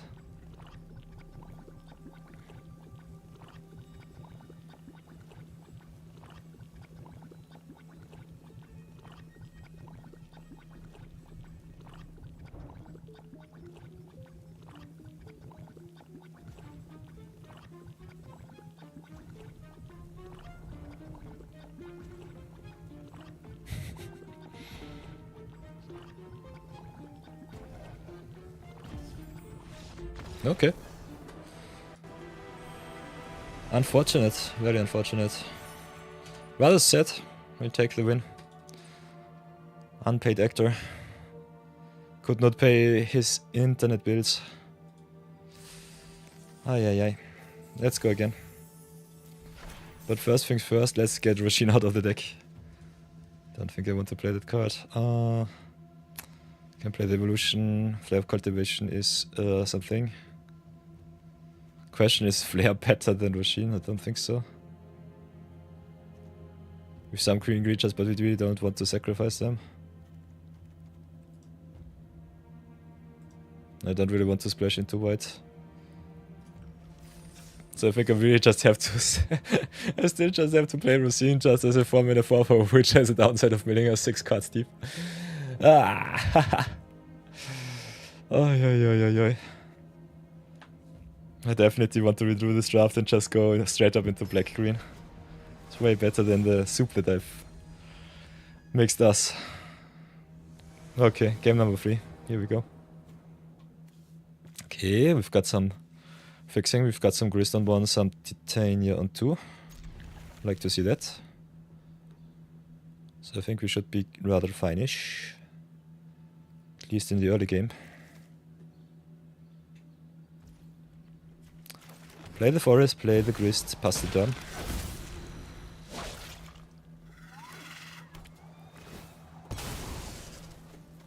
Unfortunately we cannot flip grist, would be so fun. But yeah. It is what it is. We only need the green, so I think we'll go for the priest here. Next turn at 4 mana. Could search for blue or for red.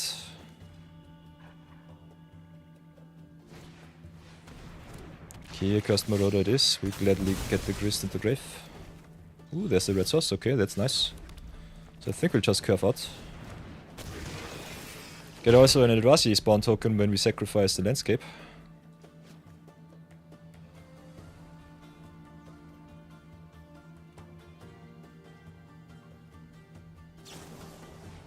Ah. Okay, playing against black-red artifacts, I say.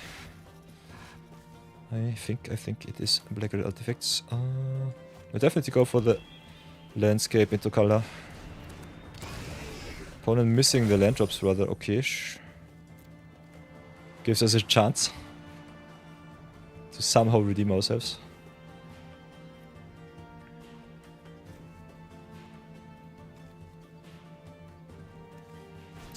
Next time we can search for some action off the top. Let's play the landscape first. If we have a creature on top, we get something. So let's play the landscape, have a look. Reveal the creature here. Then I think we sacrifice for our blue source. Don't have anything else to play. So let's get the island. Have a look at the top. Aether Spike it is. I think I'll get the Aether Spike down. It's a really good card, but I want more action from the top. Then I think we go for a second mountain.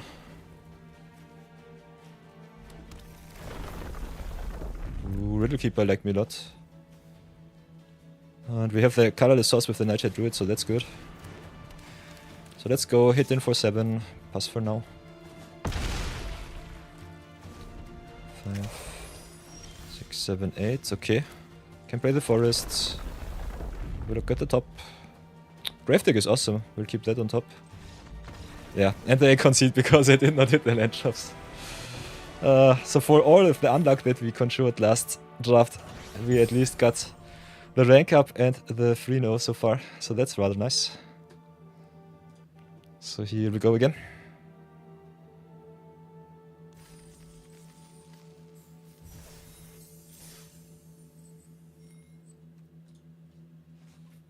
Could still splash white if we really wanted to. We have so many landscapes. I think we could go 5 color soup if we really feel like it. Okay, yeah, you see this. We've got all of our colors that we need at the beginning, so that's good. We'll have to slow roll the landscape though for the flash wreck, I guess. So let's play the landscape first.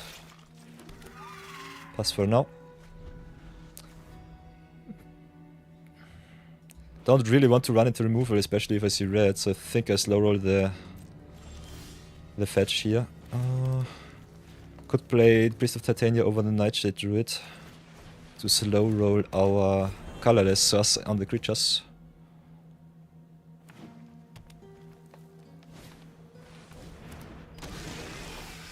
Okay, another forest from the top.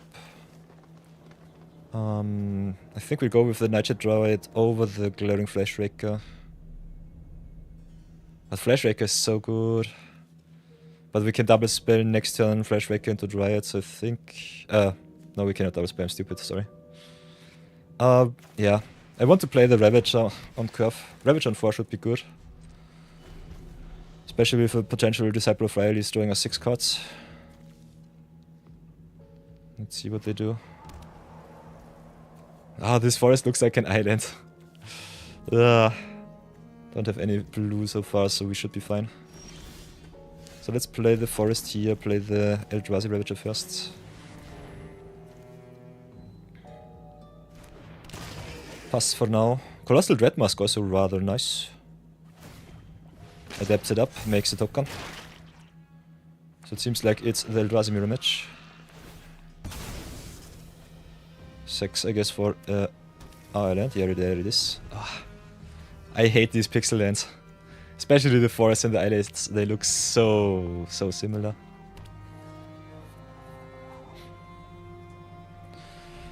Oh yeah.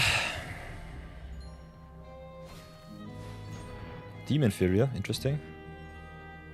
Second from the top is okay. Can play the Colossal Dreadmask next turn, so it should be still fine. So let's drop the island here, I would say. Drop the Dreadmask next.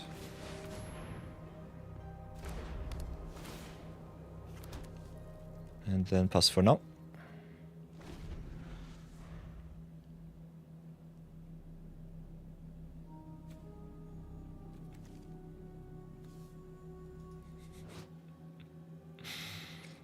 No legs to quake, no lungs to bellow, but if you see it deep, it's too late.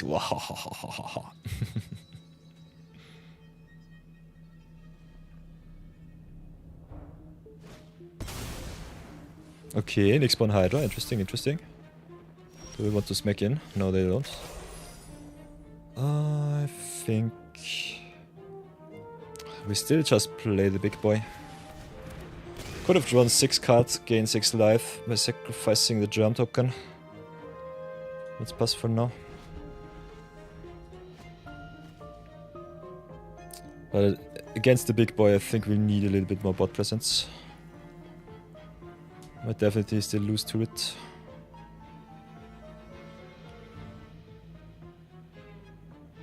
Could also just sacrifice the Eldrazi Ravager, because we can get it back with sacrificing some tokens. So that is also something. Ooh, Amphibian Downpour. Nice.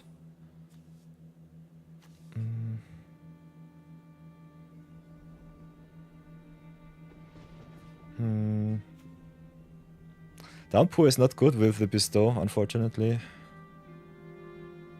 I think we'll do it like this. See if they have a counter spell. If they don't, I'm rather happy. Then sacrifice the giant token, draw 6, gain 6. Then we've got another Disciple of Release, which is nice. So play that one, play the Grist, get some defense going. And I think we'll pass for now. Should have definitely tapped down the Priest of Titania over the Nightshade Riot. Don't know why the auto tapper did me so dirty.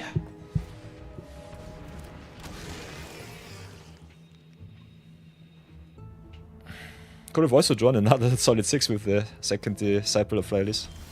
But I think it's okay. Drop the Swamp here. Now we've got the Twisted Riddle Keeper, which is nice.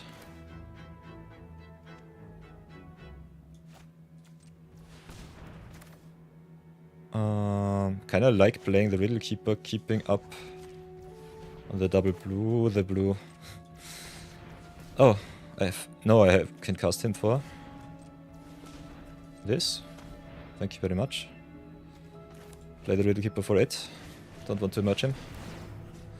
Tap down 2 cards. The Flashback and the Brute get into this game. Nice. Opponent concedes. Concedes to our awesomeness. We'll take it, we'll take it. Nice, winning record achieved. The deck did it somehow. Oh, you love to see it. Maybe you love to see me too. Maybe not, who knows.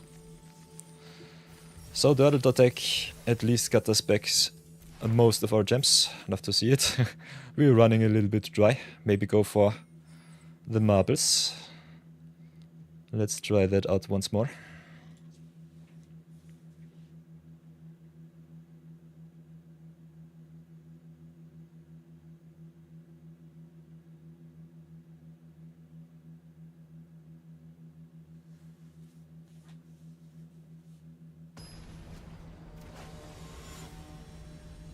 Okay, now for our also important 5th win. Come on.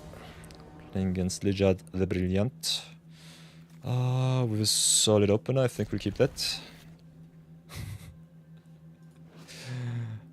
Still not sure about them flipping down being good, but it's still okay-ish. We'll definitely search for the red source right now. Whoops. No, thank you very much. Fetch for red, please. Landscape can search for our blue, so that's good. Fell the Profane, our black source. Also our splash card. Yeah, but splashing the black for the grave dig I think is still rather okay.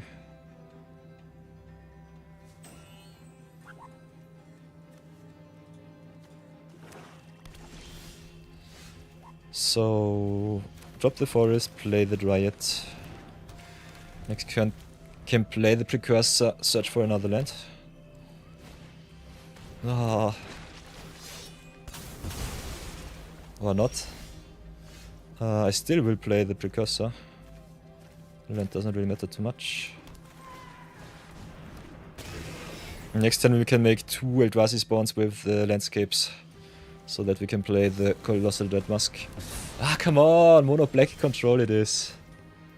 Ah, so sad. So pure sadness. Yeah, we'll play the Evolution Witness here. Play the landscape. Nope. Search for the second forest. Could also search for double black, but I think we just splash one. Oh, we splashed so good. Oh, we splashed 2 swamps. Interesting. But we need another green source for the Dread Mask. And we don't have the blue source on board right now for the Amphibian Downpour, so that's something. So I think we're a little bit color screwed. Let's go for the blue source here, play the Fell the Profane as a land, I guess.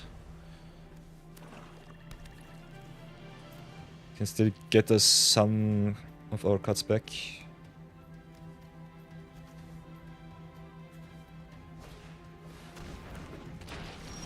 Yeah, me not knowing what my deck does is kinda cringe right now. Could also slower the Fell as a removal spell, but I think we want to curve out into the Colossal Dread Mask. Could also make the Warren Soul Trader just a 1-1. Depends on their value. What can we do? We can adapt for 2. Get back a permanent, so we could get one of our fetch lands or the Skittering Precursor. Kinda like getting the Precursor.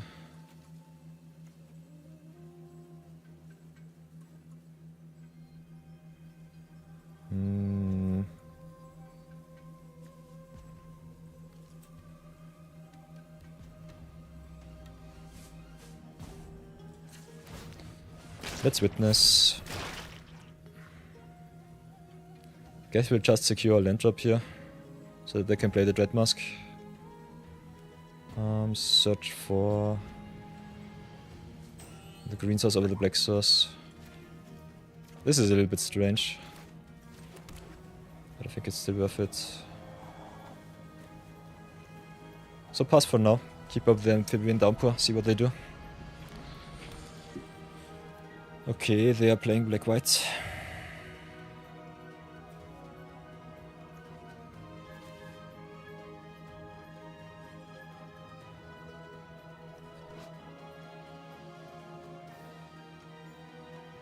Storm also counts the opponent's card, so that's rather nice. So what will they do? Okay, make a servo.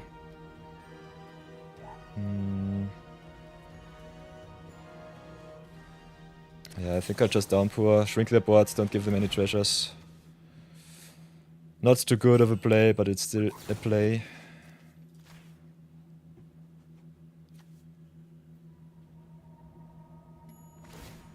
Okay, they want to sacrifice making the treasure.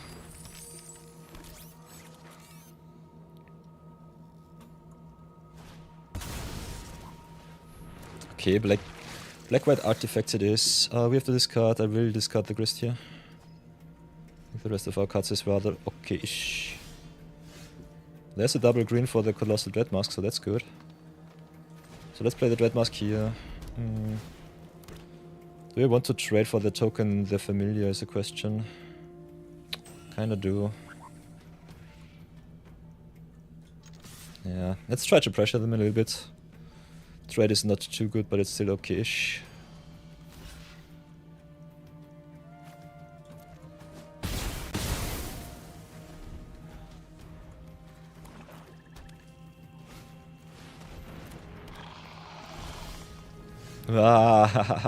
I'm so sad. I'm sad that I did not pick up the double black. So let's thin out the deck a little bit. Get us the swamp. Might still have to keep the colorless though for our Eldrazi spells. So that sucks. Also just want to thin out the deck somehow. Maybe let's still do it like this. Wormcore Lava is so good. I will not trade with the lava, but I'll definitely raise it if I have to. So let's play like this. Stay back and cry. Dustclaw we cannot counter.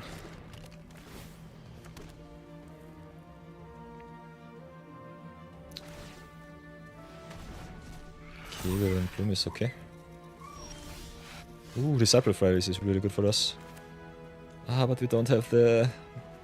No, I'm so sad that I've gone for the Black Source. I'm so stupid. Omega punt. Omega punt. This sucks so bad. I think the Black Source is still okay-ish. Yeah, but not having the triple green for the Disciple sucks. Now I have to slow roll. Pass for now. Could have also dropped the Felder Profane. Yeah, my mana base sucks right now. This is unfortunate. I will give them the free attack. Will not trade without the value from Disciple. They can play the for Spike, but they can play the 2, so it doesn't really matter. I think we still slow roll it.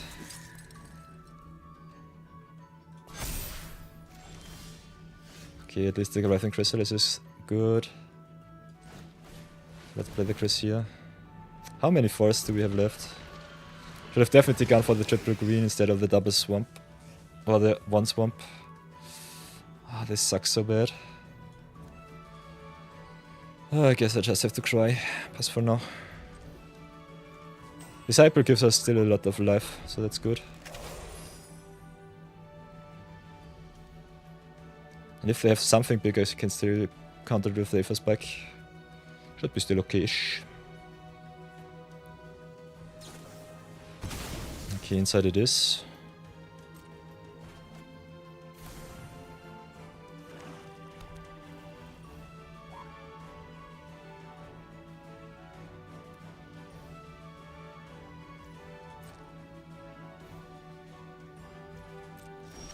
Oh, and there's our land, finally. So let's go play the Disciple. See what they do. Sacrifice our jump top and draw us another 6, gain another 6. So that's really good. What? Oh, we can emerge. Ooh, we can emerge the Riddle Keeper, that's good. So let's emerge the Riddle Keeper here. Sacrifice the Disciple and the spawn. Make our Chrysalis great again. That's really good. Guess we tapped on the Wormcoil Lava and the Plains. No White Sauce for you. They can still eviscerate us inside at the very least.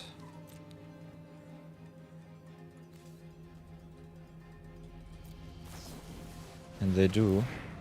Sacrificing the Wormcoil Lava is really nice for us. Oh. Okay, we're back in this game. Somehow. Let's pass for now. Ish. Getting wrecked by my mana.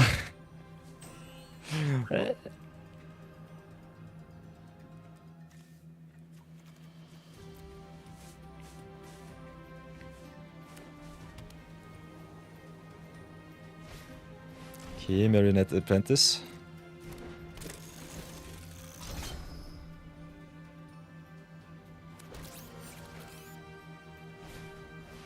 Ooh, Emperor of Bones. Exile up to one target creature from grave. Put the creature exile with the card on the battlefield with a finality counter, sacrifice it, okay. Yeah, Emperor of Bones is really good in tempo. But if you're on the defense, it's not so good.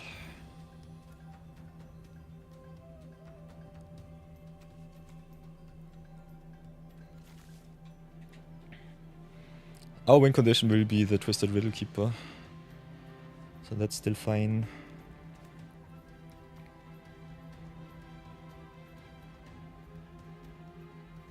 Maybe we have to slow roll the shifting via woodland here. So that they don't exile us all of our card types. But yeah, we don't have too much good stuff in the grave. I think all of our big spells are still in deck. So that's something. Let them resolve their spell. Okay, interesting, they go for the Marauder here. Get the Marauder into play. Guess Marauder forces us to sacrifice a non-token, so that's good for them. I will sacrifice, I guess, the Chrysalis here. Because the Riddle Keeper having flying is our win condition. We might just YOLO. Because the Apprentice drains us for a lot. We're still at 23, so it shouldn't be too bad. Pass for now, block. I guess a lifelinker. We'll slow roll the spawn, we might need it still.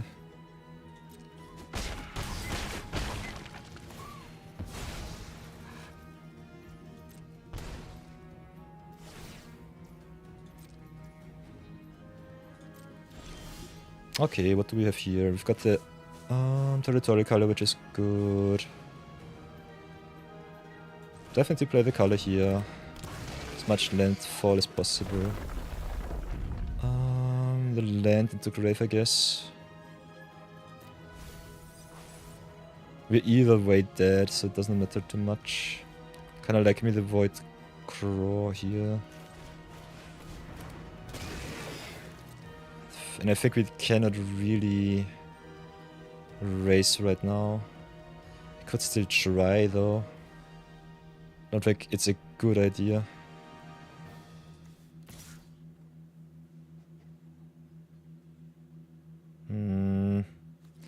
Yeah, I think I slow roll. We'll have to slow roll here. Emperor of Bones was a really good pickup for them. Getting rid of our Chrysalis set us back a lot.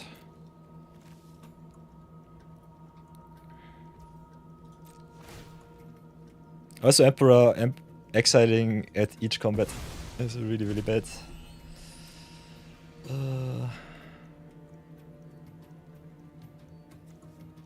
What really gets me here is a death touch of their creatures. It's really good for them.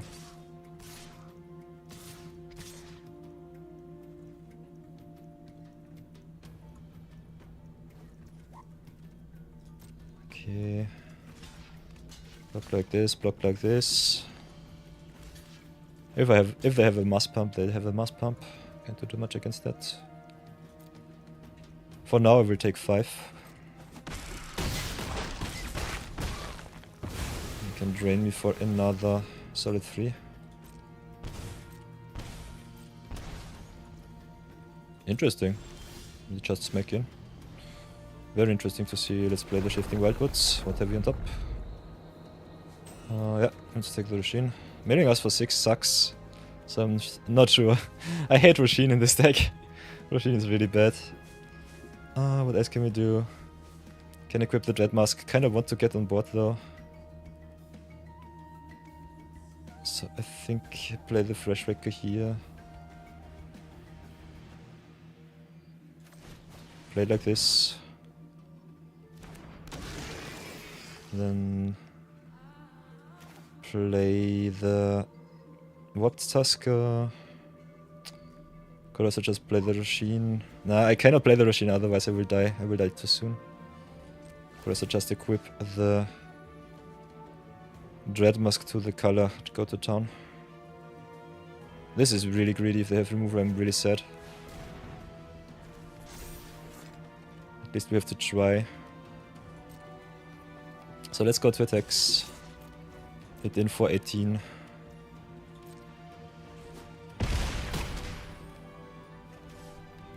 And then I think we play the Priest of Titania. They have 9 mana. So it might not really matter. Their attack did not make too much sense in my opinion. Let's see if they just wreck me. I think they should have just played the Decree of Justice for 4. Do they have me dead on board? 1, 2, 3, 4, 5, 6, 7, 10. Yeah, they have 10 creatures, exile something. Attack with everything.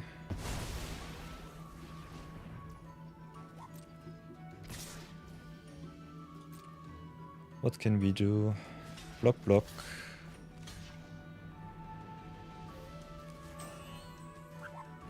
Take exactly 8.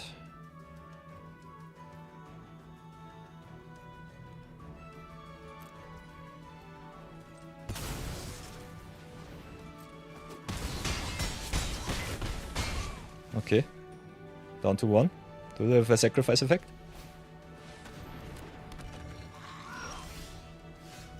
Okay, we live somehow. Lurker does not change anything, as does the Warp Tusker, so we have to go to attacks and pray.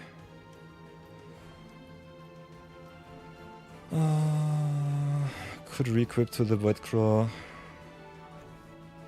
Yeah, I think we'll have to re-equip to the Void Claw.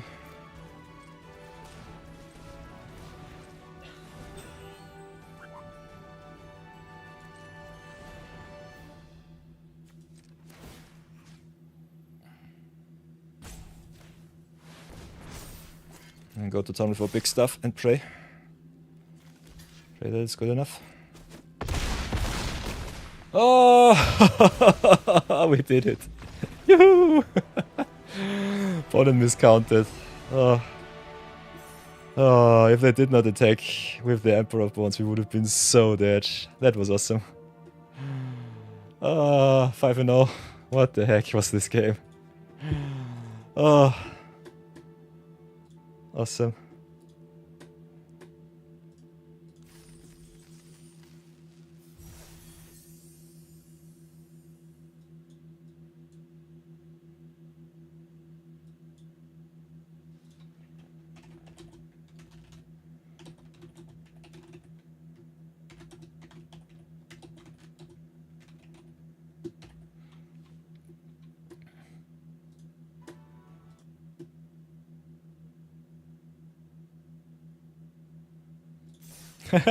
Five and 0. Nice, nice, nice, nice, nice. Gold, please. Gold, gold, gold, gold, gold, gold. Nom nom nom nom. We'll take it, we'll take it. Thank you very much.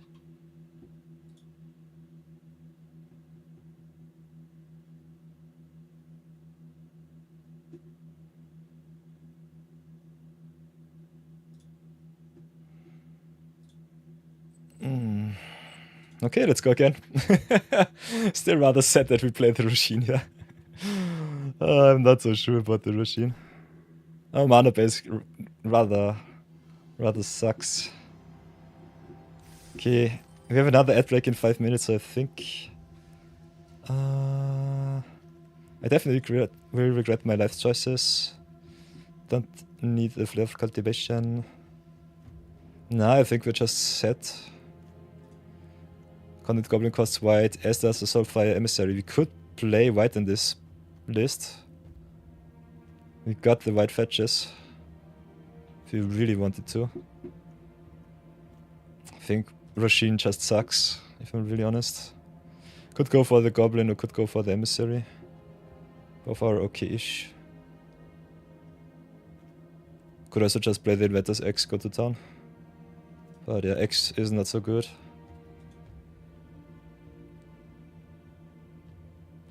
And I don't want too much splash colors in my deck. I think we just let Roshin do her. But she's just a dud. Really don't know about the Roshin here. Emissary and Goblin are good. So I'm not too sure about that. Black was also really nice. Could just get the black out and get the white in.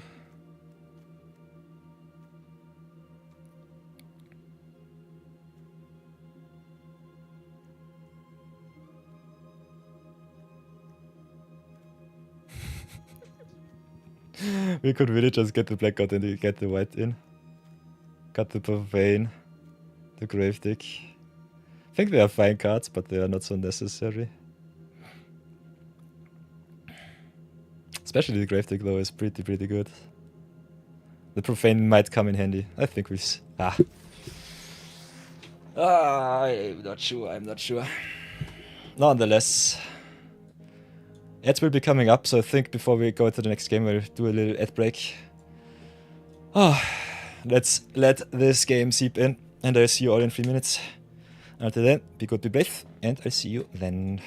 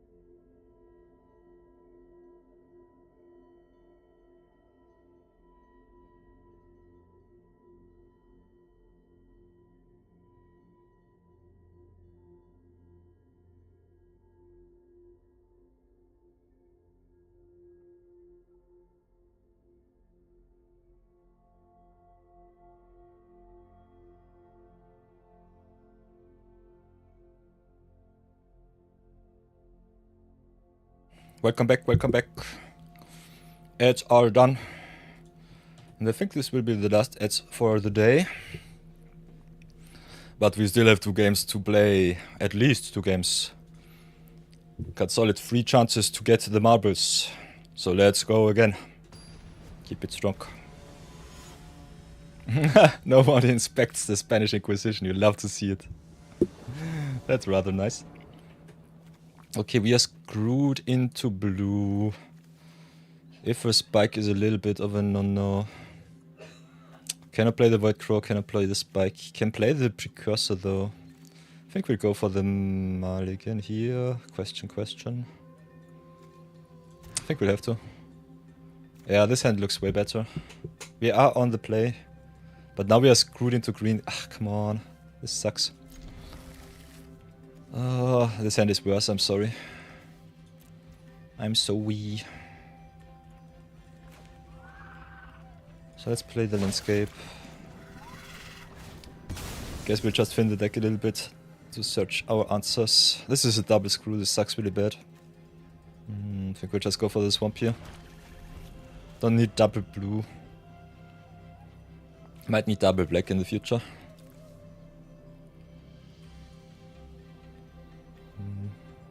Yeah, we get really punished for our 3-color soup deck right now.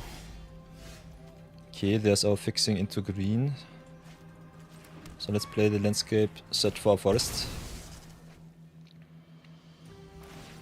So that we can play Void Crow on 3. Had to sacrifice 2 of our colorless lands. That's a little bit unfortunate. Still have 3 left in deck, so it should be still fine.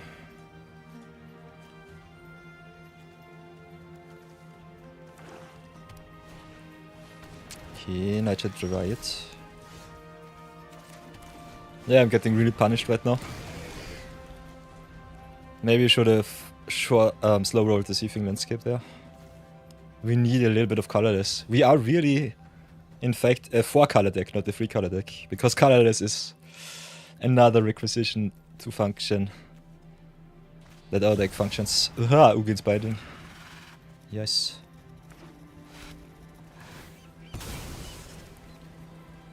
Okay. Playing against Sultai Eldrazi, I guess. Can search for something, but we've got the colorless source to draw some cards with the Void Crow. So I think we slow roll it. We could also just play Priest and keep up the Aether Spike. Which might be okay. Maybe play it like this. We're playing against Eldrazi, so I think Aether Spike still has some applications also late game.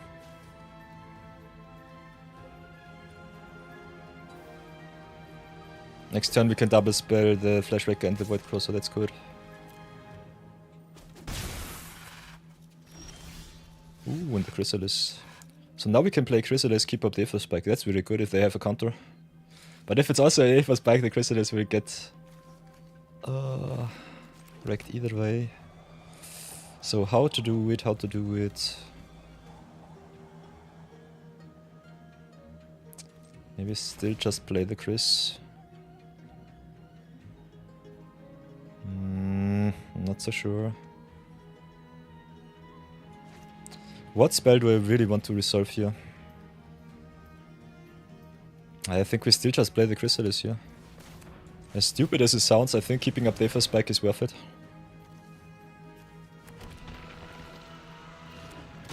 A little bit bad value with our Flashback, but yeah, that's that. Let's see what they do.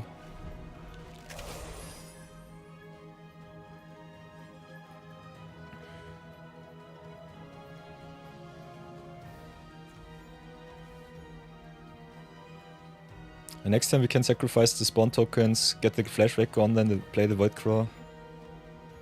I still need the second blue source. So we always have to decide between the Void Crow and the Aether Spike right now. They have something. Question is, what is it? Kinda need the colorless though. I'm so sad right now. Cannot play the Void Crow and hope for it to go through. I think we still start with the Flashback here. Could sacrifice the spawn. Maybe sacrifice the landscape for our third blue for the disciple. Drawing a lot of cards.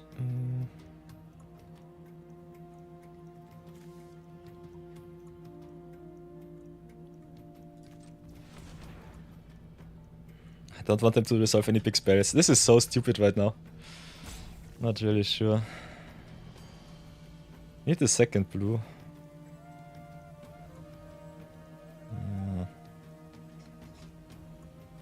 The longer I wait with the Aether Spike, the worse it gets. I think I'll just play it right now. And cry myself to sleep if they counter. Or if they play something big next turn. What will it be, opponent? Show me the way. Also, Void Crow being able to draw us more cards is rather nice. So I think I slow roll the Disciple for next turn, maybe. Pass for now.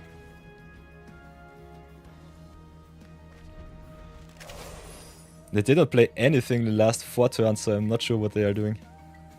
But with their hand being at 6, I am rather afraid it will be something game ending.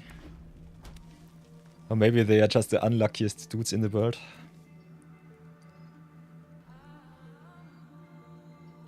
Next time we can start drawing cards if they don't do anything again. So that should be fine. Okay, they just concede. Seems they were just unlucky. A lot of paid actors, but I'll definitely take it. Go to 6 now. Let's go for the marbles. Oh yeah. After the trainwreck draft earlier, I think this is a lot of luck that we cash in right now. But I gladly accept it.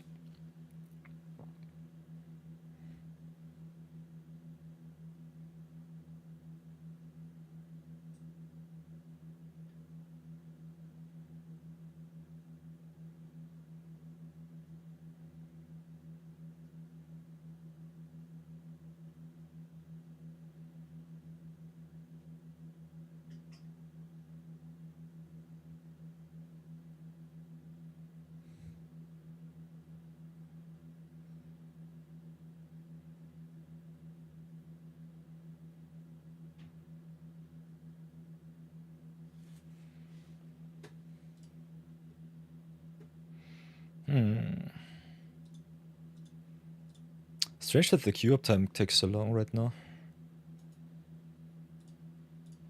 Still rather interesting. So let's have a look.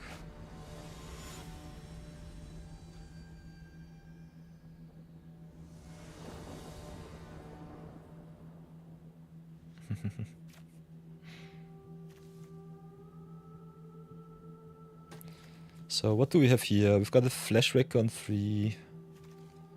Otherwise we've got a total screw. Still we have some curve. So I think I will keep this.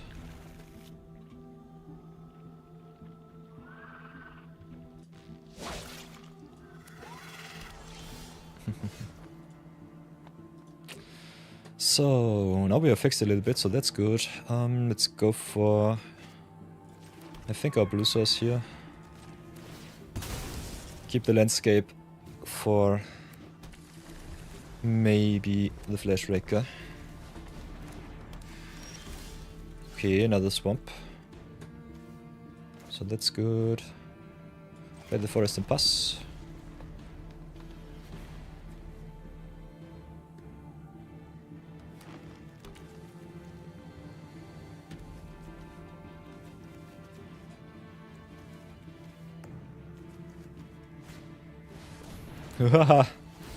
Okay, opponent ramps like a champion. That's really scary. Let's play the landscape, play the flash wrecker. Might have to crack kick for another swamp next turn if they play something really big. Spawn Gang Commander. That's really strong. And really good with the Dryad, giving them a lot of colorless. Yeah.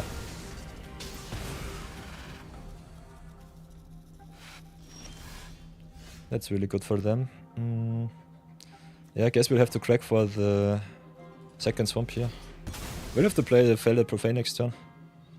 Otherwise I think we're just dead. Play the second forest here into the Evolutionary Witness. Yeah, playing creatures into the spawn gang commander is kind of stupid. Shouldn't have done that. Should definitely not have done that. Slow roll the creatures until we get rid of the spawn gang. Yeah, this was unnecessary. Every token that we can trade for our permanents is really bad for us. Mana value wise and creature value wise. That was a big no-no. And they've got the White Crow to draw 1 million cards too. So we're really stuck between a rock and a hard place right now. So do we want to get rid of the spawn gang or of the White Crow? I think the spawn gang kills me. The White Crow will too. Death by 1000 cards. Both are bad. Let's get rid of the spawn gang here. White Crow at least needs some time, but the card advantage of the White Crow with all of the colorless sources just outvalues us. This sucks. Guess this game is... yeah, they have the second spawn gang. Guess we're just dead. They have the perfect curve out.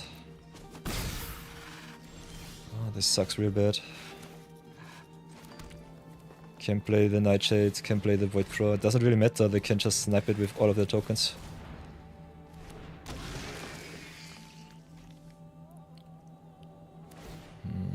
Double spawn gang commander is so good. This card is so broken. Siege Gang Commander wasn't the rare in Legion for no reason. This card is so broken. Costs a lot of mana, but you have a lot of ramp. Yeah, they just wrecked us. Ay ay ay. And we just struggle to get our colors straight somehow.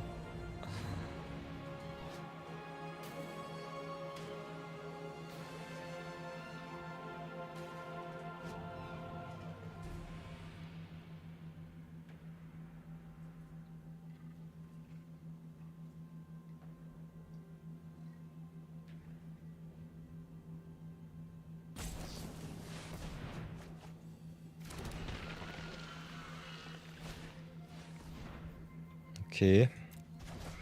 Yeah, it doesn't really matter, I think we're just dying by 1000 cuts. Can play something big, but they still can fling at least 1, 2, 3, 4, 5, 10 damage in our face. So I think it does not matter too much. Could still stabilize if we can get the Warp Tusk into play and sacrifices with the Disciple to draw us a new hand. But if they ever remove this spell, I think we're just dead on board.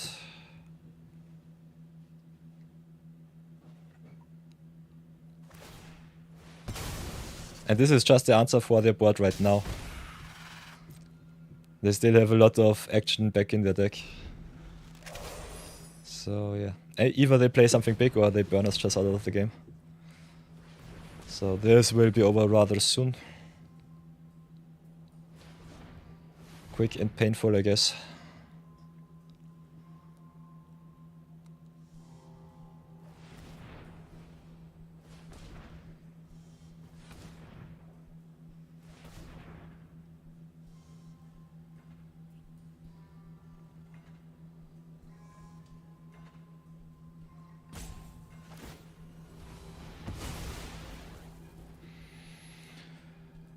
Yeah. Burn once. Oh, they can sacrifice any Eldrazi, so I think we're just dead on board.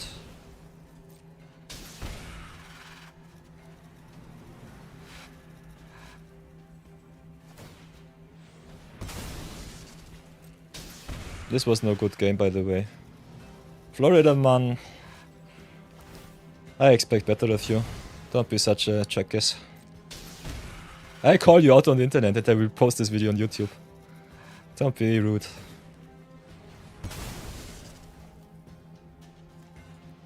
I could rope you, but I just conceal. We have places to be, games to win.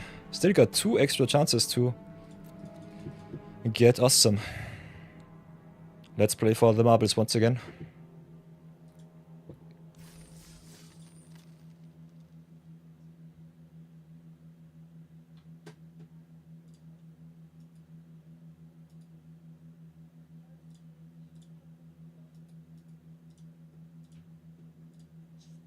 It's only in one city, but it actually...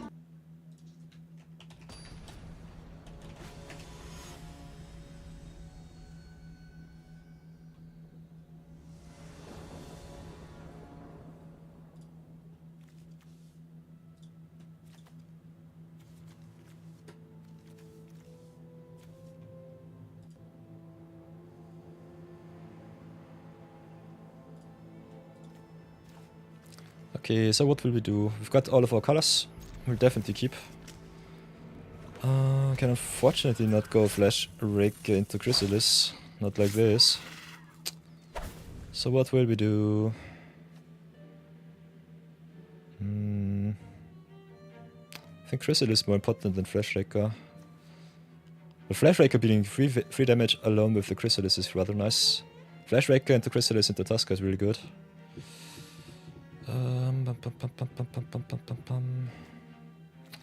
Yeah, I think we still just go for a red source.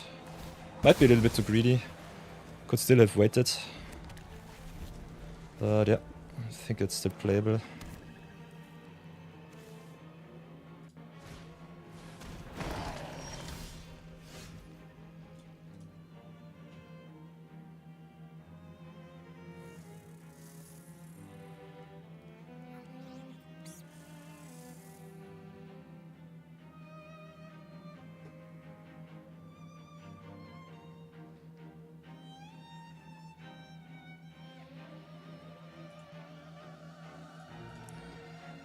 Okay, what will we do? We'll definitely cry. Would have loved to play the Flash Raker here. Let's just drop the Forest and pass. Probably with the Gravedigger on turn 2. So, mono black aggressive. Aggressive stuff.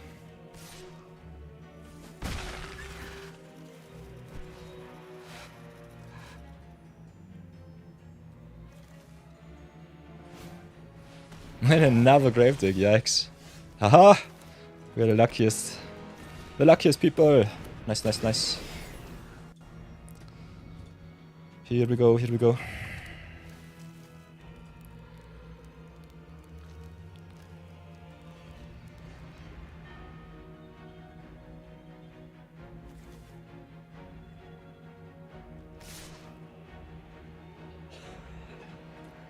Okay, let's take the 4. Oh yeah.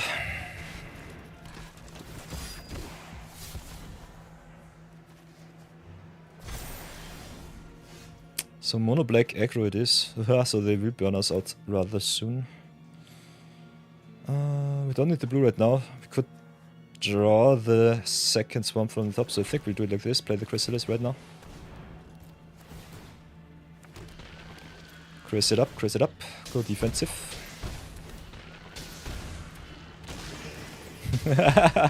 Penguin for a solid 4 and pass for now. Nice. You'll love to see it.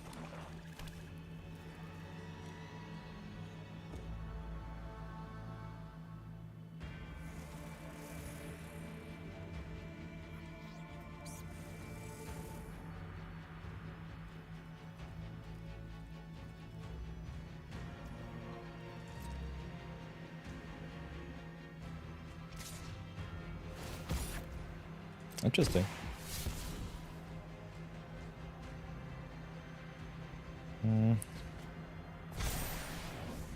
They might burn us out with the drain spell, so I'm not sure. Can just take this attack.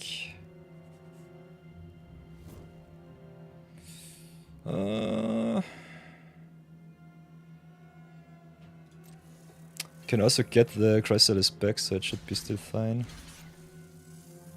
See what they do.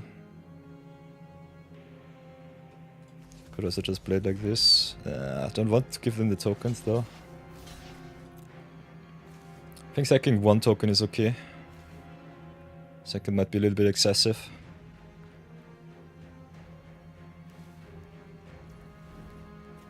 How do they block? Take a token here. So strange that I cannot see the block order, but I think it should be left to right. Maybe they just want to get rid of the Flash Raker. Maybe it does not matter and they have some removal. Okay, it was the Chrysalis. Nice. I hate the new block order wizards. Why did they do that? Cannot see which creature they deal damage to. In a competitive play state, this would be unacceptable. What the heck? Oh yeah, welcome back everybody. Still playing for the marbles. Final draft of the day.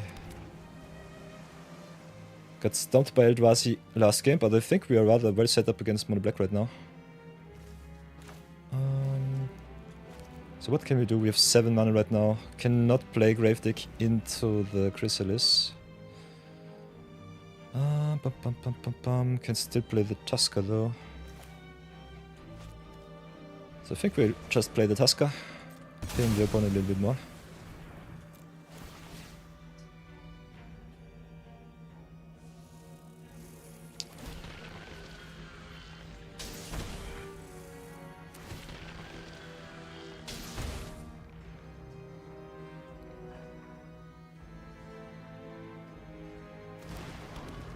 And I think I slow roll the Disciple of Riley's because we might need the life. So let's pass for now. Pray that it's good enough. Opponent adept. A-okay for me. Play against Mono Black in this format is kinda interesting. Kinda nice.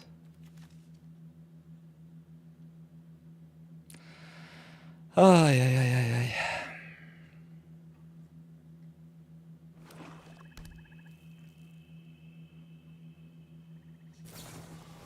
Okay, there's a Consuming Corruption. Love to see that. Get out of my face. Ah, there, Cursed Marauder. This sucks.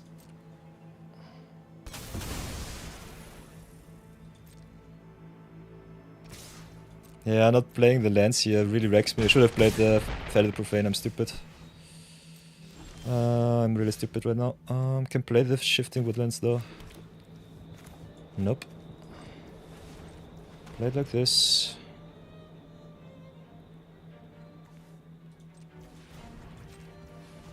Play the Gravedigg. Make a zombie. Search for our Chris.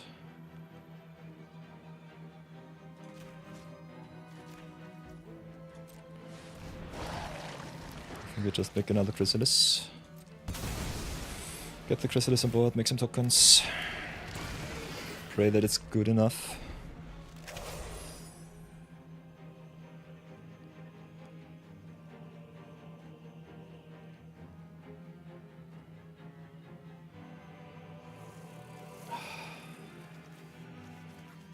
Their deck looks so good.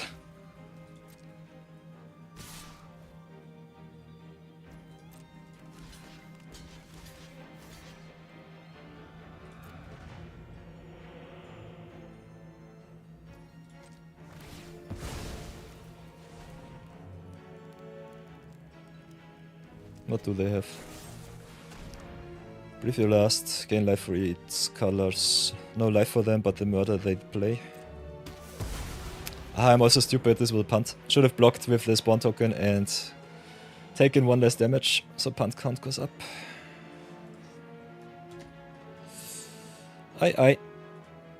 Punt it up. At least we trade for the zombie token. Yeah, but I should be at 7, I'm stupid. This sucks. What can we do right now? Can sacrifice the landscape. Can play the Trickster. Cannot play the Disciple, unfortunately.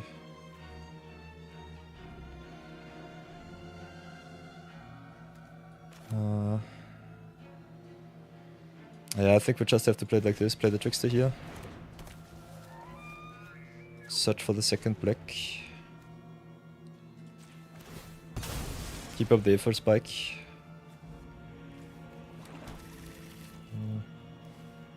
Pass for now. Something like this.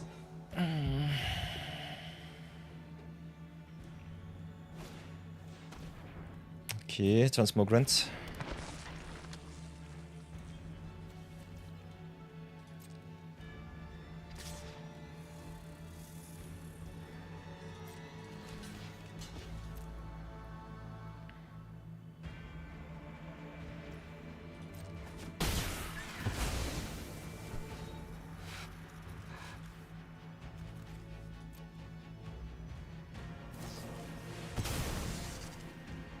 Can counter the eviscerators inside, so that's good. At least the first one. We live somehow. Okay, there's the disciple. Unfortunately, nothing to sacrifice.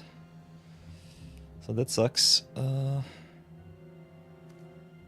Could copy with the shifting woodlands. Doesn't really do anything, unfortunately. Still need something. I think we just need to play the disciple as a 6-mana 3/3. Keep the defense strong, pass for now. This sucks really bad. Would have loved to draw, but they had the perfect answer every single time. Ah, that they get pushed around by mono black so much. Really unfortunate. Yeah, there's a Rate of Fitter. They can just get it back every time, so the Fatal Profane does not even do anything. I think I gain 2. Might come back to bite me. Of course, of course. In the moment that I think about it, it comes back. This sucks so bad. Let's play the Mountain and Pass. Ravager on board would be so good. Punt City it is. I'll take this as a punt. Should have played to my outs, and I did not. Oops. 5 punts. Modern Horizons 3 this. Oh, this sucks. This sucks really bad. I think I'd have to...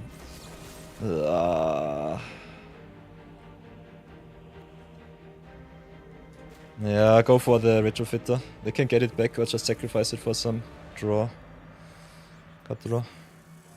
Not being able to play the Eldrazi Ravager really got me here. Yeah, but this... misplay after misplay. Just getting wrecked.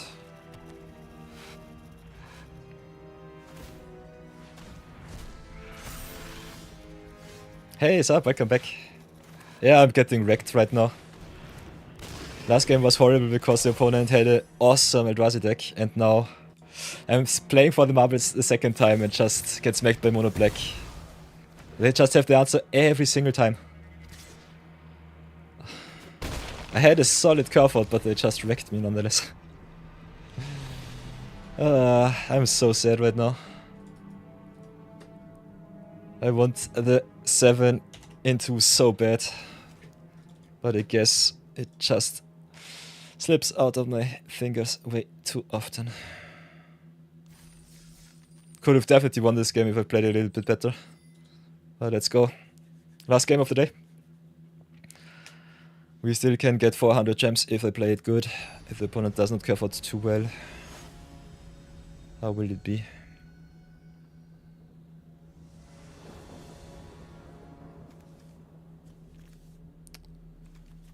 Okay, this looks interesting. Yeah, Roshin just sucks in our deck. Maybe I should have... Yeah, I just tossed the Roshin and some other stuff for some white cards. We'll keep it. Can play the Disciple. Tap if you want to. Could also just go for the blue spell cycle. Playing against white. Interesting, our signature slam, finally. Okay, let's search for the blue source so that we can counter next turn.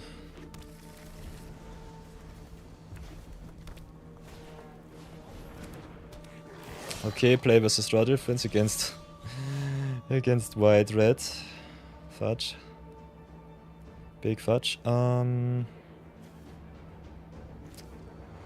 Yeah. I will keep up the full spike, it will get pretty bad, pretty fast. But I think we're just dead. I think we're just dead to the Conduit Goblin and the energy aggression. We'll definitely counter the X-Squad Slift here. Ay. Okay, at least we don't have to shock in the Disciple. So let's go Psych Bear. Make some spawn, get some land, pass for now. Now we can fix us into red, so that's good. Our deck that is way too much. Yeah, they're just making for a lot of damage. And they also got the Barbarian Wing to deal a 7 free threshold then. So what now?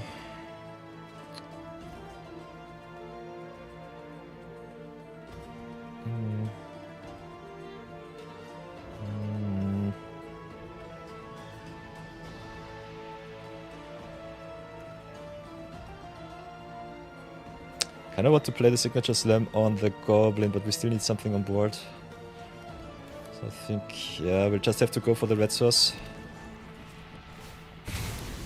This is such a dirtle deck. Play the Mountain.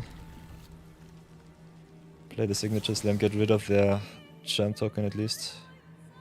Could also just slow roll the Signature Slam. I think we'll do that. Pass for now. Let's see what they do.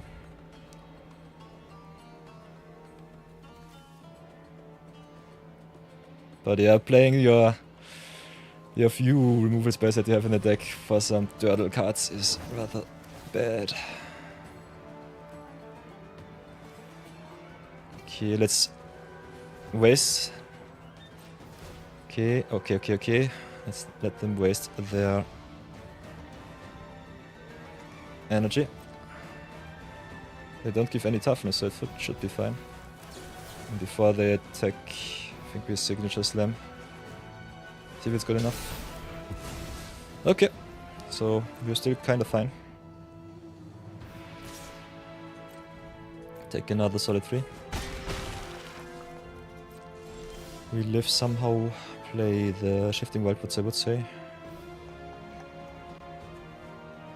Can play the Regime, can play the Dryad.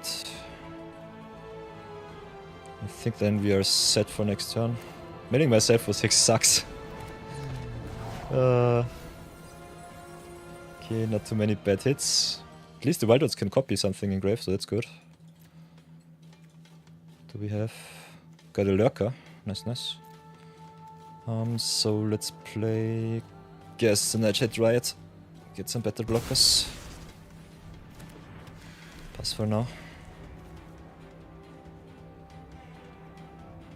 Next turn I can either emerge or play the Disciple of Rylai's, draw a million cards.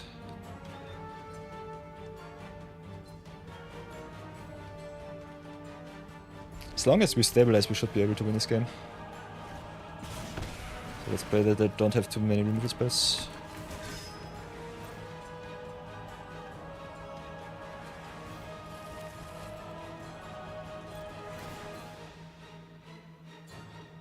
Another card is really good for them. Okay. That's nice. Forest is good. Could play the Feld tapped. How much mana do we have? 6, 7. I think playing the Riddle Keeper is still the way. Still the play. Don't need it right now. Could still slow roll. Could play the Disciple of Rylai's, draw 4 cards. I think this is good enough. Let's play the Disciple.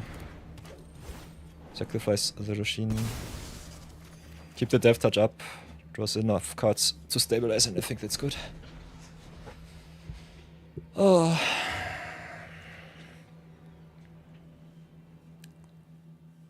Oh, let's lock in.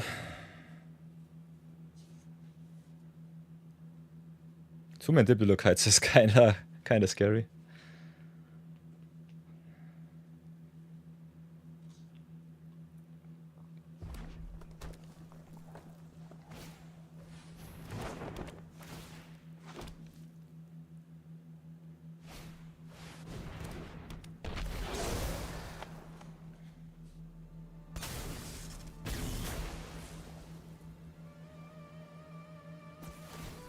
Exploiting my disciple, yikes.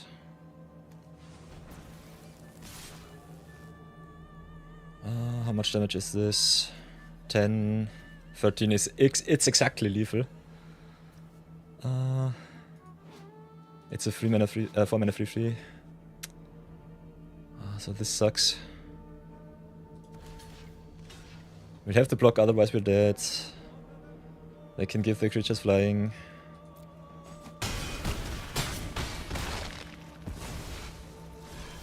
Okay, at least we have the disciple back.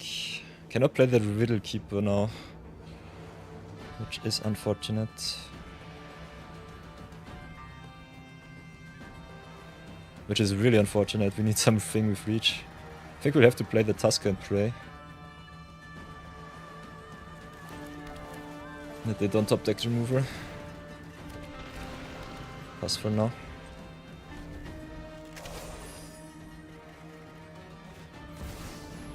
And of course Flage, come on. So unlucky. That hurts my soul.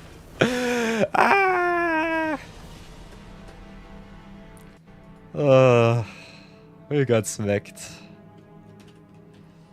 Not 7 and 2. Whoops, 6 and 3 it is. I cannot write.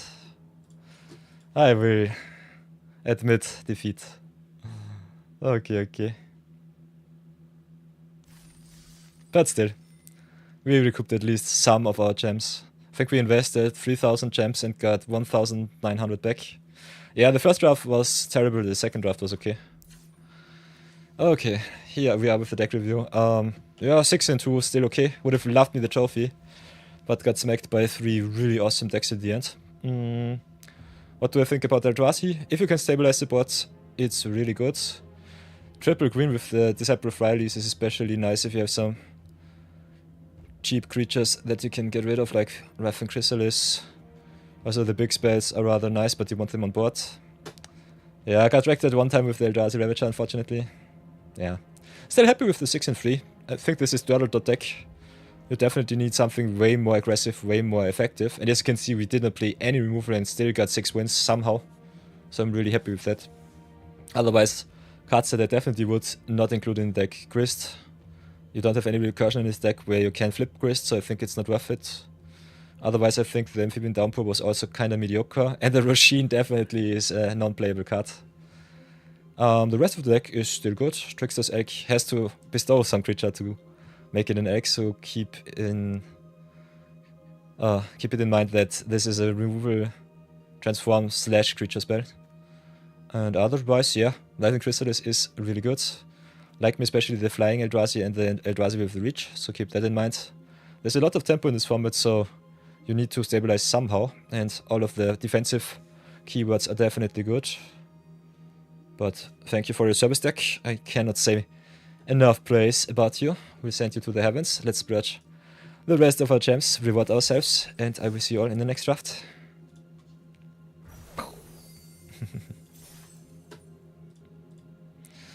And for my lovely Twitch viewers, thank you so much for staying with me all this time.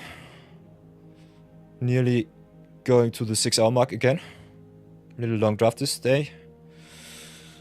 A little long draft again, but still rather fun. We will be drafting a little bit more of Modern Horizons. I think might do one extra draft tomorrow.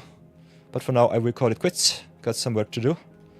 And a little bit of energy to replenish. So I wish you all an awesome day wherever you are on the planet. We'll update our records as is custom. Pum. Go away. Come here. Properties. And I think this will be it for today. We had a rather successful day. We're rather well set up. Ooh, have to update the Zero-Budget-Brawl record too. Got some awesome games with Farron, so that's that. So that I don't forget myself. Had a lot of punts today. I think we punt counter is somewhere in the 6 punt slot.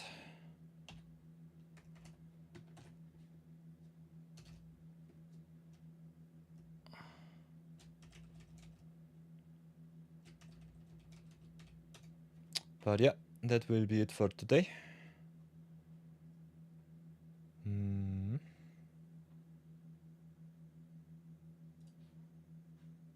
So thank you everybody for watching. And I will see you all tomorrow. Be good, be brave, and see you soon.